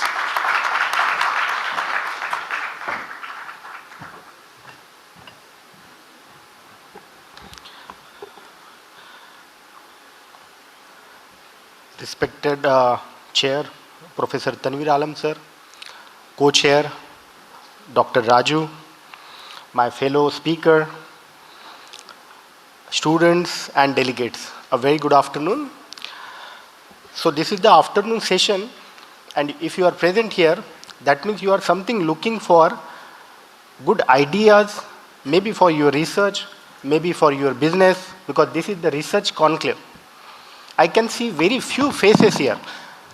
This patience is very important. In research, we always say that patience is very important.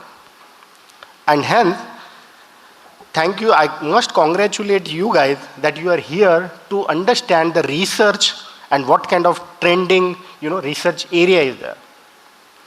Unfortunately, in developing country, including India, research is not that taken care by companies or industries or even in the academia.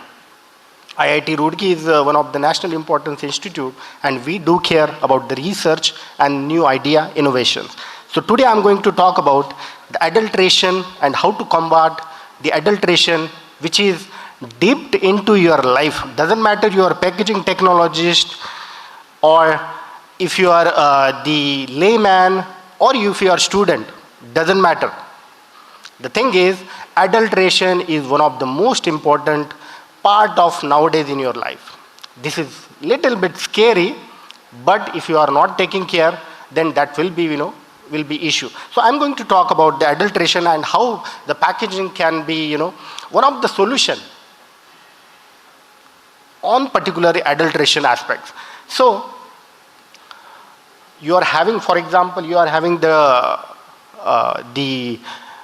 bottle of water. You have no idea whether this is original, tempered, or maybe adulterated with some, constituent. So how to identify? How to identify the adulteration? As a human being, we eat food almost, 3 to 4 times in a day. And we have no idea whether my food is safe or not.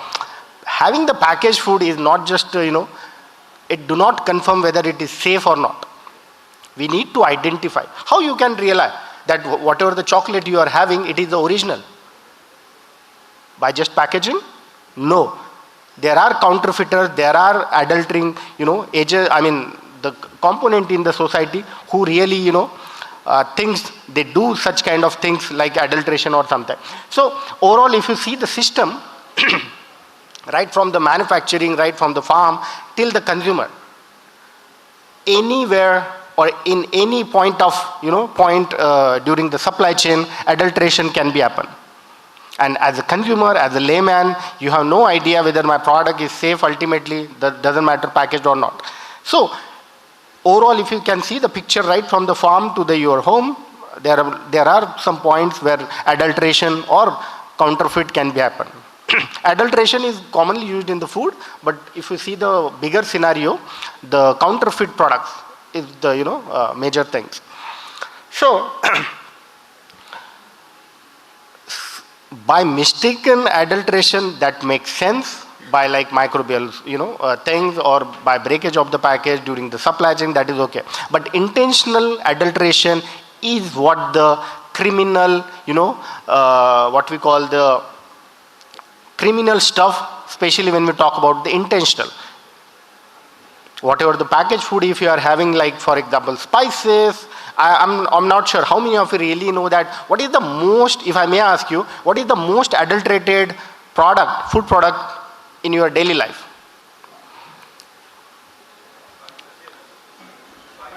Spices, someone said spices, what else? Someone said milk. You know what? Milk is the most common, food which is in our daily life. And believe me, we also call as a white poison. Because you have no idea what kind of constituent or ingredient people are putting during the supply chain. Doesn't matter what kind of brand is there. We believe that, okay, 2-3 brands are there and we are having the safe food. No, it's not guaranteed. So intentional adulteration is the crime.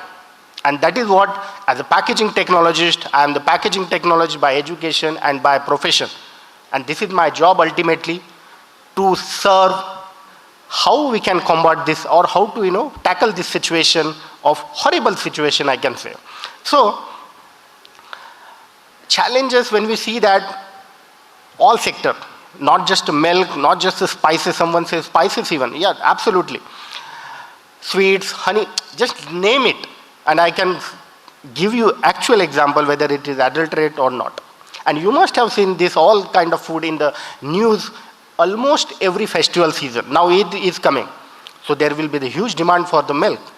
And you can see the number of FSSI raids and the news on the national media.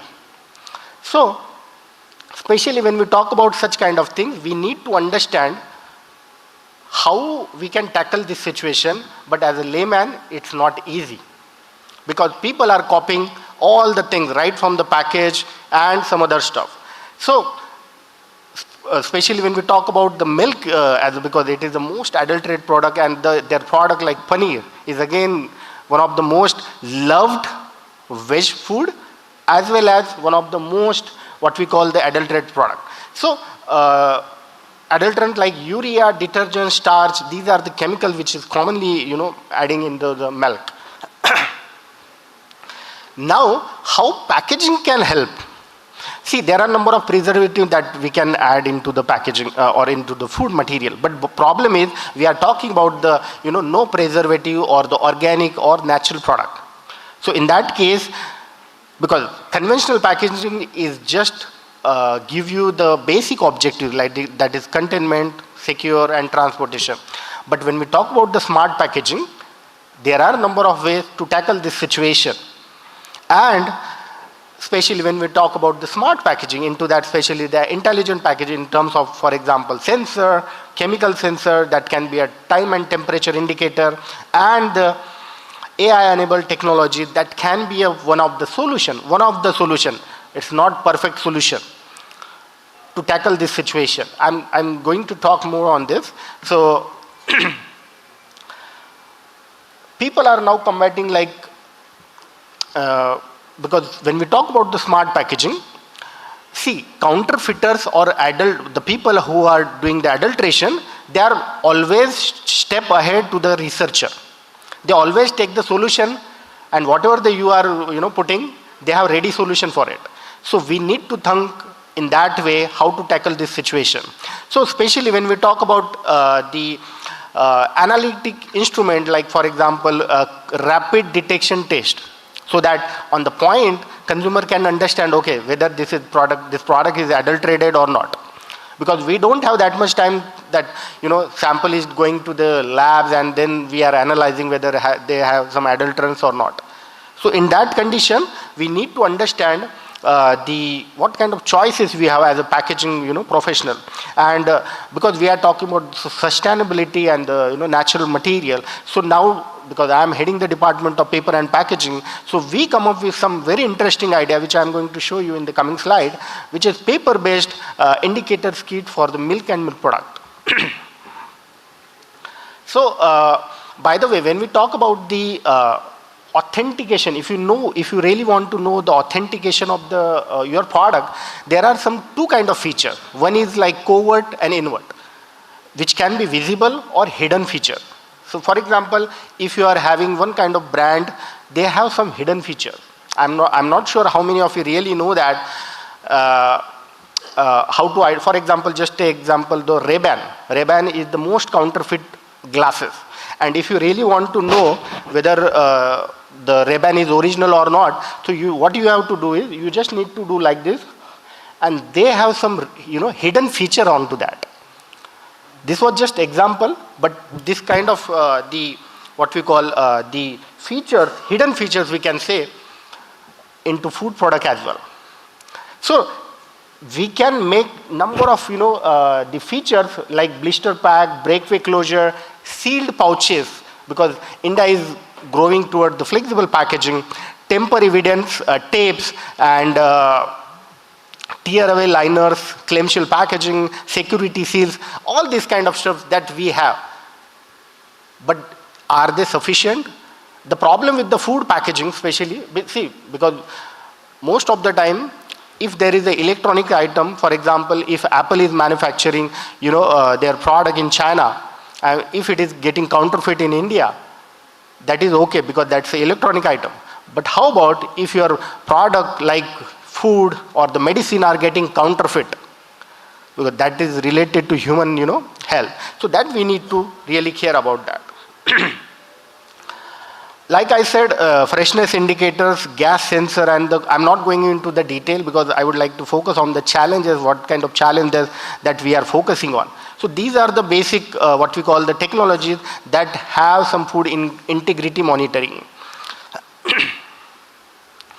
Now, especially when we talk about such kind of overt authentication features, so holograph, QR, these are the traditional features that we are working on. And especially because I'm having couple of industry project, and the company is facing some what we call the adulteration issues. So we come up with some ink which is which will change their color in particular condition. But the problem is, especially working with the industry, the problem with the cost. Lab scale cost is obviously different. And if you really want your product, the brand, for example, because branding is one of the most important thing, and that will affect due to this kind of counterfeit or the adulteration. And because of this, the company should come forward and should spend some amount on the research. Industry just need to have such kind of research so that they can convert such kind of technologies into their mainstream. RFID, NFC, these are the costly items, or we can say the costly affairs, which is not possible in day-to-day, what we call in our life. Paper-based analytical device which we developed, one of my students, Divanshu Gupta, is here, and he is working on that, what we call on the pad, that is paper-based analytical devices. And very interestingly, I'll show you that actual product. For example, I'm showing just a couple of my research innovation. For example, this is portable milk adulteration label which can be directly printed on your package. This is important, so that you don't need to have that what we call the lengthy process to identify my milk is original or not. This is the handy label which you can just take the drop of your milk and put into the what we call the strip, and you will get to know whether my product is adulterated or not. S2O2 is very commonly using to extend the shelf life, which is obviously not allowed, and it can be considered as one of the adulterant in the food. Then the second is, like I said, one of my PhD student Divanshu is working on that. So paneer, one of the most, like I said, loved as well as most adulterant, the adulterated food product in India. So we have developed, Dr. Raju from NDRI is here. So this is the instant paneer tasting kit. We recently filed the patent, and this technology is about to transfer to one dairy industry. And this, what is the interesting thing is, you don't need to have that all kind of chemicals to understand my paneer is original or not. You just need to have this strip. You can get the piece of paneer, just rub it, follow the instruction, and you will get to know whether my paneer is original or not. This kind of technology will work. Again, I'm saying we are working on cost, effective such kind of research, and this can be, see, paneer is not what we call the cheap product. Paneer is very high cost product, and in that case, if you are having 1 kilo paneer, in that case, if you are paying, for example, around 10 rupees for the 10 strip, for example, so in that case, it is most affordable product.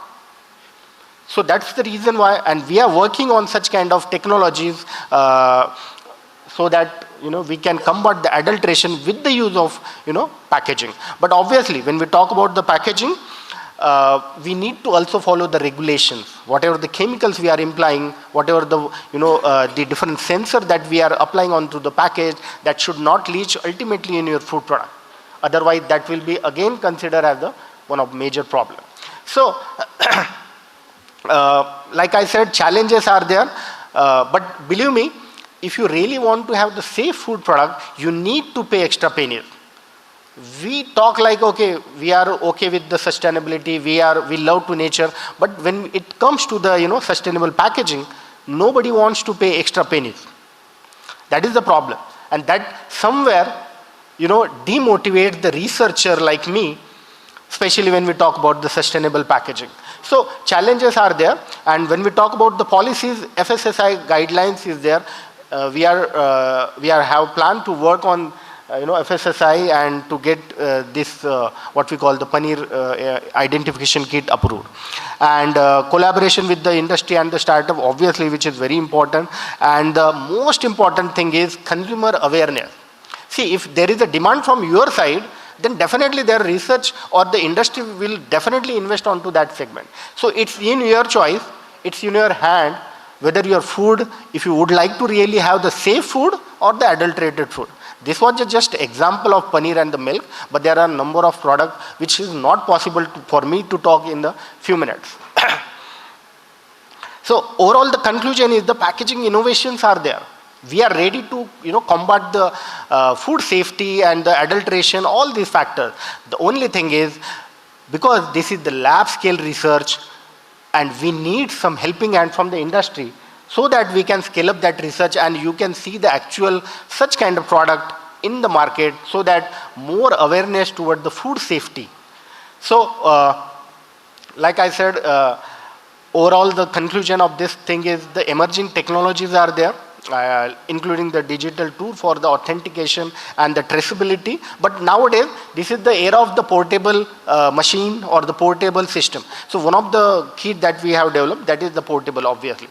And we need to understand the strong collaboration between the regulator, researcher, and the industry, and obviously the consumer. That is the overall the conclusion of this. So I would like to stop here, and thank you so much. Like I said, even after you are listening, you are here, that means you are really interested in the research. Thank you so much.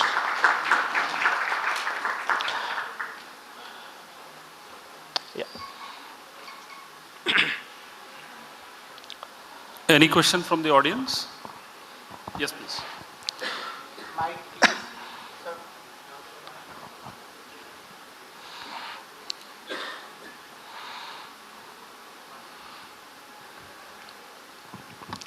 So very thought-provoking topic, and it concerns all of us into our day-to-day life.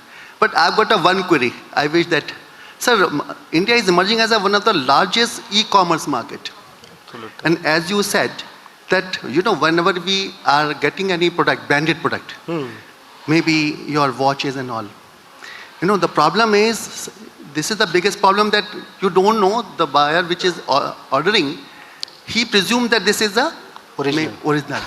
And he gets in the name of original disease. Now, can you suggest some, because this is a very big issue which is coming up pretty fast in this country. Thank you, Yes. sir. So, rightly said, one of the very famous e-commerce company, again, like for example, the famous shoes companies, there are 2-3 brands. I don't like to take the particular name. So, like as a layman, if the shoes price is more than 5,000, so layman think that okay, this is original, and if it is like 1,000, then definitely it is a counterfeit product.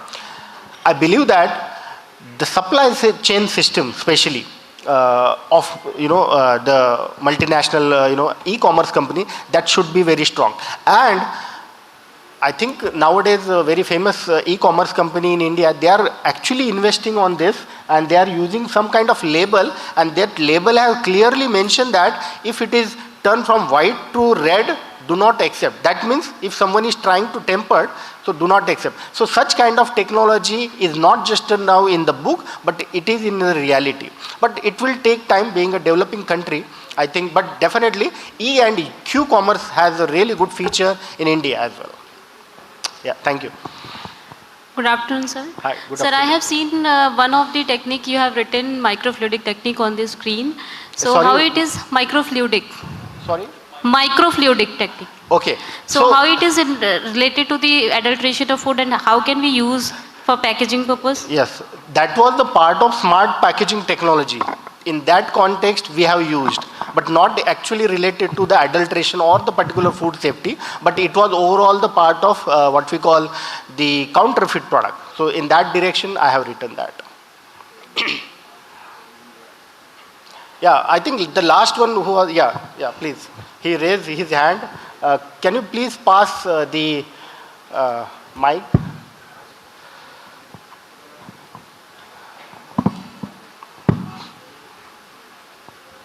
So my issue is related to recycling vis-a-vis packaging. So why the, as we know, there are many challenges in packaging related to recycling and all, like secondary packaging is still not a norm in industry. So how we can, use packaging and how we can enforce certain rules so that, recycling challenges should be reduced.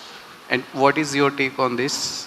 Please. Yeah, so this is actually important question, definitely.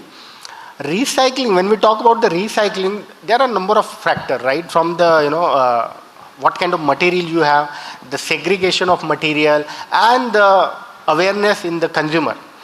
Are we really following the segregation things, which is the very basic in the recycling process? We are not following. So forget about the technologies. I mean, there are a number of technology like chemical or mechanical recycling now we are talking. But the basic thing that the segregation, I believe that the lack of this thing. Regarding like material, you said recycling. So I think in the packaging industry, especially when we talk about the tertiary packaging or the secondary packaging, in that case, we are particularly focusing on the recycled material. Obviously, in the food contact, we cannot use that. I hope I answered your question. Thank you. Thank you so much. Thank you.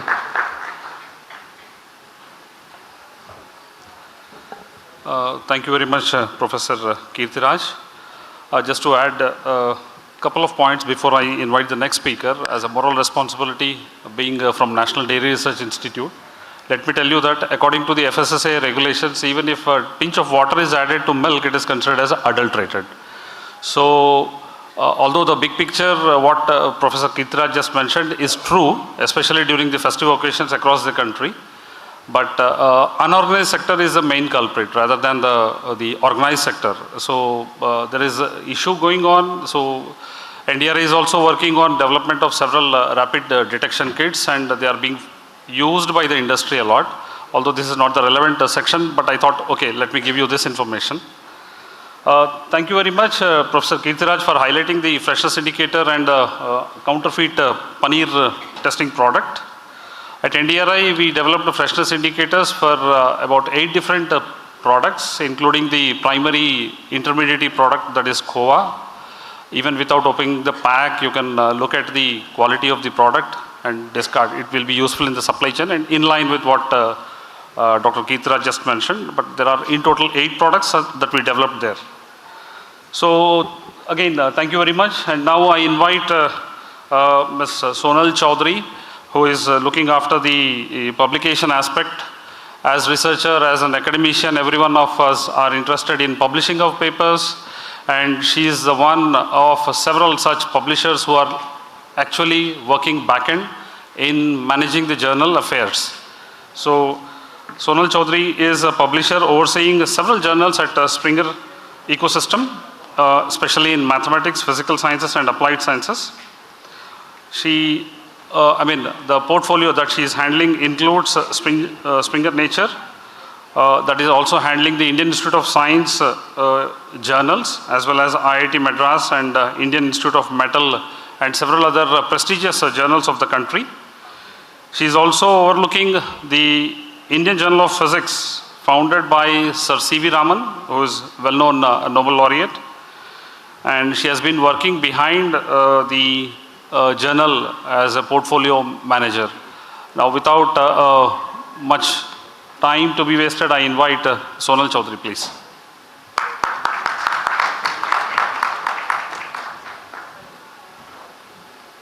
Yes, so a very good afternoon to everyone. And thank you, Professor Alam. First of all, I would like to congratulate you on the successfully organizing ISPI once again in a very stronger way in 2026. Many congratulations to you and your team for this. And why am I here? So we are the co-publishing partners for the Journal of Packaging, Technology and Research. And I'm here as a publishing editor for the JPAC journal. Although my portfolio consists of engineering discipline, I'm handling 24 journals from Springer's engineering discipline. And I'll be talking about ethical and efficient publishing strategies. And I'll start with a very quick introduction. I know I don't want to bore all of you, but a very quick introduction about Springer Nature. We are the leading global publishers. What is Springer Nature? So Springer Nature was founded around 175 years, 200 years back in Berlin by a man named Julius Springer, who founded a bookstore in Berlin. And from there, he laid the foundation of today's organization. So how did Springer and Nature merge together? In May 2015, Springer and Nature merged together under one umbrella, and I am working on one of its brand, which is Springer Journals. And we are the leading publishers in open access. We are having many, many journals in all the discipline, and we have around 10,000 employees working all over the world. We have offices in 50+ countries, and so on. Why are we leading? Because we have a significant number of experience, more than 175 years in research publishing. We have published with most of the Nobel laureates, and we have around 3,000+ journals currently, publishing more than 300,000 articles annually, largest open access publishers. Now, while we talk about efficient publishing strategy, I'll start with logical manuscript structure. I'm sure many of the stalwarts present here in the room are already known about this, but this is basically, this goes to the students. Many of you must be preparing yourself to submit to a journal maybe. So how do you make your research work accessible to the journals and also more likely to be accepted?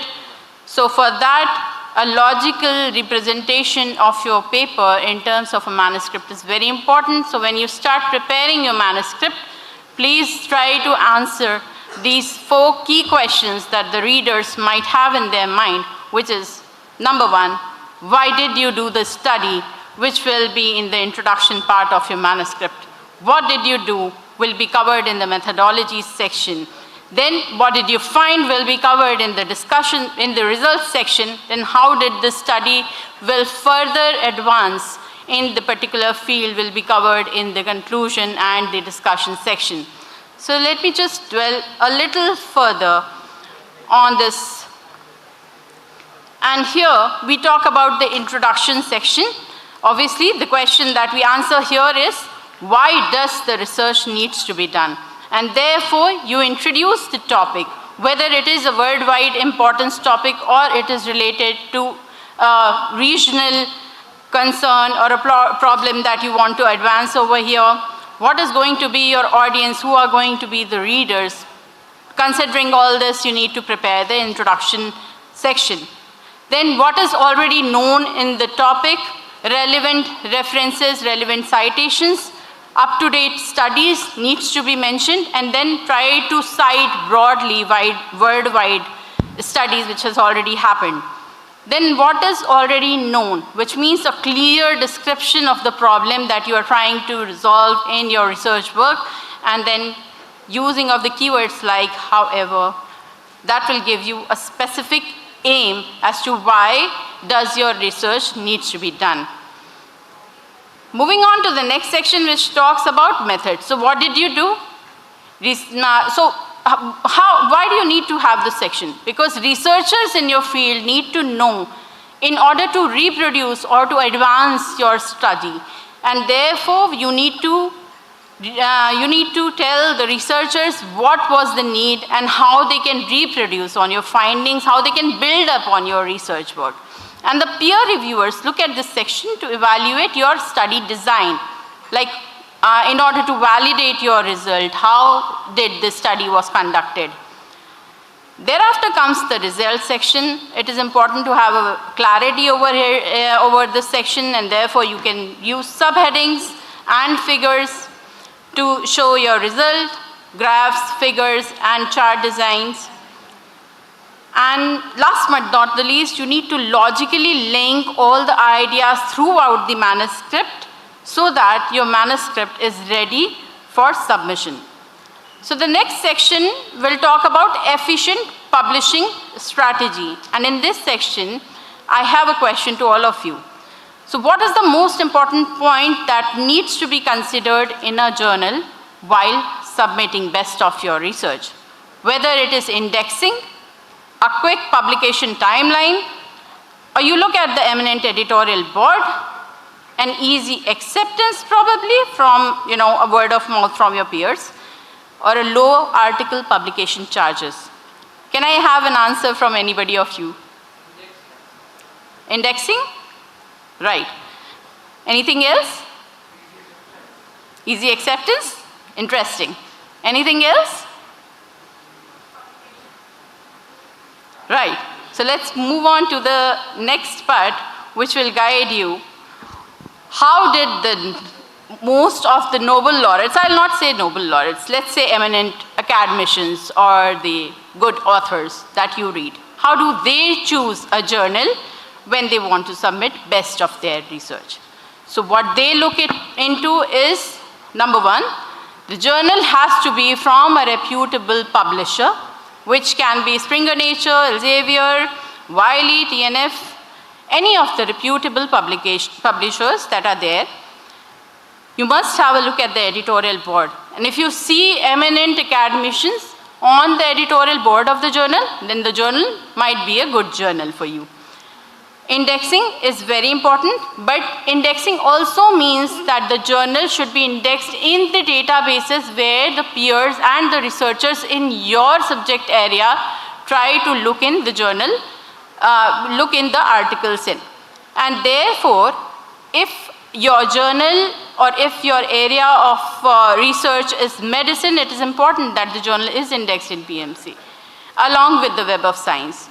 And if you want to submit to a journal in an open access mode, an open access journal, then it is important that the journal is indexed in databases like DOAJ, which is Directory of Open Access Journals. The next is, do you recognize the authors? Try to have a look into the published article, and if you recognize the eminent authors or the academicians from your field publishing in the journal, it is supposed to be a good journal. Last but not the least, the APC. Not all the journals ask you to pay an APC. So there are two types of journals, hybrid and open access. When you submit to, most of the journals in India are hybrid because we do not have much funding available for open access, and therefore hybrid journals are the journal where you can publish your article without paying an APC. Your article is behind the paywall, so if anybody wants to read your article, has to pay some charges, and therefore APC will not be asked from the author.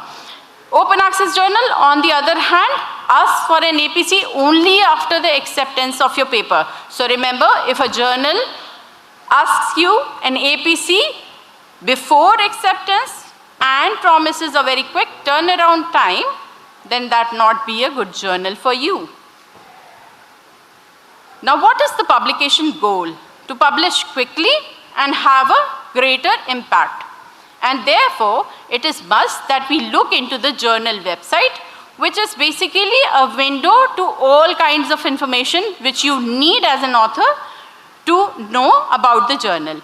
And therefore, the best way to submit to a journal is via online platform, and how to submit button is always available on any of the journal's website.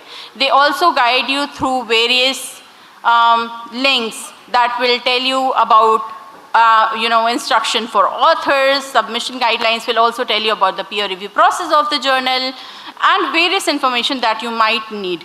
So it is always advisable to go to the journal website. Now on the journal website, you also have the information about the abstracting and indexing, which means where what are the indexing databases where the journal is actually indexed in: Scopus, Web of Science, Google Scholar, etc.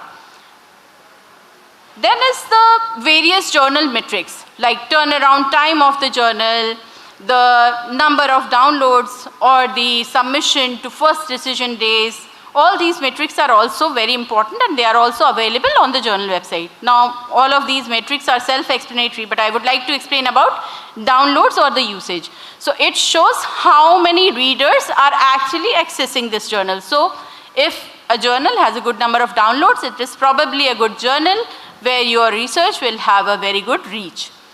Moving on to the next slide, which says you have found an appropriate journal with a logically organized manuscript and you are ready to submit.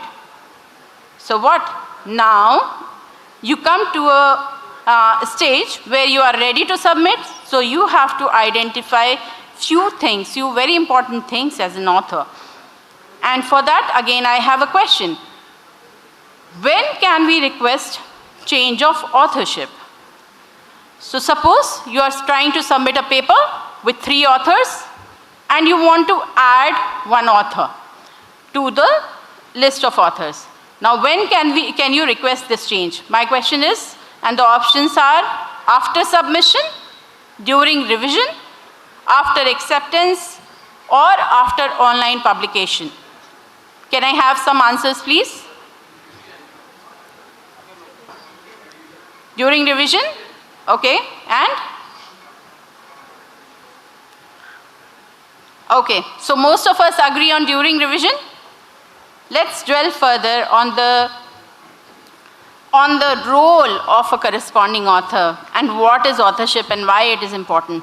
So it is important to have authors or authorship clear in your mind when you're submitting to a journal, because probably during submission is the best time when you can actually think of adding or deleting an author. It cannot be done without proper explanation even during revision state also. So when you are submitting to a journal, it is you who fill up all the details about the authors into the system, not us, and there is no manual intervention from the journal's end or the journal office once you fill up all the information. So anything which is going wrong or right over there is the responsibility of the author. Now corresponding author comes with all of the major responsibility, because corresponding author is the person who corresponds with the journal office and the journal editor and addressing review or comments. All this is taken care of by the corresponding author. Corresponding author is also responsible for signing the copyright form, and therefore it is very important to choose or select the corresponding author very wisely.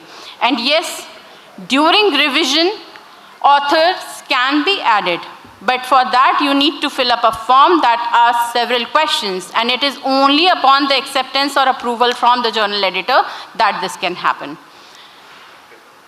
So now change of authorship, we have already, I think we have covered that point.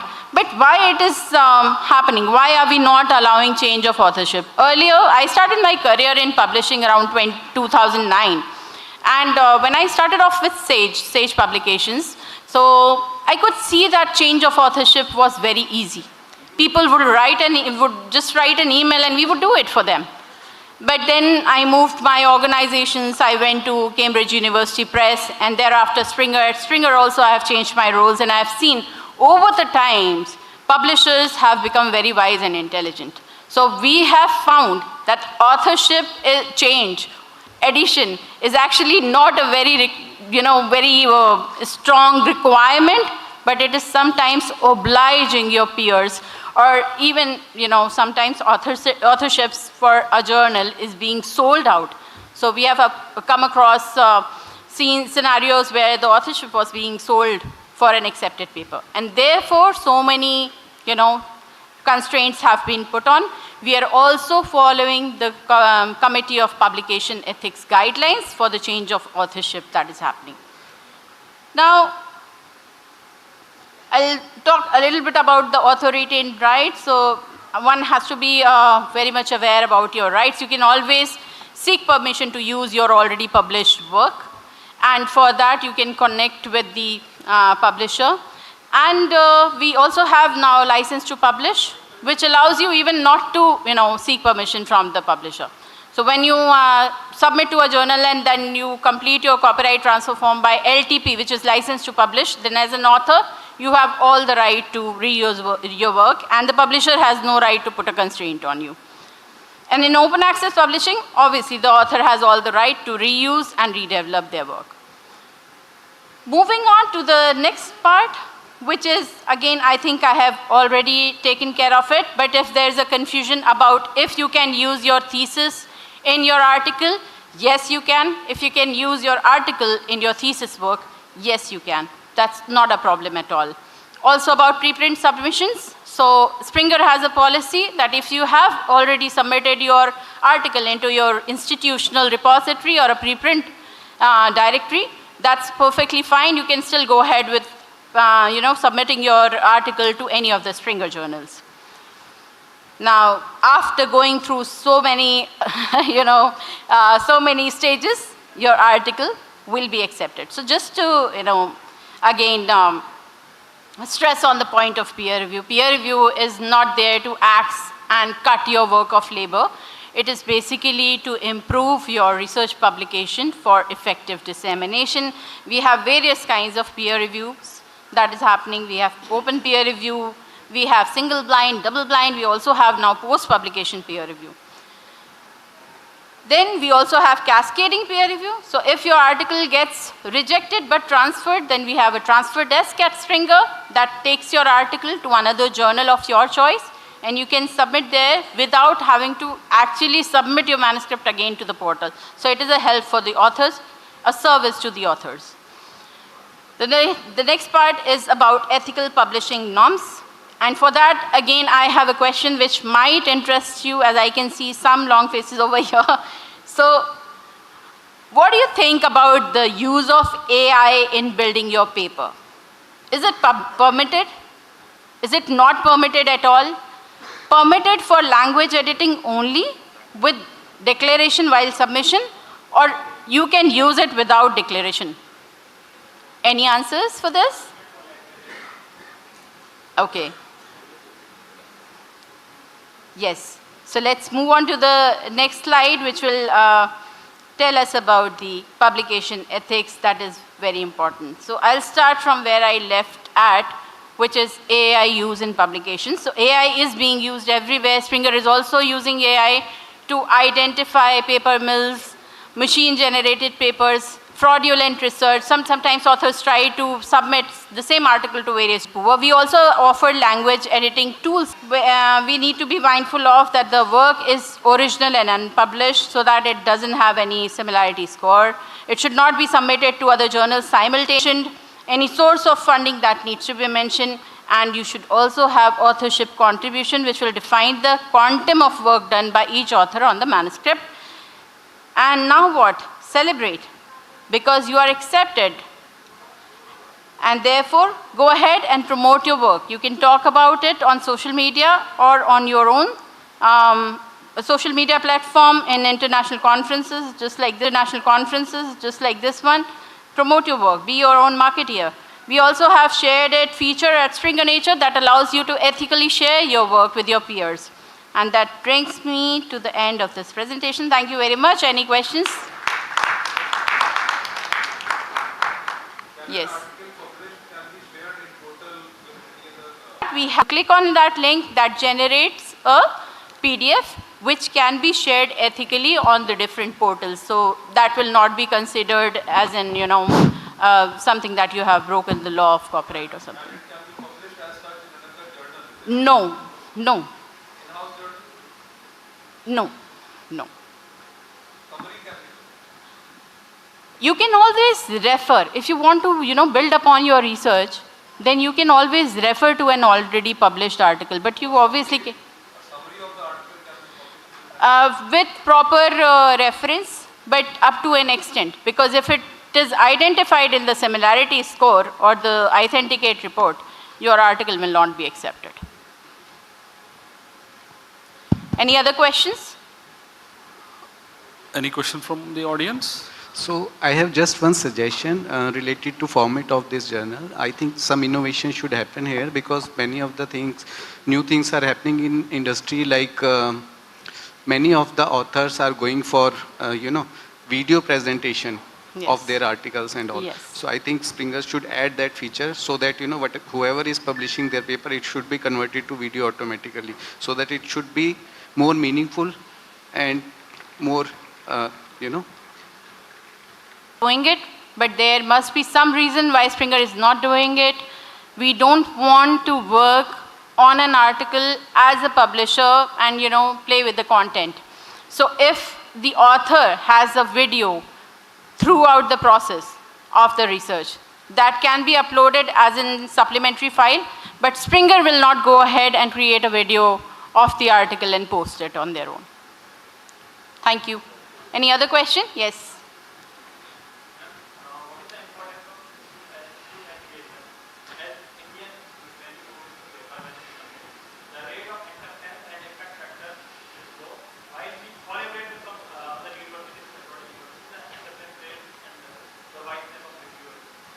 So the question, now your question has a question from me. How, you can only, associate yourself with the institute where you are studying, whether it is Indian or international. It has nothing to do with the acceptance rate. It's not that if you are from an international organization or you have an affiliation which is international, your article will have a better chances of acceptance. I can tell you from my experience of being the publishing editor of 24 journals. Nothing like that. Anything else? Thank you so much.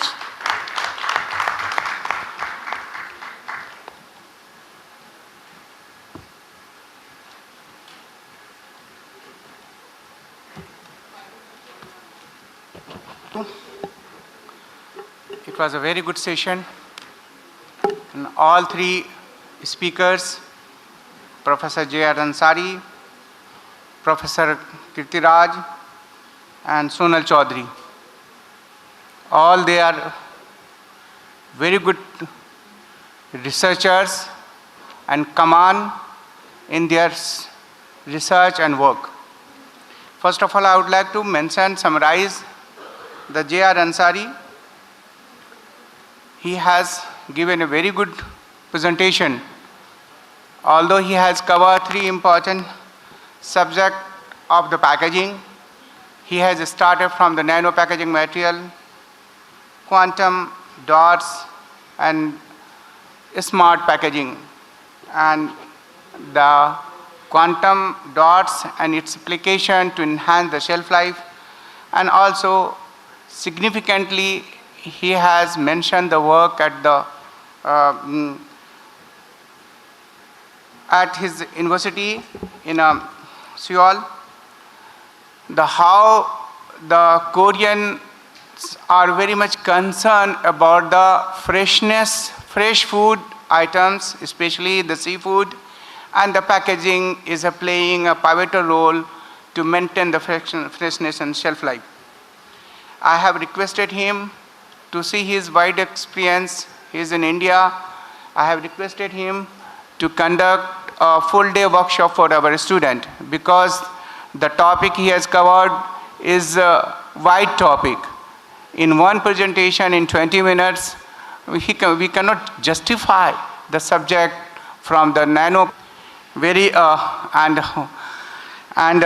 very energetic, enthusiastic. I know he has given me the one word. Earlier we used to say packaging, anti-counterfeit packaging, and it is important tool for counterfeit the products.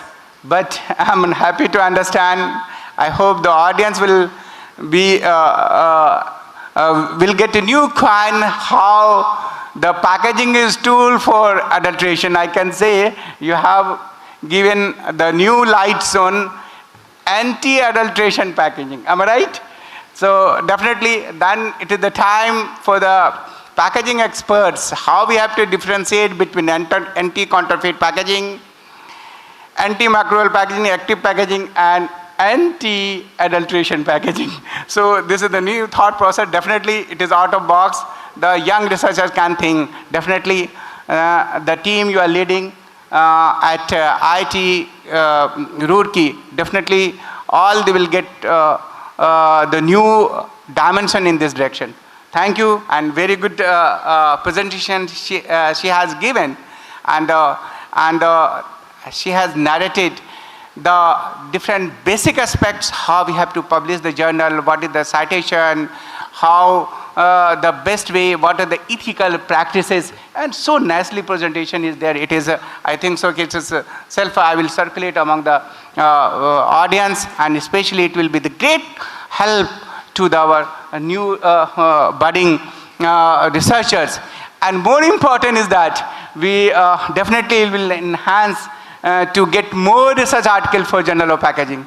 So and thank you very, very much, Sonal Chaudhary ji, and I'm happy to share she is also a sponsor for the research conclave, and first and second winner of this research conclave, the Springer is going to give $200 to the winner of the oral presenter. That is the another parallel session is going.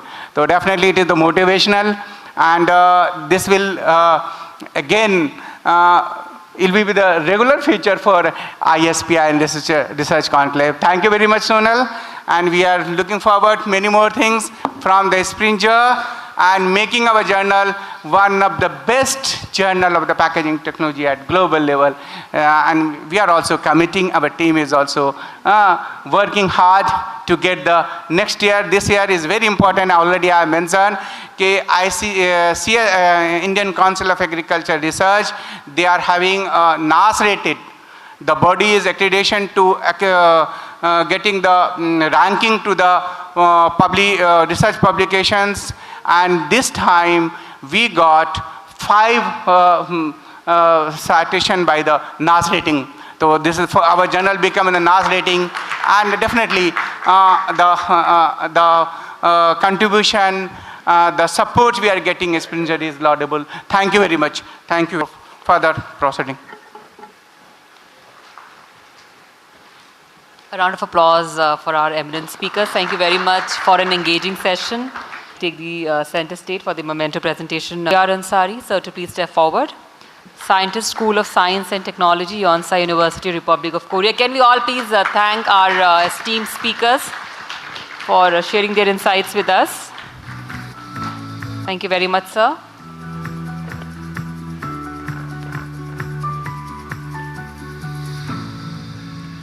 Professor Kirti Raj Gaikwad, Head and Associate Professor at IIT Roorkee. Please put your hands together for Professor Gaikwad.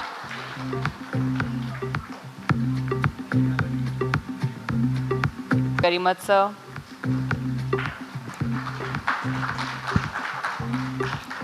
Ms. Sonal Chaudhary, Publisher, Applied Sciences, Springer.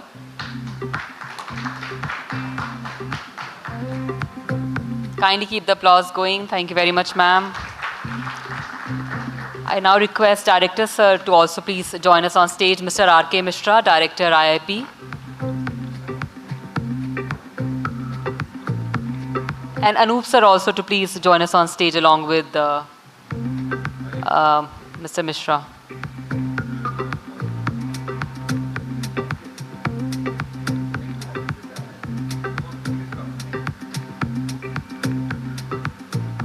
We'll request Director Sir to kindly present the Memento 2 Session Chair, Professor Dr. Tanveer Alam,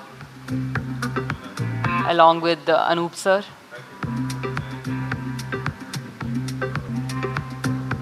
And ladies and gentlemen, host, so kindly stay with us till Dr. Minakshi team session, GGSIPU. Now take this opportunity to invite Tripura, Kashmir, India.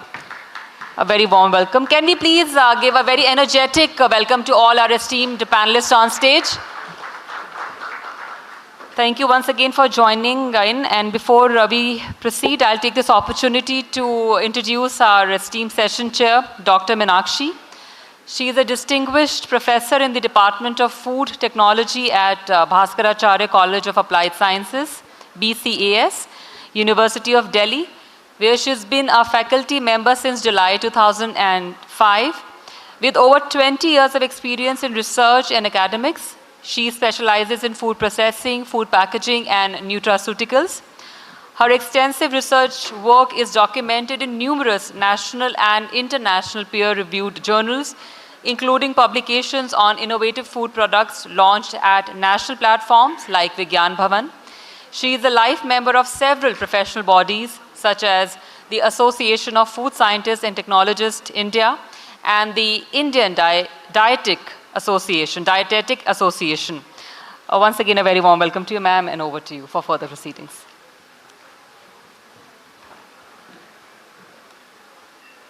A very good afternoon to all of you.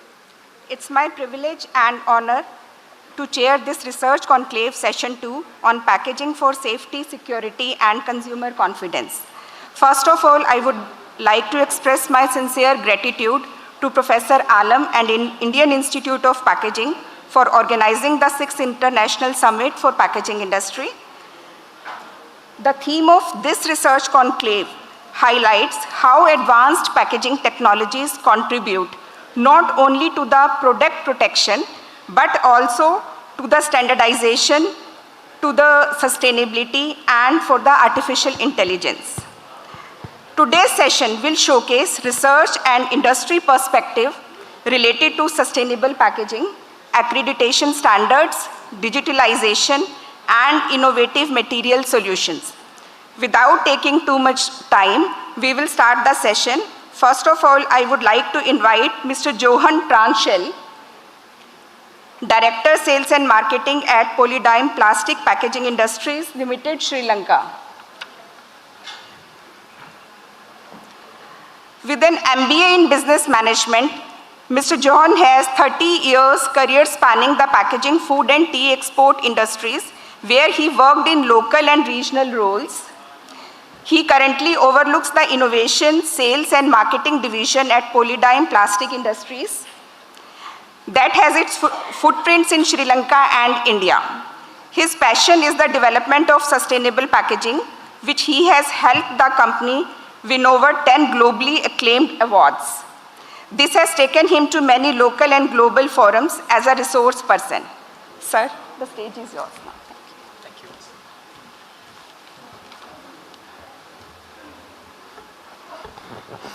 Thank you very much for that introduction, and just want to thank the IIP for inviting me over. I consider it a privilege and honor to be here and just present a few thoughts on the topic of innovation and sustainability. Just to give you some background, I come from a country called Sri Lanka. You probably know it quite well because we're just your neighbor. And you know, we are known as the pearl of the Indian Ocean. Why are we called the pearl of the Indian Ocean? It's because of this picture I'm just showing you. We are very famous for really nice beaches right around the nation. But you know, even though these beaches look very nice, this same beach on the other side looks something like this. So we have a serious problem. What is that problem? Pollution. And it's mainly not just regular pollution, but it's packaging pollution. And it is said that packaging pollution is about 60% of what you see here. And this has become a big issue. My story actually begins here with this picture. And this was taken about 10 years ago when I was on holiday, walking with my daughter on the beach, and we came across this. And it was just another normal walk on the beach for me. But that day, my daughter turned to me and said, "Dad, look at this crab. Is the plastic that is around him, does it come from you? And does it come from your factory?"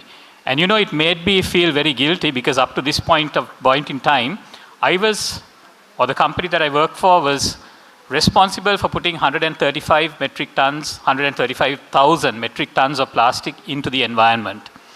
And this obviously was not a great thought. And I knew we needed to do something, not just as an organization, but as an individual personally. We needed to do something very different. So let me set the stage and talk a little bit about the company that I represent and the company that I am a director of.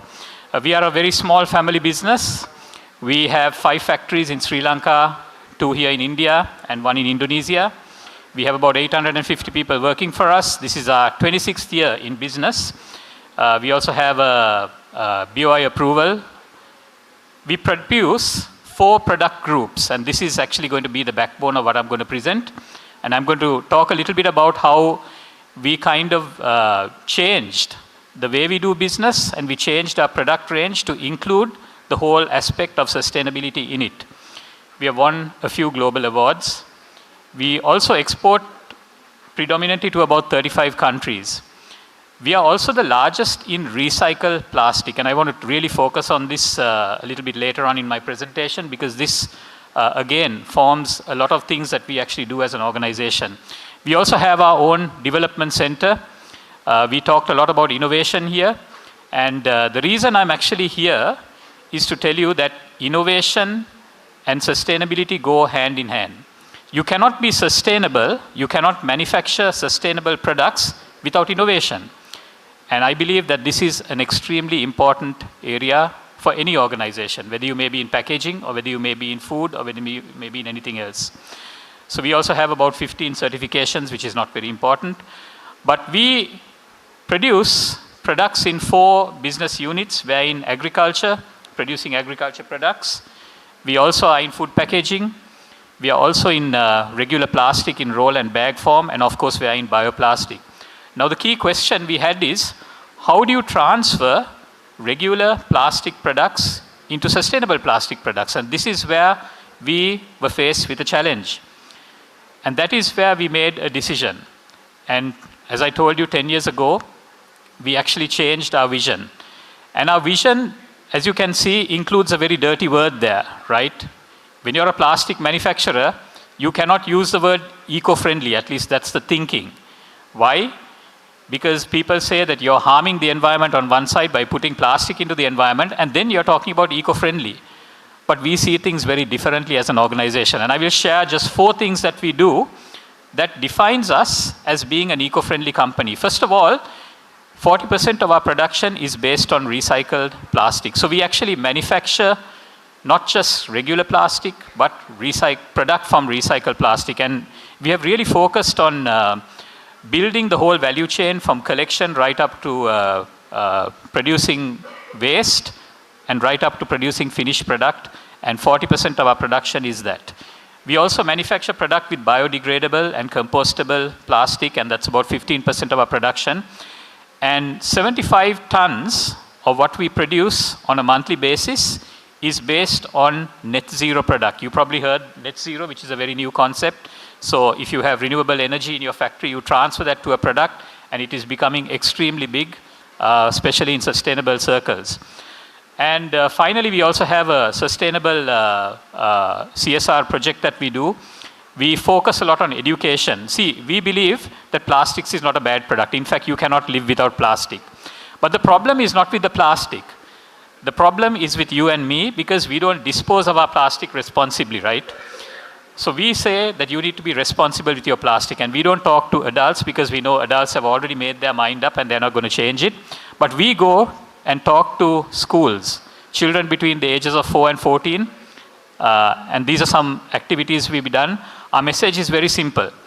Use plastic sensibly and dispose of it responsibly, and we will actually do the rest as a recycler and a plastic manufacturer. Now, there's a lot of good news. There is about 400 million metric tons of plastic being produced globally. And that is where it is used in different countries. And there is a lot of recycling also that is happening. And 27% of this recycling is actually happening right here in Asia, which is the largest amount of recycling that's happening.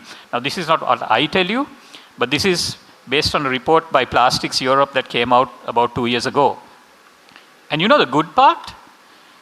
If you look at the gray color graph, the fossil-based or the virgin plastic manufacture or virgin plastic use in Europe is actually coming down, and it's coming down super fast. But what I want to highlight is the mechanically recycled plastic is actually on the increase. And it's not just on the increase, it's actually exponentially on the increase. You can see the last 2 years in 2021 and 2022, it has increased significantly. Which means, you can also see there, circular plastic is actually increasing at the rate of about 30.3%. And I particularly picked this study because it shows data that is actually quite old, 2018 to 2022. And what I'm trying to say here is, sustainable plastics is on the increase. Now, this is where we come into the picture. This is our development center, which we actually set up about 10 years ago. And like I said, innovation is always the backbone of an organization, I believe. If you don't innovate, you will just stagnate. And we believe that innovation is really the way forward for an organization if you want to manufacture products that are really cut above the rest. And here we do a lot of, we collaborate. We really focus on collaboration. We collaborate with our customers, we collaborate with our suppliers, we collaborate with research organizations, universities actually come and work with us. We even collaborate with our competitors. And a lot of people say that, you're joking, right? But it doesn't really matter, right? As long as you're developing something for good, it doesn't really matter. So, to talk a little bit about how this has all come into play and what we actually do with all this. So we make products that are sustainable. And I just want to share just a few examples, not just only in packaging, but in the whole space of plastics, because the picture that I showed you earlier is what we're trying to actually not have in Sri Lanka. So this is a product that we used to manufacture with 100% recycled plastic. Well, we now manufacture it with 98% recycled plastic. Sorry, we used to manufacture it with 100% virgin plastic, but now we manufacture it with 98 or 100% recycled plastic, and we even have a certification to actually prove that is from a third party as well. You probably seen this product, you use it quite a bit in India. This is shrink film. Well, we are able to add 20% of recycled plastic. And this is actually this is actually something that a lot of people are looking for. People are saying we need to reduce the plastic content, and the EPR law has come. Well, here is an option. And this is something that can be done quite easily. Again, you've probably seen this product as well, mulch film, which is usually 100% virgin plastic. Well, we are able to do it with 98% recycled plastic. And I'm very proud of this product. This is a product that's used for growing medium. Basically, how it is difficult it's very difficult when you have products that you have to keep out in the sun. There is depolymerization that happens with normal virgin plastic. But if you add recycle to it, the clock actually happens much faster. But we have been able to add 55% of recycled plastic into this product.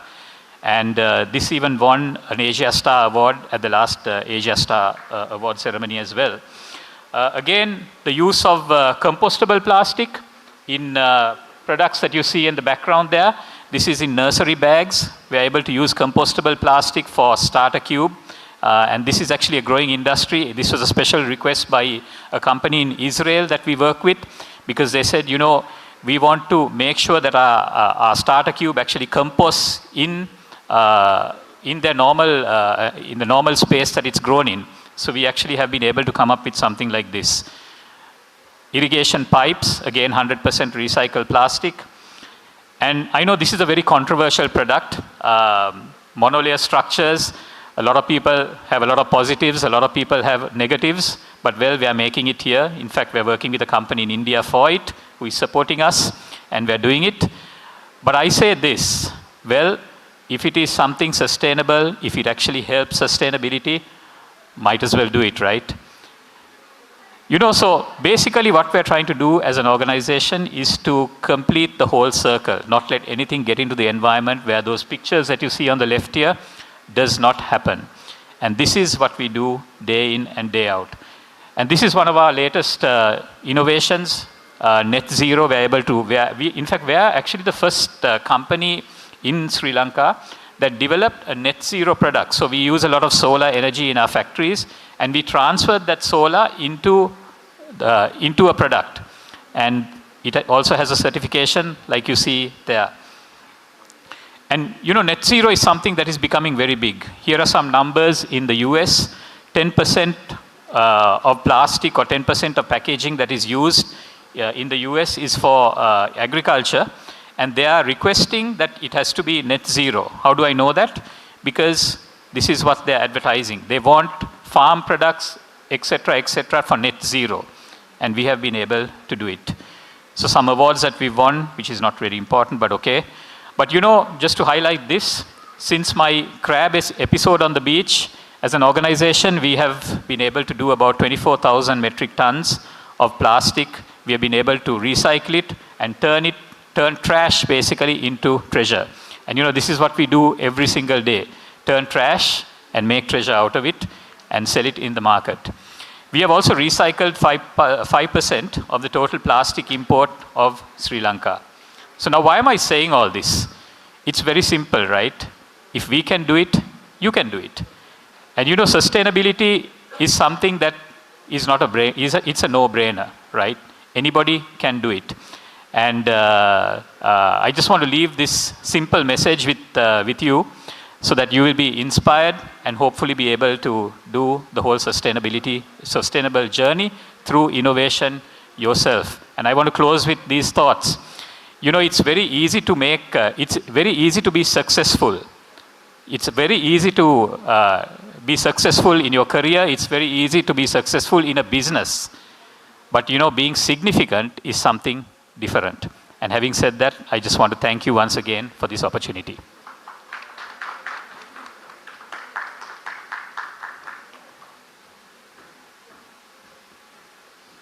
Thank you very much, Mr. Tranchal, for insightful presentation. Any questions, please?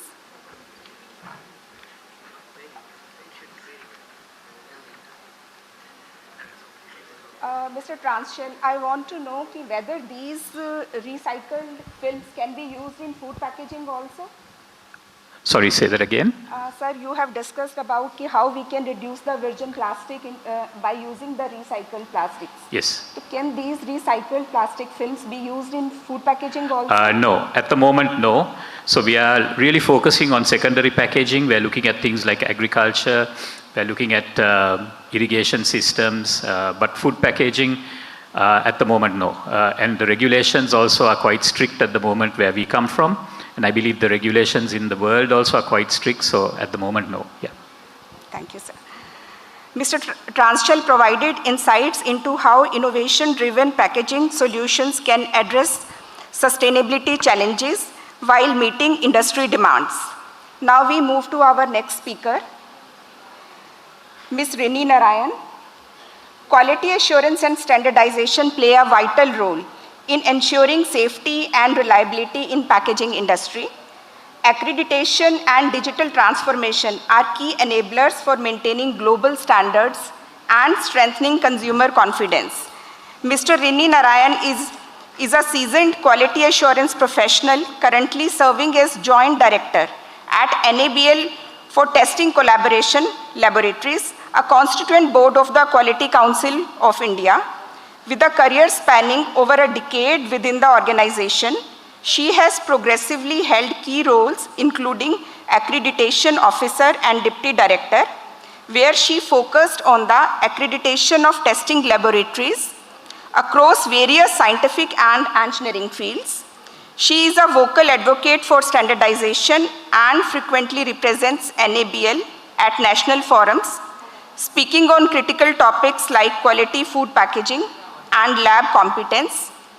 Beyond her administrative duties, Ms. Narayan is instrumental in the Gunvatta Yatra awareness initiative, which aims to sensitize stakeholders about the importance of global quality standards. She holds a master's degree in food science and technology from Center of Food Technology, University of Allahabad, which provides the technical foundation for her expertise in laboratory accreditation and food safety standards.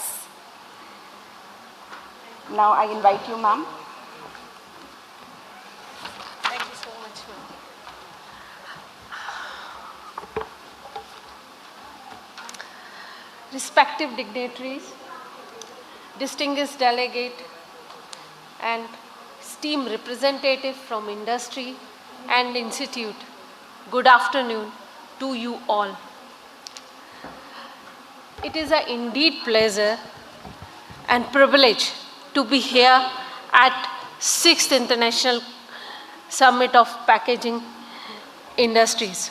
I would like to congratulate Director Sir IIP and Tanveer Sir for providing this platform. This is a valuable platform where experts from industries, academia, and regulators come together. Packaging play a vital role ensuring product quality, safety, sustainability, and consumer confidence. In this context, NABL accreditation provides assurance in competency and reliability of testing labs, thereby building trust and reliability of test results released from these laboratories, and supporting industries in meeting the regulatory and quality requirement.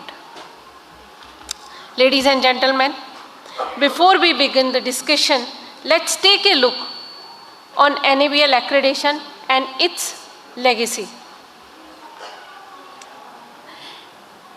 NABL is a Constitution Board of Quality Council of India under the Department of Promotion of Industry and Internal Trades, Ministry of Commerce and Industries. NABL was established with an objective to promote, coordinate, guide, implement, and maintain an accreditation system and support government and industries. In this, NABL provide third-party assessment of quality and technical competency. NABL provides accreditation services for testing laboratories, calibration laboratories, medical laboratories, proficiency testing providers, reference material producers, and biobanks. NABL offers accreditation services to the laboratory in a non-discriminatory manner, means same accreditation process is applicable for commercial laboratory, for government laboratory, a small laboratory, a large size laboratory, medical or calibration. Same accreditation process is followed for all. NABL itself follow its operation system in accordance with international standard ISO IC 17011. That is a conformity assessment requirement for accrediting conformity assessment bodies. Let's take a look on journey of NABL. It's all began in 1973 when the Planning Commission suggests to Department of Science and Technology to look into different aspect of testing facility in the country. By the 1982, Department of Science and Technology set an organization named National Coordination of Testing and Calibration Facility to provide accreditation services and support international trade and government. Therefore, in 1993, this organization renamed as National Accreditation Board for Testing and Calibration Laboratories, which further registered as an autonomous body in 1998. Moving ahead, in 2016, based on cabinet decision, NABL was merged with Quality Council of India as one of the constitution board. Let's take a look on the structure of Quality Council of India. The chairperson of Quality Council of India is appointed by Honorable Prime Minister, and presently our chairperson is Mr. Jaxe Shah. He is chairperson of Credai Group, and he is associated many other industries. And Secretary General of Quality Council of India appointed by Honorable Commerce Minister. Quality Council of India is divided into boards and divisions.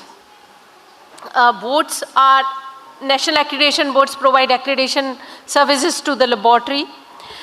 NIBIT, which provide accreditation services to education institute and training institutes.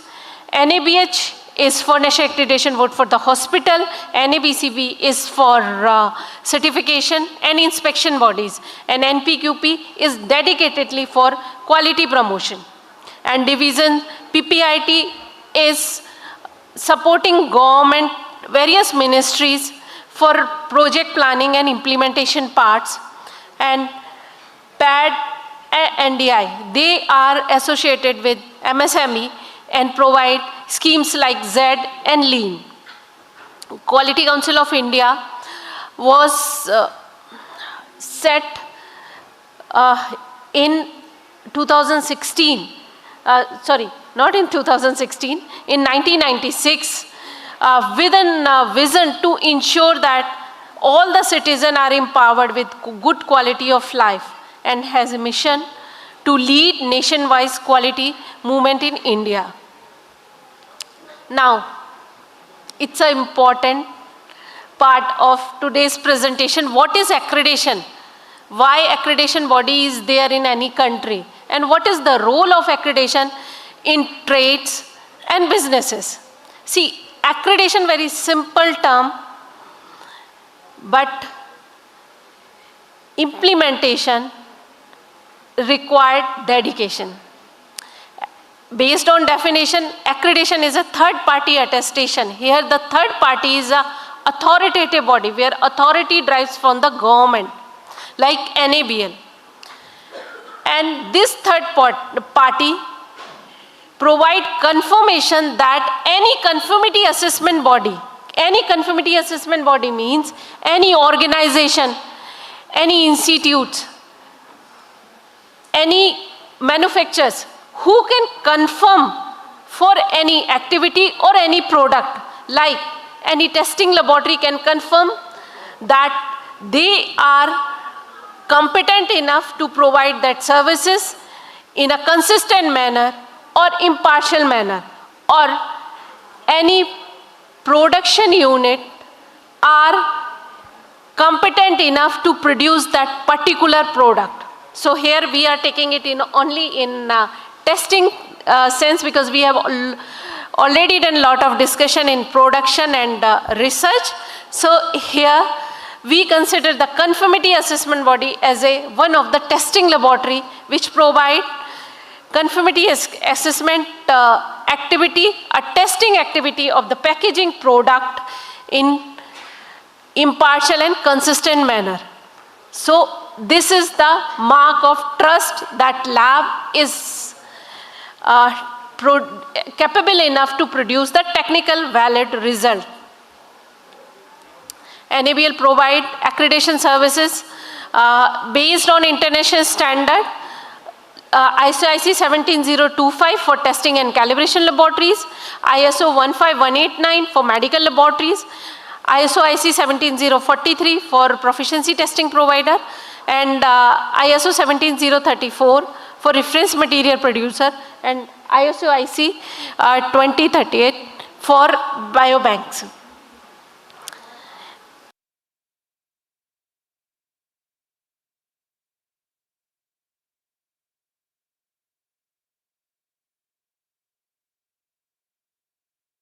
They are associated with industries and any organization.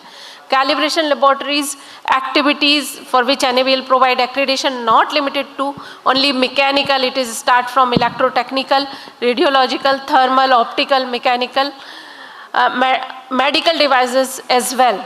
And same way for medical testing laboratories, proficiency testing laboratories, and proficiency testing providers and reference material producers are cover full range of the scope which is available. And with respect to packaging, it comes under testing in chemical and mechanical scope, which we will discuss later. So NABL provide accreditation in all type laboratories, whether it is open to a commercial laboratory, a government laboratory, a research and development organization, any permanent facility, or any site or mobile testing facility, in-house lab of any production unit, or a private laboratories, or any association laboratories. Packaging material testing laboratories is newly introduced in NABL in mechanical and chemical laboratories, and for this I would like to congratulate Director IP and Tanveer sir, because for their efforts it has been come, and now the NABL accreditation is open for all the packaging industries. Though it was there, but it was embedded in textile material or plastic material. But now it's having its own identity as a separate group and in chemical and mechanical discipline. Thank you so much, sir. So this is the good opportunity for all the industry. They can come forward for the accreditation of their own in-house laboratories, and we are now working for the model scope of packaging material testing laboratories. As far as international recognition of NABL accreditation, NABL maintains its linkage with the International Laboratory Accreditation Corporation, ILAC, which is now associated with IAC and changed into GLOBAC, Global Accreditation Corporation Incorporated, and Asia Pacific Corporation. This linkage maintained through a mutual recognition arrangement, and for becoming a part of mutual recognition arrangement, any accreditation body to face a evaluation from their prior accreditation bodies, and APEC said this evaluation. And NABL is a mutual recognition signatory of Asia Pacific and ILAC since 2000, and in any of the evaluation, NABL never been get any non-conformity. So it's a it's a reflection how our country accreditation, our country's accreditation body works. There was one survey in 2022. Every 4 years this survey conducted to just verify the infrastructure, global quality infrastructure of all countries. So in 2022, NABL and NABCB, because we have other accreditation bodies also here, we secured 5th place in global infrastructure, quality infrastructure index, and this year we secured 7th place. There are the different reasons for that, but not the accreditation body. Accreditation body place is still 5th.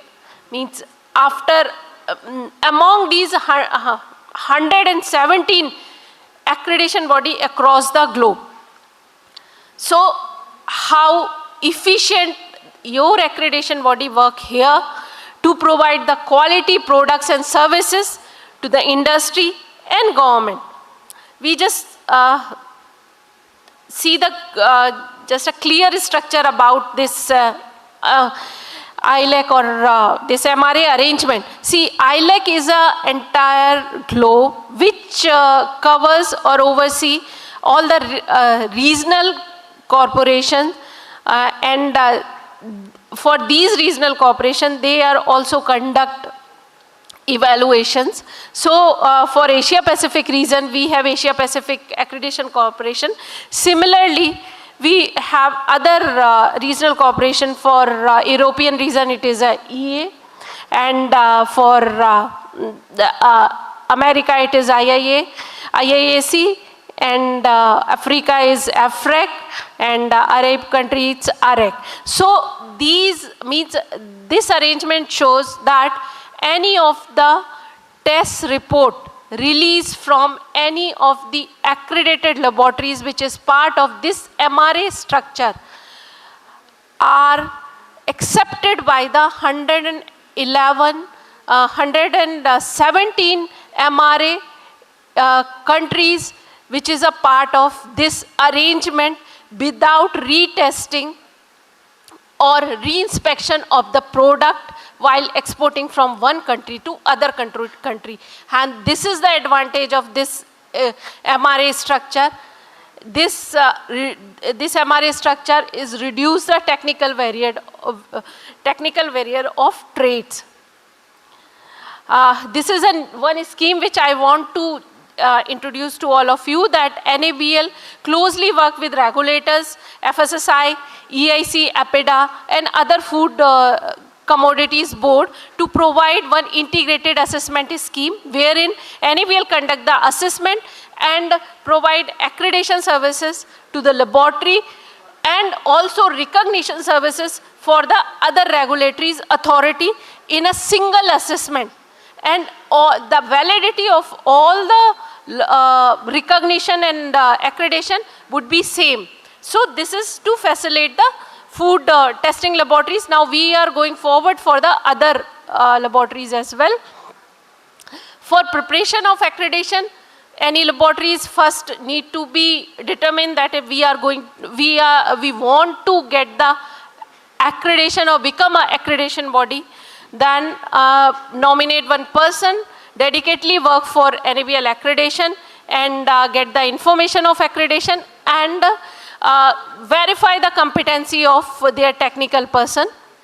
Then prepare the scope, participate in PT proficiency testing program, and check themselves before introducing themselves to NABL or third party by doing internal audit and management review, and submit the application. And all the entire accreditation process is completely digitalized in NABL because the application submitted online. We are not accepting any document in hard copy. Even the payment mode is also all online mode. Not any checks and draft anything we are not accepting. So entire accreditation process of your country is online. The complete process is that the application come on NABL portal, and then from there document review part is done. If anything is not meeting as per the requirement, then we again give the remark to the laboratory and give sufficient time to address those inadequacies and send back same application to NABL, then we conduct pre-assessment, which is a one-day assessment to just check whether readiness of the laboratory for the main assessment. And after that, we conduct the main assessment with a team of assessors, lead assessor and technical assessor, and then scrutinize the report by the external panel, independent panel, and then release the certificate. This entire process conducted online, assessors doing the assessment on mobile app, and submitted the evidence also through a mobile app, and we are issuing the digital certificate. So entire accreditation process from application to release of certificate is entirely digitalized, and we are also encouraging to our laboratories to make all the document in digitalized manner. Means we used to convey through during assessment also that there is no need to show the paper or document to assessor. They can show entire things through their laptops or their system, whichever available with the laboratory. These are the benefits. Some we have already discussed, and other means you can see once any lab is established is ISO IC 17025 international system in their laboratory. That lab must be having the robust quality management system, and as a part of implementation of this standard, it is required to recheck through internal audit, MRM, risk assessment. They can have the better control on your system, and after having the better control, the chances of errors in analysis got reduced. That's why the chances of complaints and dissatisfaction of customer also get reduced, which significantly increase the efficiency in time and reduce the cost, operation cost as well. And based on this robust quality system, the results of these laboratories are used by government for public benefit. And these are the regulators which directly trust on the laboratories. This is the entire status of the laboratories. Now we have the accredited, and in this we have 6460 testing laboratory, and just look at the number of packaging testing laboratories, 197, and these 197 all don't have the full testing facility except 6 laboratories of IIP. So you just see, and in India we have just going to complete it. India have rapidly growing packaging industry, as we have discussed by other speakers. So I just request that all the industries and all the organizations come forward for support of this sector and become a part of our Honorable PM's vision of Viksit Bharat 2047. Jai Hind. Thank you so much.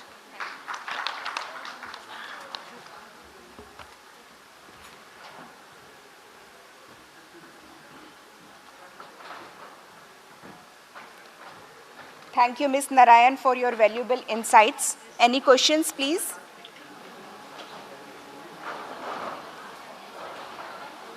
Ms. Narayan shed light on the importance of accreditation system, quality assurance and digital transformation in strengthening the packaging sector. Now we proceed to the third and final speaker of this session.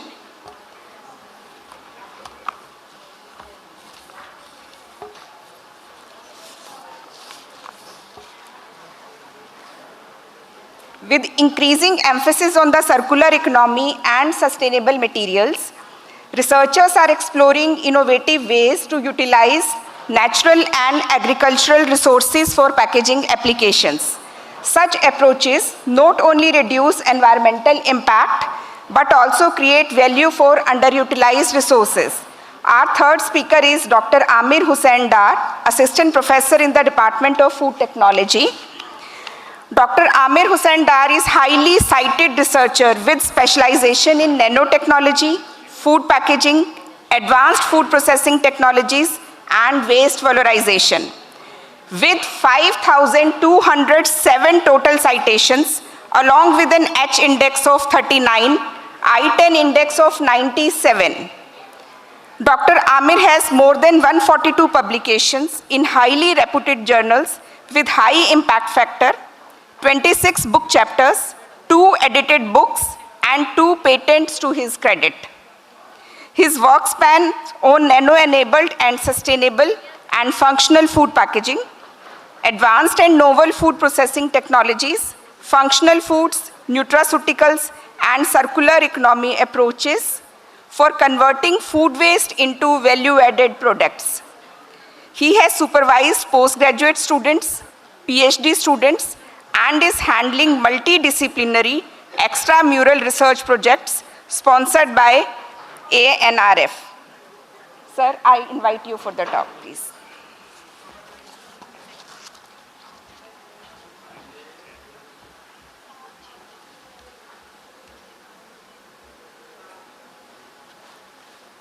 A very good afternoon to ladies and gentlemen. I express my sincere gratitude to Indian Institute of Packaging for providing me an opportunity to speak before the August gathering. So I'll be deliberating my talk on a very important topic, that is the valorization of underutilized temperate fruit crops for sustainable packaging solutions. So as we know, there is a complete shift from the conventional packaging systems to the sustainable packaging systems. That means the sustainable packaging systems, it means that the biodegradable packaging systems, the biocomposites.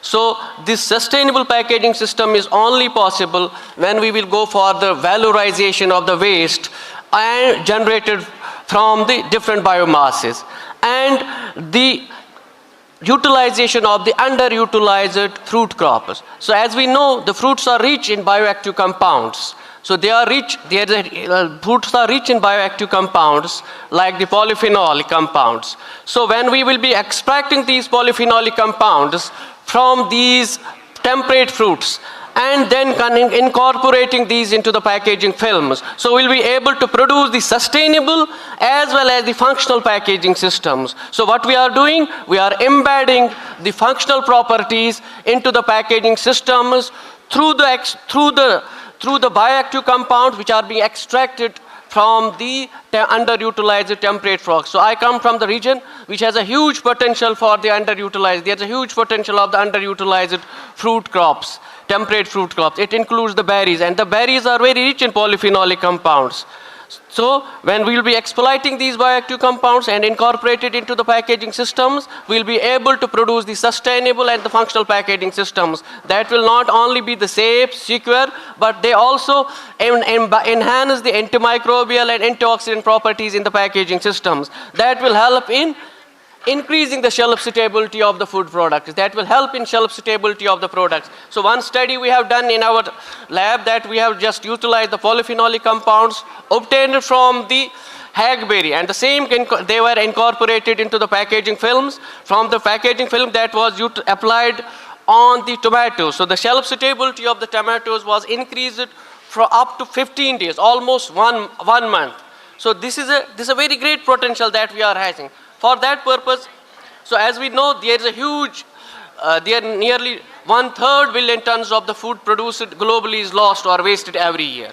So mostly the food waste contributes significantly to the greenhouse gas emission. So when we talk about the greenhouse gas emission, it means the greenhouse gas emission, it is a contributing factor for the increasing in the carbon footprint. When the carbon footprint increases, that means it causes a huge environmental burden. So that means so in order to reduce the carbon footprints, on one side what we are doing, we are utilizing this waste, and this waste can be converted into the packaging films, and these packaging films will be applied on they can be applied and then be used for different food applications. So it plays a very pivotal role. So when we'll be shifting from the system, so that will have a remarkable change in the environment. So we know that over 400 million tons of plastics are produced. they are produced annually worldwide. So plastic production rate is nearly doubling factor in next 20 years. So the packaging sector accounts for 40% of the total plastic production. So when we say there is a production of plastics, that means we are increasing the environmental burden. So environmental burden is increased. That means these in the form of the synthetic polymers, that is the LDPE, PET, this persists for hundreds of years. And another very important, that is the talk of the town, that is the generation of the microplastics. So microplastic is a huge concern nowadays because the microplastics, they get leached out only, it has by different factors, that is the thermal degradation, that is one of the important factors that cause the storage time. When these thermoplastics leach out into the food and beverage drinks, so what they are doing through the food chain, they cause the cell damage. So they cause the cell damage and they are the cause of the various fatal ailments. That is the carcinogenicity, the obesity is increased. So there are a lot of studies have been done on the microplastics. That leaching of the plastics is becoming a huge cause for the carcinogenicity, and that is having the huge health implications. So why there is an urgent need for bio-based and circular packaging system? So there is a transition. Though there is a transition towards the bioeconomy driven material innovation. So that means there is a complete shift from the conventional plastics to the biomaterials. So what they will do, they will enhance the biodegradability, the compostability, the reduced carbon footprint, and they will incorporate the important functional properties like the antimicrobial and antioxidant properties. So these are why underutilized temperate fruits they need. They are region specific. There have been low commercial exploitation of these underutilized temperate fruits. So they are rich in underexplored and novel phytochemicals. So they have high perishability. If they are not being utilized, that will cause a huge environmental concern. So by valorizing these underutilized temperate fruits, what will be doing? It will add to the economic value to the fruit matrix. It will support the rural development framework. So there are various phytochemicals that we are present in these underutilized temperate fruit. That are the phenolics, tannins, terpenes, organic acids and minerals. So they are also polymeric. They are also rich in the polymeric compounds. That's the starch, pectin, cellulose and hemicellulose. These are very important. These are the base materials for the fabrication of the packaging materials. Starch, pectin, hemicellulose and cellulose. So cellulose has a very important role in improving the mechanical properties of the packaging materials. So this is the film forming. This film forming process, it starts with by incorporating these phenolic compounds. They enhance the mix, they impart greater strength and adhesion to the packaging film. They reduce the OTR and WVTR. They enhance the antimicrobial and antioxidant properties, and that means they are imparting active functions into the packaging system. So the packaging attributes are increased, enhanced. So there are certain different methods by which these polyphenolic compounds will be incorporated. So one is the direct incorporation through this, the flow by which there is a direct incorporation of the berry extracts, in which what polyphenol rich extracts, they are mixed with the film forming solutions. And another important method by which they can be incorporated, that is the encapsulation. So encapsulation can play a very important role. That encapsulation will improve the stability and that will enhance the control, release and the targeted delivery inside the food aid. So why we are incorporating these polyphenolic on film properties? They enhance the tensile strength due to the polymer, due to the phenolic polymer interactions. They enhance the antioxidant activity, improved antimicrobial activity. Natural pigments help in providing the UV protection. So UV protection is very important aspect that is being imparted by these polyphenolic compounds. So these are the different studies have been done in which the Seebeck Thor extract plus chitosan film has been developed by the Fang et al. Similarly, how Thor and berry extract will alginate based films that has been developed by the Lam et al. So coming to the research which we are doing, that is the utilizing the hackberry in the functional food development. So the foremost important thing is how to extract this, how to extract the polyphenolic compounds from this hackberry. So we have to use a very novel technique we are using, that is the ultrasound assisted extraction. So the ultrasound assisted extraction is based on the process of the cavitation. So the cavitation creates the bubble formation, and the bubble formation, they create some sort of compressive forces. These compressive forces, what will they will do? They will rupture the cell membrane, and from this rupturing of the cell membrane, this ultrasonication facilitates the leaching out of these bioactive compounds. So on one side, what we are doing, on one side, this is a green extraction technique because there is no residual solvent production in it. So there is a minimal use of the solvent. So that is a green and the environmental friendly technique. And the bioactivity of these polyphenolic compounds is retained. So this is the study we have done. This is an HPLC profiling. The HPLC profiling shows there is a strong, there are polyphenolic compounds. So this is the profiling done through the HPLC. It shows the presence of the rosmarinic acid, caffeic acid, gallic acid, carbaric acid, chlorogenic acid, rutin, cinnamic acid, curistine, epigen. These are all polyphenolic compounds, and this is the profiling has been done through the HPLC. And there is another aspect, that is the FTIR. So FTIR reveals the presence of polyphenolic OH groups, polysaccharides, and glycosidic linkages. And these polyphenolic groups are bound with the polysaccharide matrix. So they are bound with the polysaccharide matrix. So their extraction is very important. They need to be extracted through an extraction technique. That is why we are utilizing the ultrasonic assisted extraction technique here. So this is the profiling. This is an unpublished work which I have done now. The profiling has huge potential it is showing. So these are the packaging films which we have developed. And this is storage, this is a control in which we have used only the wedge storage. Wedge, it is under wedge, it is an underutilized leguminous cereal. That is the wedge we are using. In this you will see there is a 5% hackberry is incorporated, polyphenol incorporated. Then 10% hackberry polyphenol is incorporated, 15% hackberry polyphenol, and 20. First, these are the packaging films which we have developed in our lab. So they have been applied, so this work is going on. These are different films which we have, these are all bio, and they are very strong. They have shown a very peculiar characteristics when they are incorporated with these polyphenolic compounds. So this is a very complete, it's a novel work. Because the polyphenols work, incorporation of the polyphenol, it has not been done yet. And what we are doing, we are utilizing the underutilized temperate fruit crops here. So you can see the bioactive potential. This is the bioactive potential of the developed cell. So you will see this is showing the promising results. The TPC is just showing an increasing trend, and also the DPPH activity is also showing an increasing trend.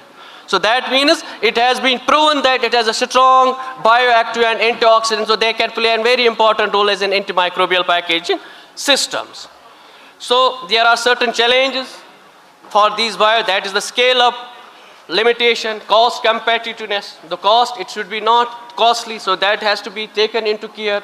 So the mechanical properties. So mechanical properties a bit concern in case of the biodegradable packaging systems. So for that purpose, we are going to do another research in which that we are going to utilize the almond shell, because in our area the almond is grown and the almond shell gets wasted. So we are utilizing this almond shell for increasing the mechanical properties of those packaging materials. So almond shell has a higher proportion of the lignocellulose. So that lignocellulose has a peculiar property that it imparts the mechanical strength of the packaging materials.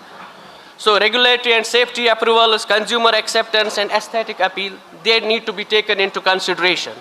So this is the conclusion. The developed biopolymer based active packaging systems, they demonstrate a significant sustainable packaging potential as an eco-friendly alternative to conventional packaging system.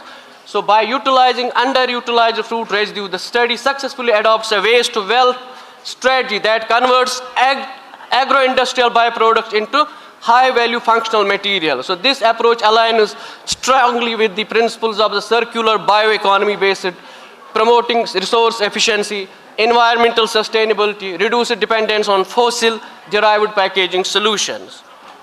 So these are certain publications which are which I have published. These are mostly the Q1 category journals. They have been published in the reputed journals. They are already they are mostly on these active packaging systems, antimicrobial, functional packaging systems. These are the refs. Thank you.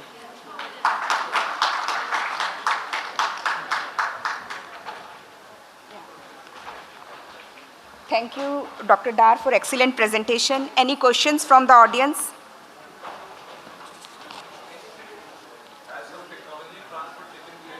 No, we are going to, we are in a process. We are in a process. We are in a process and we will complete the work. So then we will just transfer this technology. Definitely will be transparent technology.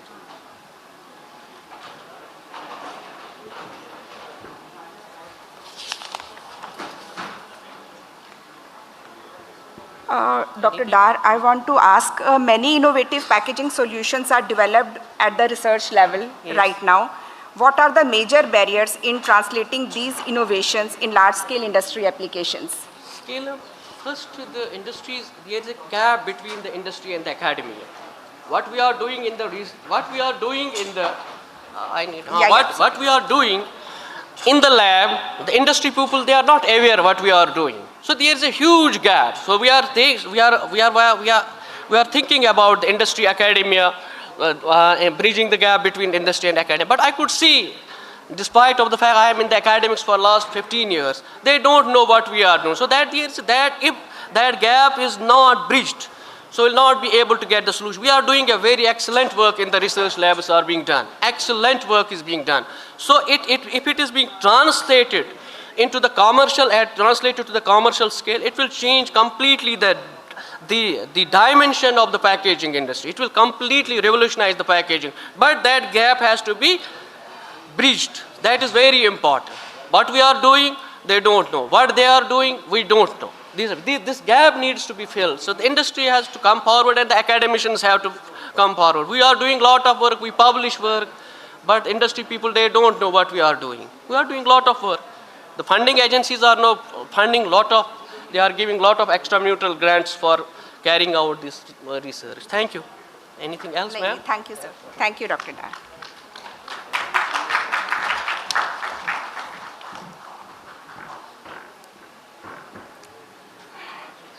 Dr. Dar's work explored innovative approaches for converting agricultural resources into eco-friendly, highly functional packaging materials, contributing to circular economy and sustainability. All these three presentations today have highlighted different but interconnected aspects of modern packaging, including innovation and sustainability in packaging materials, standardization and accreditation systems, development of bio-based and sustainable packaging solutions. These discussions clearly demonstrate that packaging plays a critical role not only in product protection, but also in ensuring consumer safety, regulatory compliances, and environmental sustainability.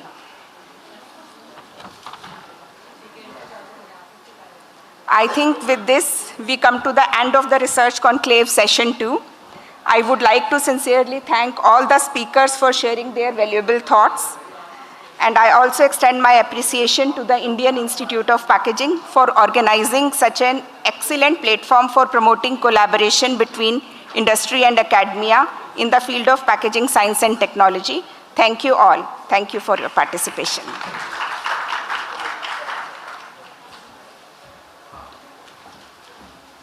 Thank you very much. I request Session Chair, Dr. Meenakshi, to please take the center stage and present token of appreciation mementos to her fellow co-panelists. Ma'am, to please. We'll begin with Mr. Joan Tranchel. Sir, to kindly step forward. Please give it up for Mr. Tranchel. Can we all give him an energetic round of applause? Director, Sales and Marketing, Polydyne Plastic Packaging Industries, Sri Lanka. Thank you very much, sir.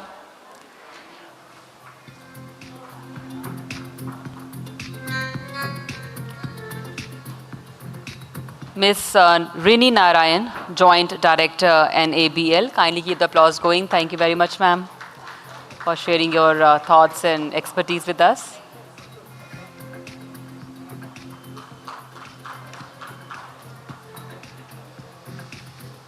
Dr. Amir Hussain, Assistant Professor, Department of Food Technology, Islamic University of Science and Technology, Amantipura, Kashmir, India. Thank you very much, sir. I now request Mr. R.K. Mishra, Director IIP, sir, to please join us on stage and present the memento to Session Chair, Dr. Meenakshi Garg. Can we get the memento for Session Chair, Dr. Meenakshi Garg, Professor, Bhaskaracharya College, New Delhi.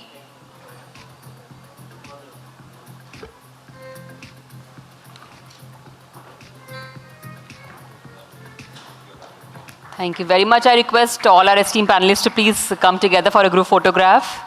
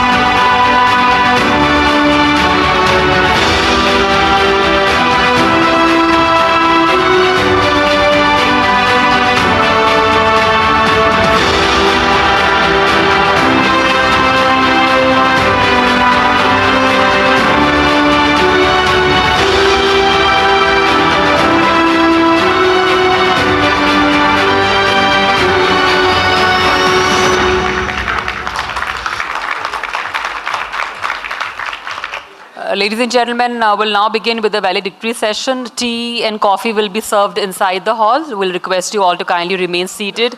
The students who are sitting towards the end may come and sit and occupy the front tables. All our students, delegates who are sitting towards the end can occupy the front tables. Meanwhile, please join me in welcoming our esteemed dignitaries on stage for the valedictory session. Mr. R.K. Mishra, IRS Director IIP, sir, to please be seated on stage for the valedictory session. Can we please welcome him on stage, ladies and gentlemen? Professor Dr. Tanveer Alam, Additional Director and RO IIP Delhi, sir, to please be seated on stage. Mr. Rakesh Shah, former Chairman IIP Delhi. Professor Anup Ghosh, Emeritus Professor IIP, to please be seated on stage. Can we once again welcome our esteemed dignitaries on stage? I think all of us can show a little bit more energy. This is the concluding session, so let's try and give our best in terms of energy and enthusiasm.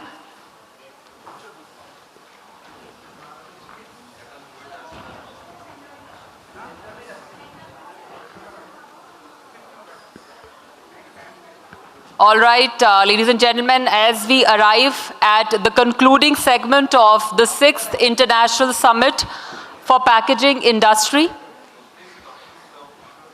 it is now time for the valedictory session, followed by the much-awaited awards ceremony.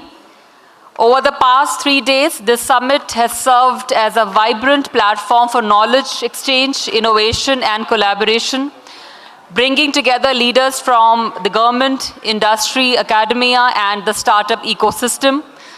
From insightful panel discussions to cutting-edge innovations showcased across the summit, ISPI 2026 has truly highlighted the transformative role of packaging in shaping a safe, smart, secure, and sustainable future.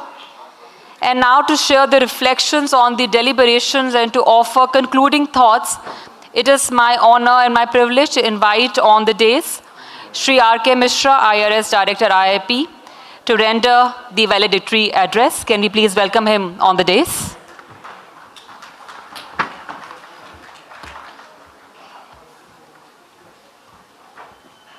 My colleagues in IIP, Professor Ghosh, and those who support IIP in all the endeavors from the industry, delegates, dear students.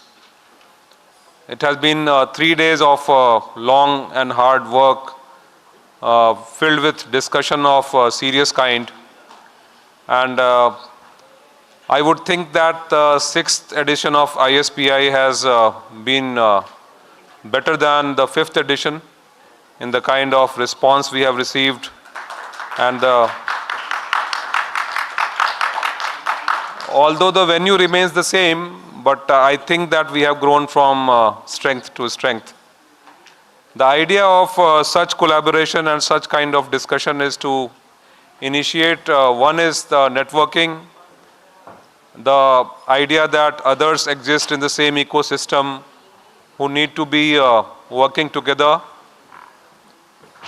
The regulators, the industry people, the researchers, students and other stakeholders coming together is always an occasion which leads to more of looking inwards, looking inside as to what we are, where we are right now, and what are the possibilities for the industry as well as the individual companies or individuals in line with the expectation of the government policy, the international situation. So taking all these factors into account and the kind of approach we have had to encourage new units, new students for Packathon or the research conclave looking at various ideas. It was I was very happy looking at the response during the whole conference. I thank Honorable Commerce and Industry Minister for sending the video message wishing the very best for ISPI 2026. His wishes have fructified. We have had a successful conference, summit rather.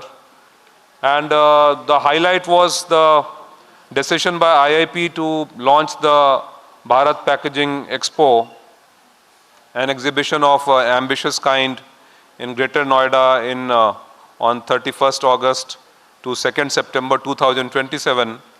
We have enough advance notice. Our teams are on the play, and I would expect that the industry responds to this opportunity enthusiastically. It is our very own exhibition, and a lot of people from abroad, including Asia and Europe, would definitely come in for gaining access to this opportunity. So I would request you to give a sincere thought to this prospect. About IIP, we are growing in numbers, in our reach. We are doing a lot of outreach for the skill development of the people who require skill development, who do not have resources. So from that point of view, we are fulfilling our mandate, which is given by the country. After all, it is a national resource which has been created by the Government of India. It is your own institute. I will be very happy to welcome you all in our Diamond Jubilee celebration, which starts on 14th May 2026. It will be an year-long activity-filled year, culminating on 14th May 2027. And in this year, I hope that the World-Class Packaging Laboratory, a grant of 106 crores given by the central government to the IIP, will see it in reality. The grant has been received and we are in the process of getting that structure up. At the same time, I thank all the partners and other people, sponsors as well, whose support in creating this edifice of strength has been valuable. I know we are a bit exhausted after this 3-day, it's a long kind of event where we have been seriously from the morning till the evening. Today is a bit early, it's only 5 p.m. or so, but yesterday it was 8 p.m. and day before it was 8 p.m. So very rarely we see conferences where the attendance is heavy or high towards the end. So I thank you all who are having the strength and the courage and the wisdom to be around at this point of time. This conference's outcome paper, Dr. Tanveer Alam will work on that and we'll make it a public document. We'll also include various nuggets of discussion in the Packaging India, the bi-monthly publication that we have, so that the information is available to the public and our responsibilities are fulfilled. I will not speak for long because we are all looking forward to the end now. It has been a very, very satisfying experience. And I commend the work done by the team IIP led by Dr. Tanveer Alam and Professor Ghosh for doing this, organizing this summit in a very, very efficient manner. Although a bit of noise level was high and I tried to intervene with my students, telling them forcefully towards the end. I know that they are also at the end of their tether. But taking all factors into account, the kind of speakers that we could assemble and the kind of support from various partner organizations, including the Food Technology Research Organization, Research Institute, FASAI, as well as NABL, APEDA, the Exim Bank, and so many. I cannot talk about all the speakers. I thank them in absentia if they have gone, and for the previous 2 days. It has been a very satisfying experience. I had given this advice or direction to Dr. Tanveer Alam that we must ensure that the engagement is meaningful so that those who are present here do not feel that their time or energy has been wasted. So that was the only brief that I had provided. I feel that we have largely come true to that standard. I thank you once again. This address by me is just to say that the future depends on what we do together. In the end, the outcomes will determine how good we were, and the kind of goodwill that IIP has generated is based on the work done by people so far and the alumni. We have to keep this standard going further up, and the onus is on the present generation of students and the faculty. We will be standing shoulder to shoulder with each other so that our journey towards a better packaging industry outcome for technology, education, testing, research, development, consultancy, and reaching out to people who do not have real access to packaging solutions. That continues in a very, very serious way. Thank you very much. Jai Hind.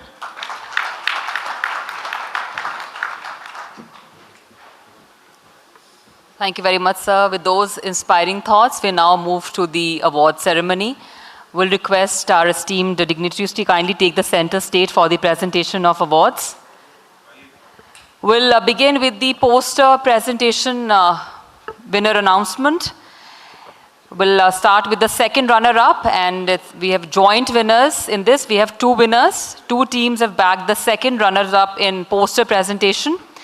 I'll first invite the first team, Anchita Paul and Dr. Preeti Khemaria from IIP Delhi, to please come on stage. They are the second runner-up winners for the poster presentation. Anchita Paul and Dr. Preeti to please come on stage.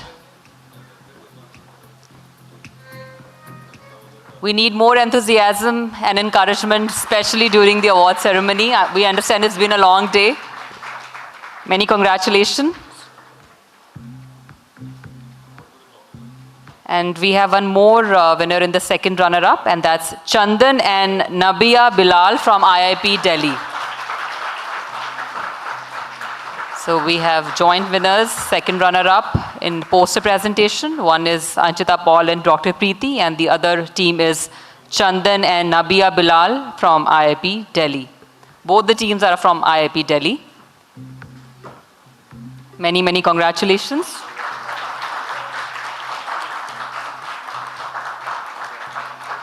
We also have 2 joint winners for the first runner-up. Chandan and Nabia. For first runner-up also, there are 2 individuals. First, I'll call Saptanil Ghosh from NDRI Karnal. First runner-up for poster presentation.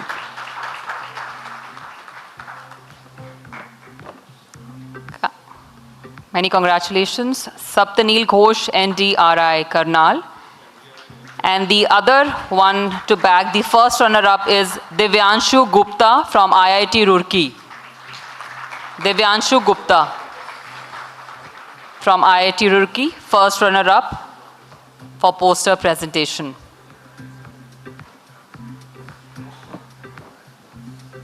Let's give it up for Divyanshu.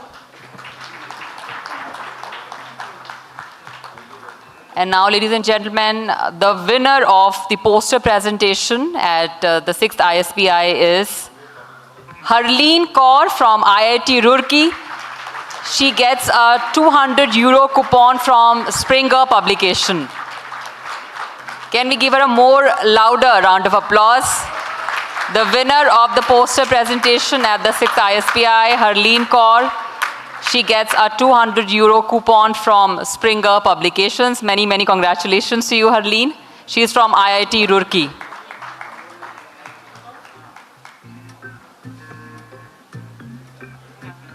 Once again, many congratulations to all the winners of poster presentation. And now we move to the announcement of oral presentation winners. Here all the 3 winners, that is second runner-up, first runner-up, and the winner will get a €200 coupon from Springer Publication. And we'll first announce the second runner-up. And it is Tejaswini Dhanaji Patil from IIT Roorkee, second runner-up for oral presentation at the 6th ISPI. She gets a €200 coupon from Springer Publications. Many congratulations to you, Tejaswini. Kindly keep the applause going.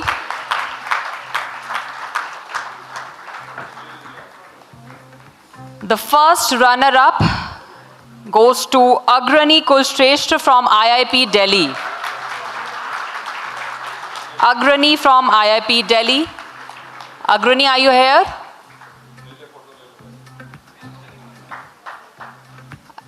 And now it's time to announce the winner. The winner of oral presentation is Anchita Paul from IIP Delhi.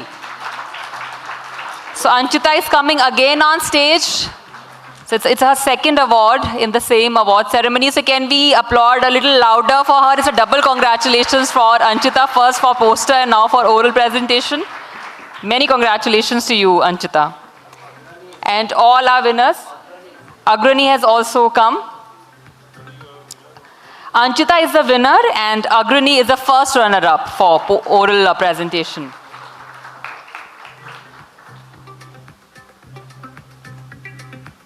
Many congratulations. And now we have Agrani on stage. She's the first runner-up for oral presentation. Once again, many congratulations to all the winners of poster and oral presentations.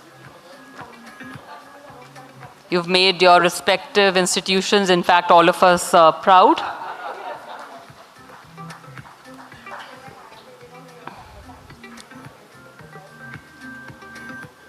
And now we have a special, thank you so much, Agrani, for joining us.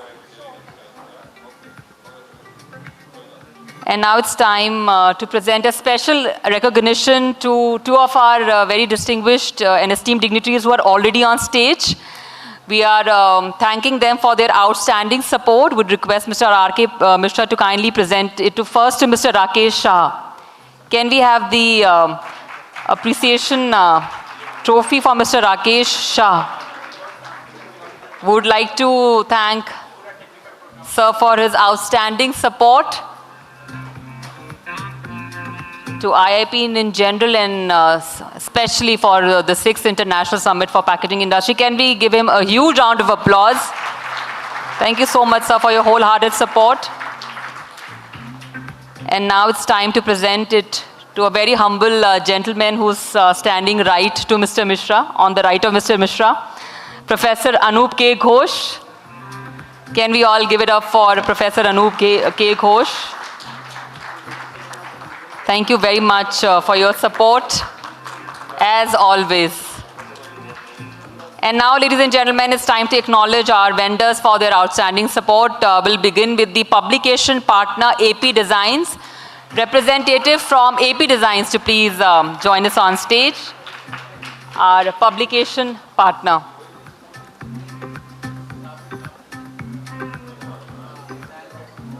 So we are acknowledging our vendors for their support. We started with the publication partner, AB Designs.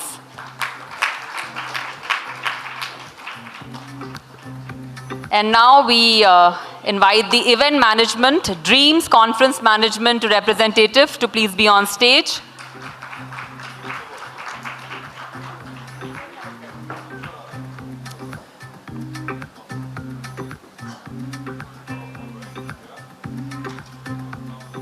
And now it's time to acknowledge the man who's been capturing all of us. It's time for him to get captured. Our media partner, Lucky, Lens Films, and Think Media. You know, these 3-4 gentlemen have been moving here and there with their cameras. It's time for them to be captured. Thank you very much for your support. And we now felicitate our regular vendors, Flux Enterprises, Reen. Representative from Flux Enterprises, Reen, to please be on stage. Do we have the rep from Flux? Flux Enterprises. Do we have the representative from Flux or Reen? Anyone here? Yes, sir, please. You are from Reen, sir? Thank you very much, sir, please.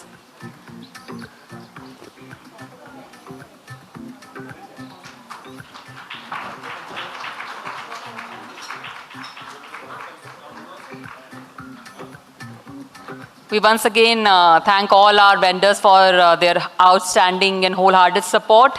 And now, you know, 3 days of eating gala lunches and gala dinners, it's time to burn the calories. So, you know, this cycle has been displayed from last 3 days. Let's see who takes it home. On a promise that you will drive it, you will just ride it home.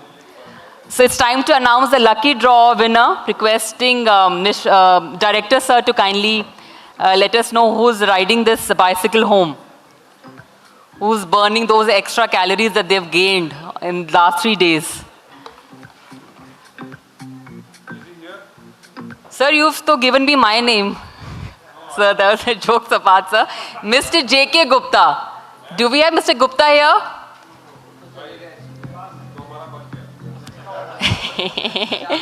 So for final, otherwise we'll take it back. Yes, yes, absolutely. You know, these are the perks of staying till the end, attending the conference till the end. Professor Dr. R.N. Jagtap from Institute of Chemical Technology. It goes to IIP Delhi. Many congratulations to IIP Delhi. Thank you very much, dignitaries, for doing the honors. Thank you very much. I now request Professor Dr. Tanveer Alam to kindly propose vote of thanks.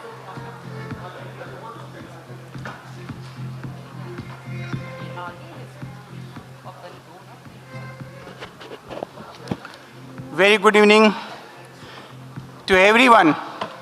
Good evening. It is a great privilege and honor to propose vote of thanks at this closing ceremony of ISPI 2026. On behalf of Indian Institute of Packaging, I extend my sincere gratitude to the Honorable CIM Shri Piyush Goyal sir for his constant encouragement and overall support to the packaging sector. Though he could not join us physically, his virtual address inspired and motivated all of us, reinforcing the importance of innovation and global competitiveness in packaging sector. I would like to express our heartfelt thanks to Shri Ajay Bhadu sir, Additional Secretary, Ministry of Commerce and Industry, Government of India, for gracing the inaugural session of ISPI as a chief guest and sharing his valuable thoughts. The Grand Summit would not have been possible without the generous support of platinum, gold, silver, bronze sponsor, exhibitor supporters, and all our industry partners. Your financial support and institutional support and associational support helps us to organize a grand success of this mega event. I extend my sincere appreciation to all our distinguished national and international speakers for sharing their knowledge, innovative ideas, and visionary perspective, and enriched every session of this summit. My special thanks to all the session chairmen and co-chairmen and rapporteurs who skillfully moderated and conducted the keynote sessions, focus sessions, technical sessions, and panel discussion, ensuring the smooth and meaningful deliberations. I would like to thank the packaging industry, professionals, entrepreneurs, startups, academicians, researchers, students who has participated enthusiastically and made this summit a vibrant platform for the knowledge, exchange, and collaborations. A special appreciation goes to all the participants of the Packathon, both the industry and student categories, and to all those who have presented their work in the research conclave. My sincere thanks to esteemed jury members who devoted their valuable time and expertise to evaluate this and select the best contribution in Packathon, oral and poster presentation. I also extend my congratulations to all the winners. We are grateful to all the packaging companies and organizations who set up the stalls for exhibition, showcasing their innovations and strengthening the packaging and industry academia. We would like to thank to the chairman of IIP and governing body members. I would like to thank NRC chairman Sri Sundaram and NRC team of Delhi for their valuable inputs and supports and cooperations to organize this wonderful ISPI event.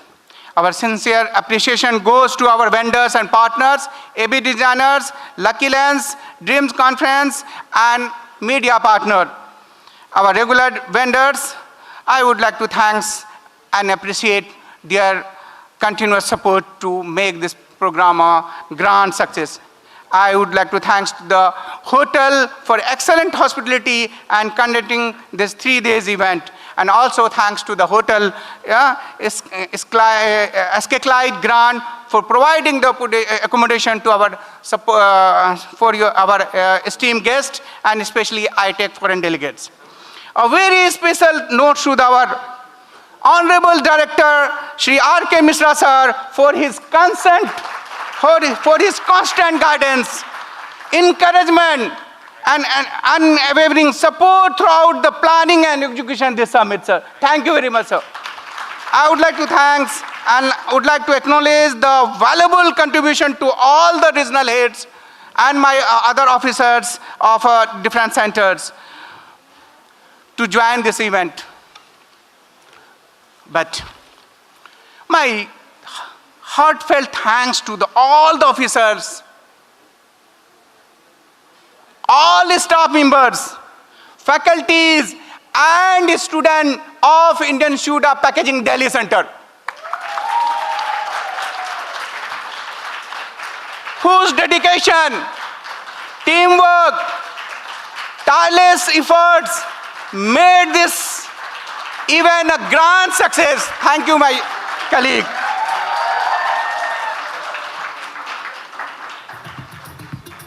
I would like to thank, a special thank to the Professor Anup Ghosh sir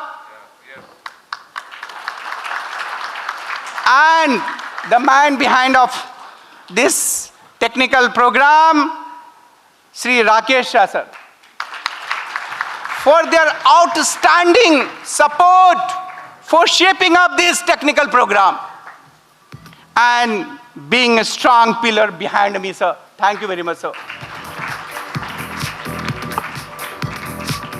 My special thanks to the ITech participants. ITech participants for their disciplined presence throughout the 3 days International Summit. And truly make this event an international event. I would like to thank the Ministry of External Affairs for organizing this during this occasion of ISPI for the residential training program for ITech. I thanks to our MC, Ms. Prerna, and coordinating to Dr. Astha Bhardwaj for excellent anchoring to entire technical sessions and inaugural and validatory sessions today. Once again, I congratulate all the winners of Packathon and Research Conclave. With this successful conclusion of this summit, we look forward for organizing even bigger and more impactful events in the coming days. Definitely will again join for ISPI 2027 version in the month of February. Thanks once again each and everyone, because list is big. I could not take the name of each and everyone, but I thanks everyone, including the media personnel. Thank you very much. Jai Hind, Jai Bharat.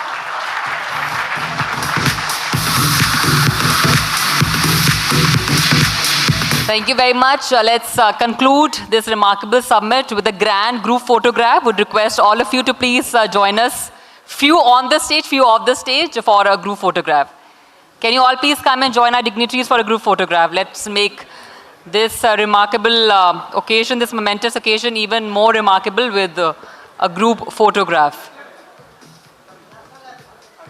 We'll first would request all of you to kindly rise for the national anthem and then join us for the group photograph. Kindly rise for the national anthem.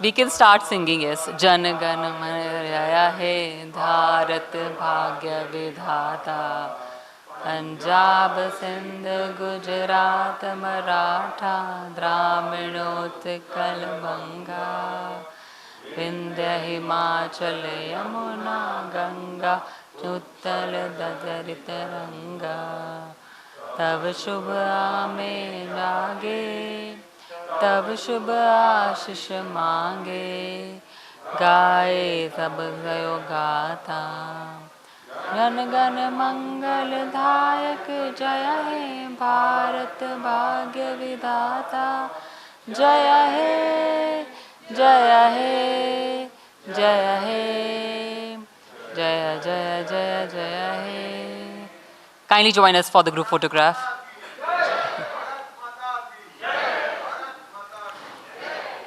Kindly join for the group photograph. We request all to please join for the group photograph. And ladies and gentlemen, with this we conclude the 6th International Summit for Packaging and Industry. We thank you all for your participation and support. And we wish you all a great evening ahead and look forward to your esteemed presence in our future events as well. Thank you for your participation and support in all 3 days.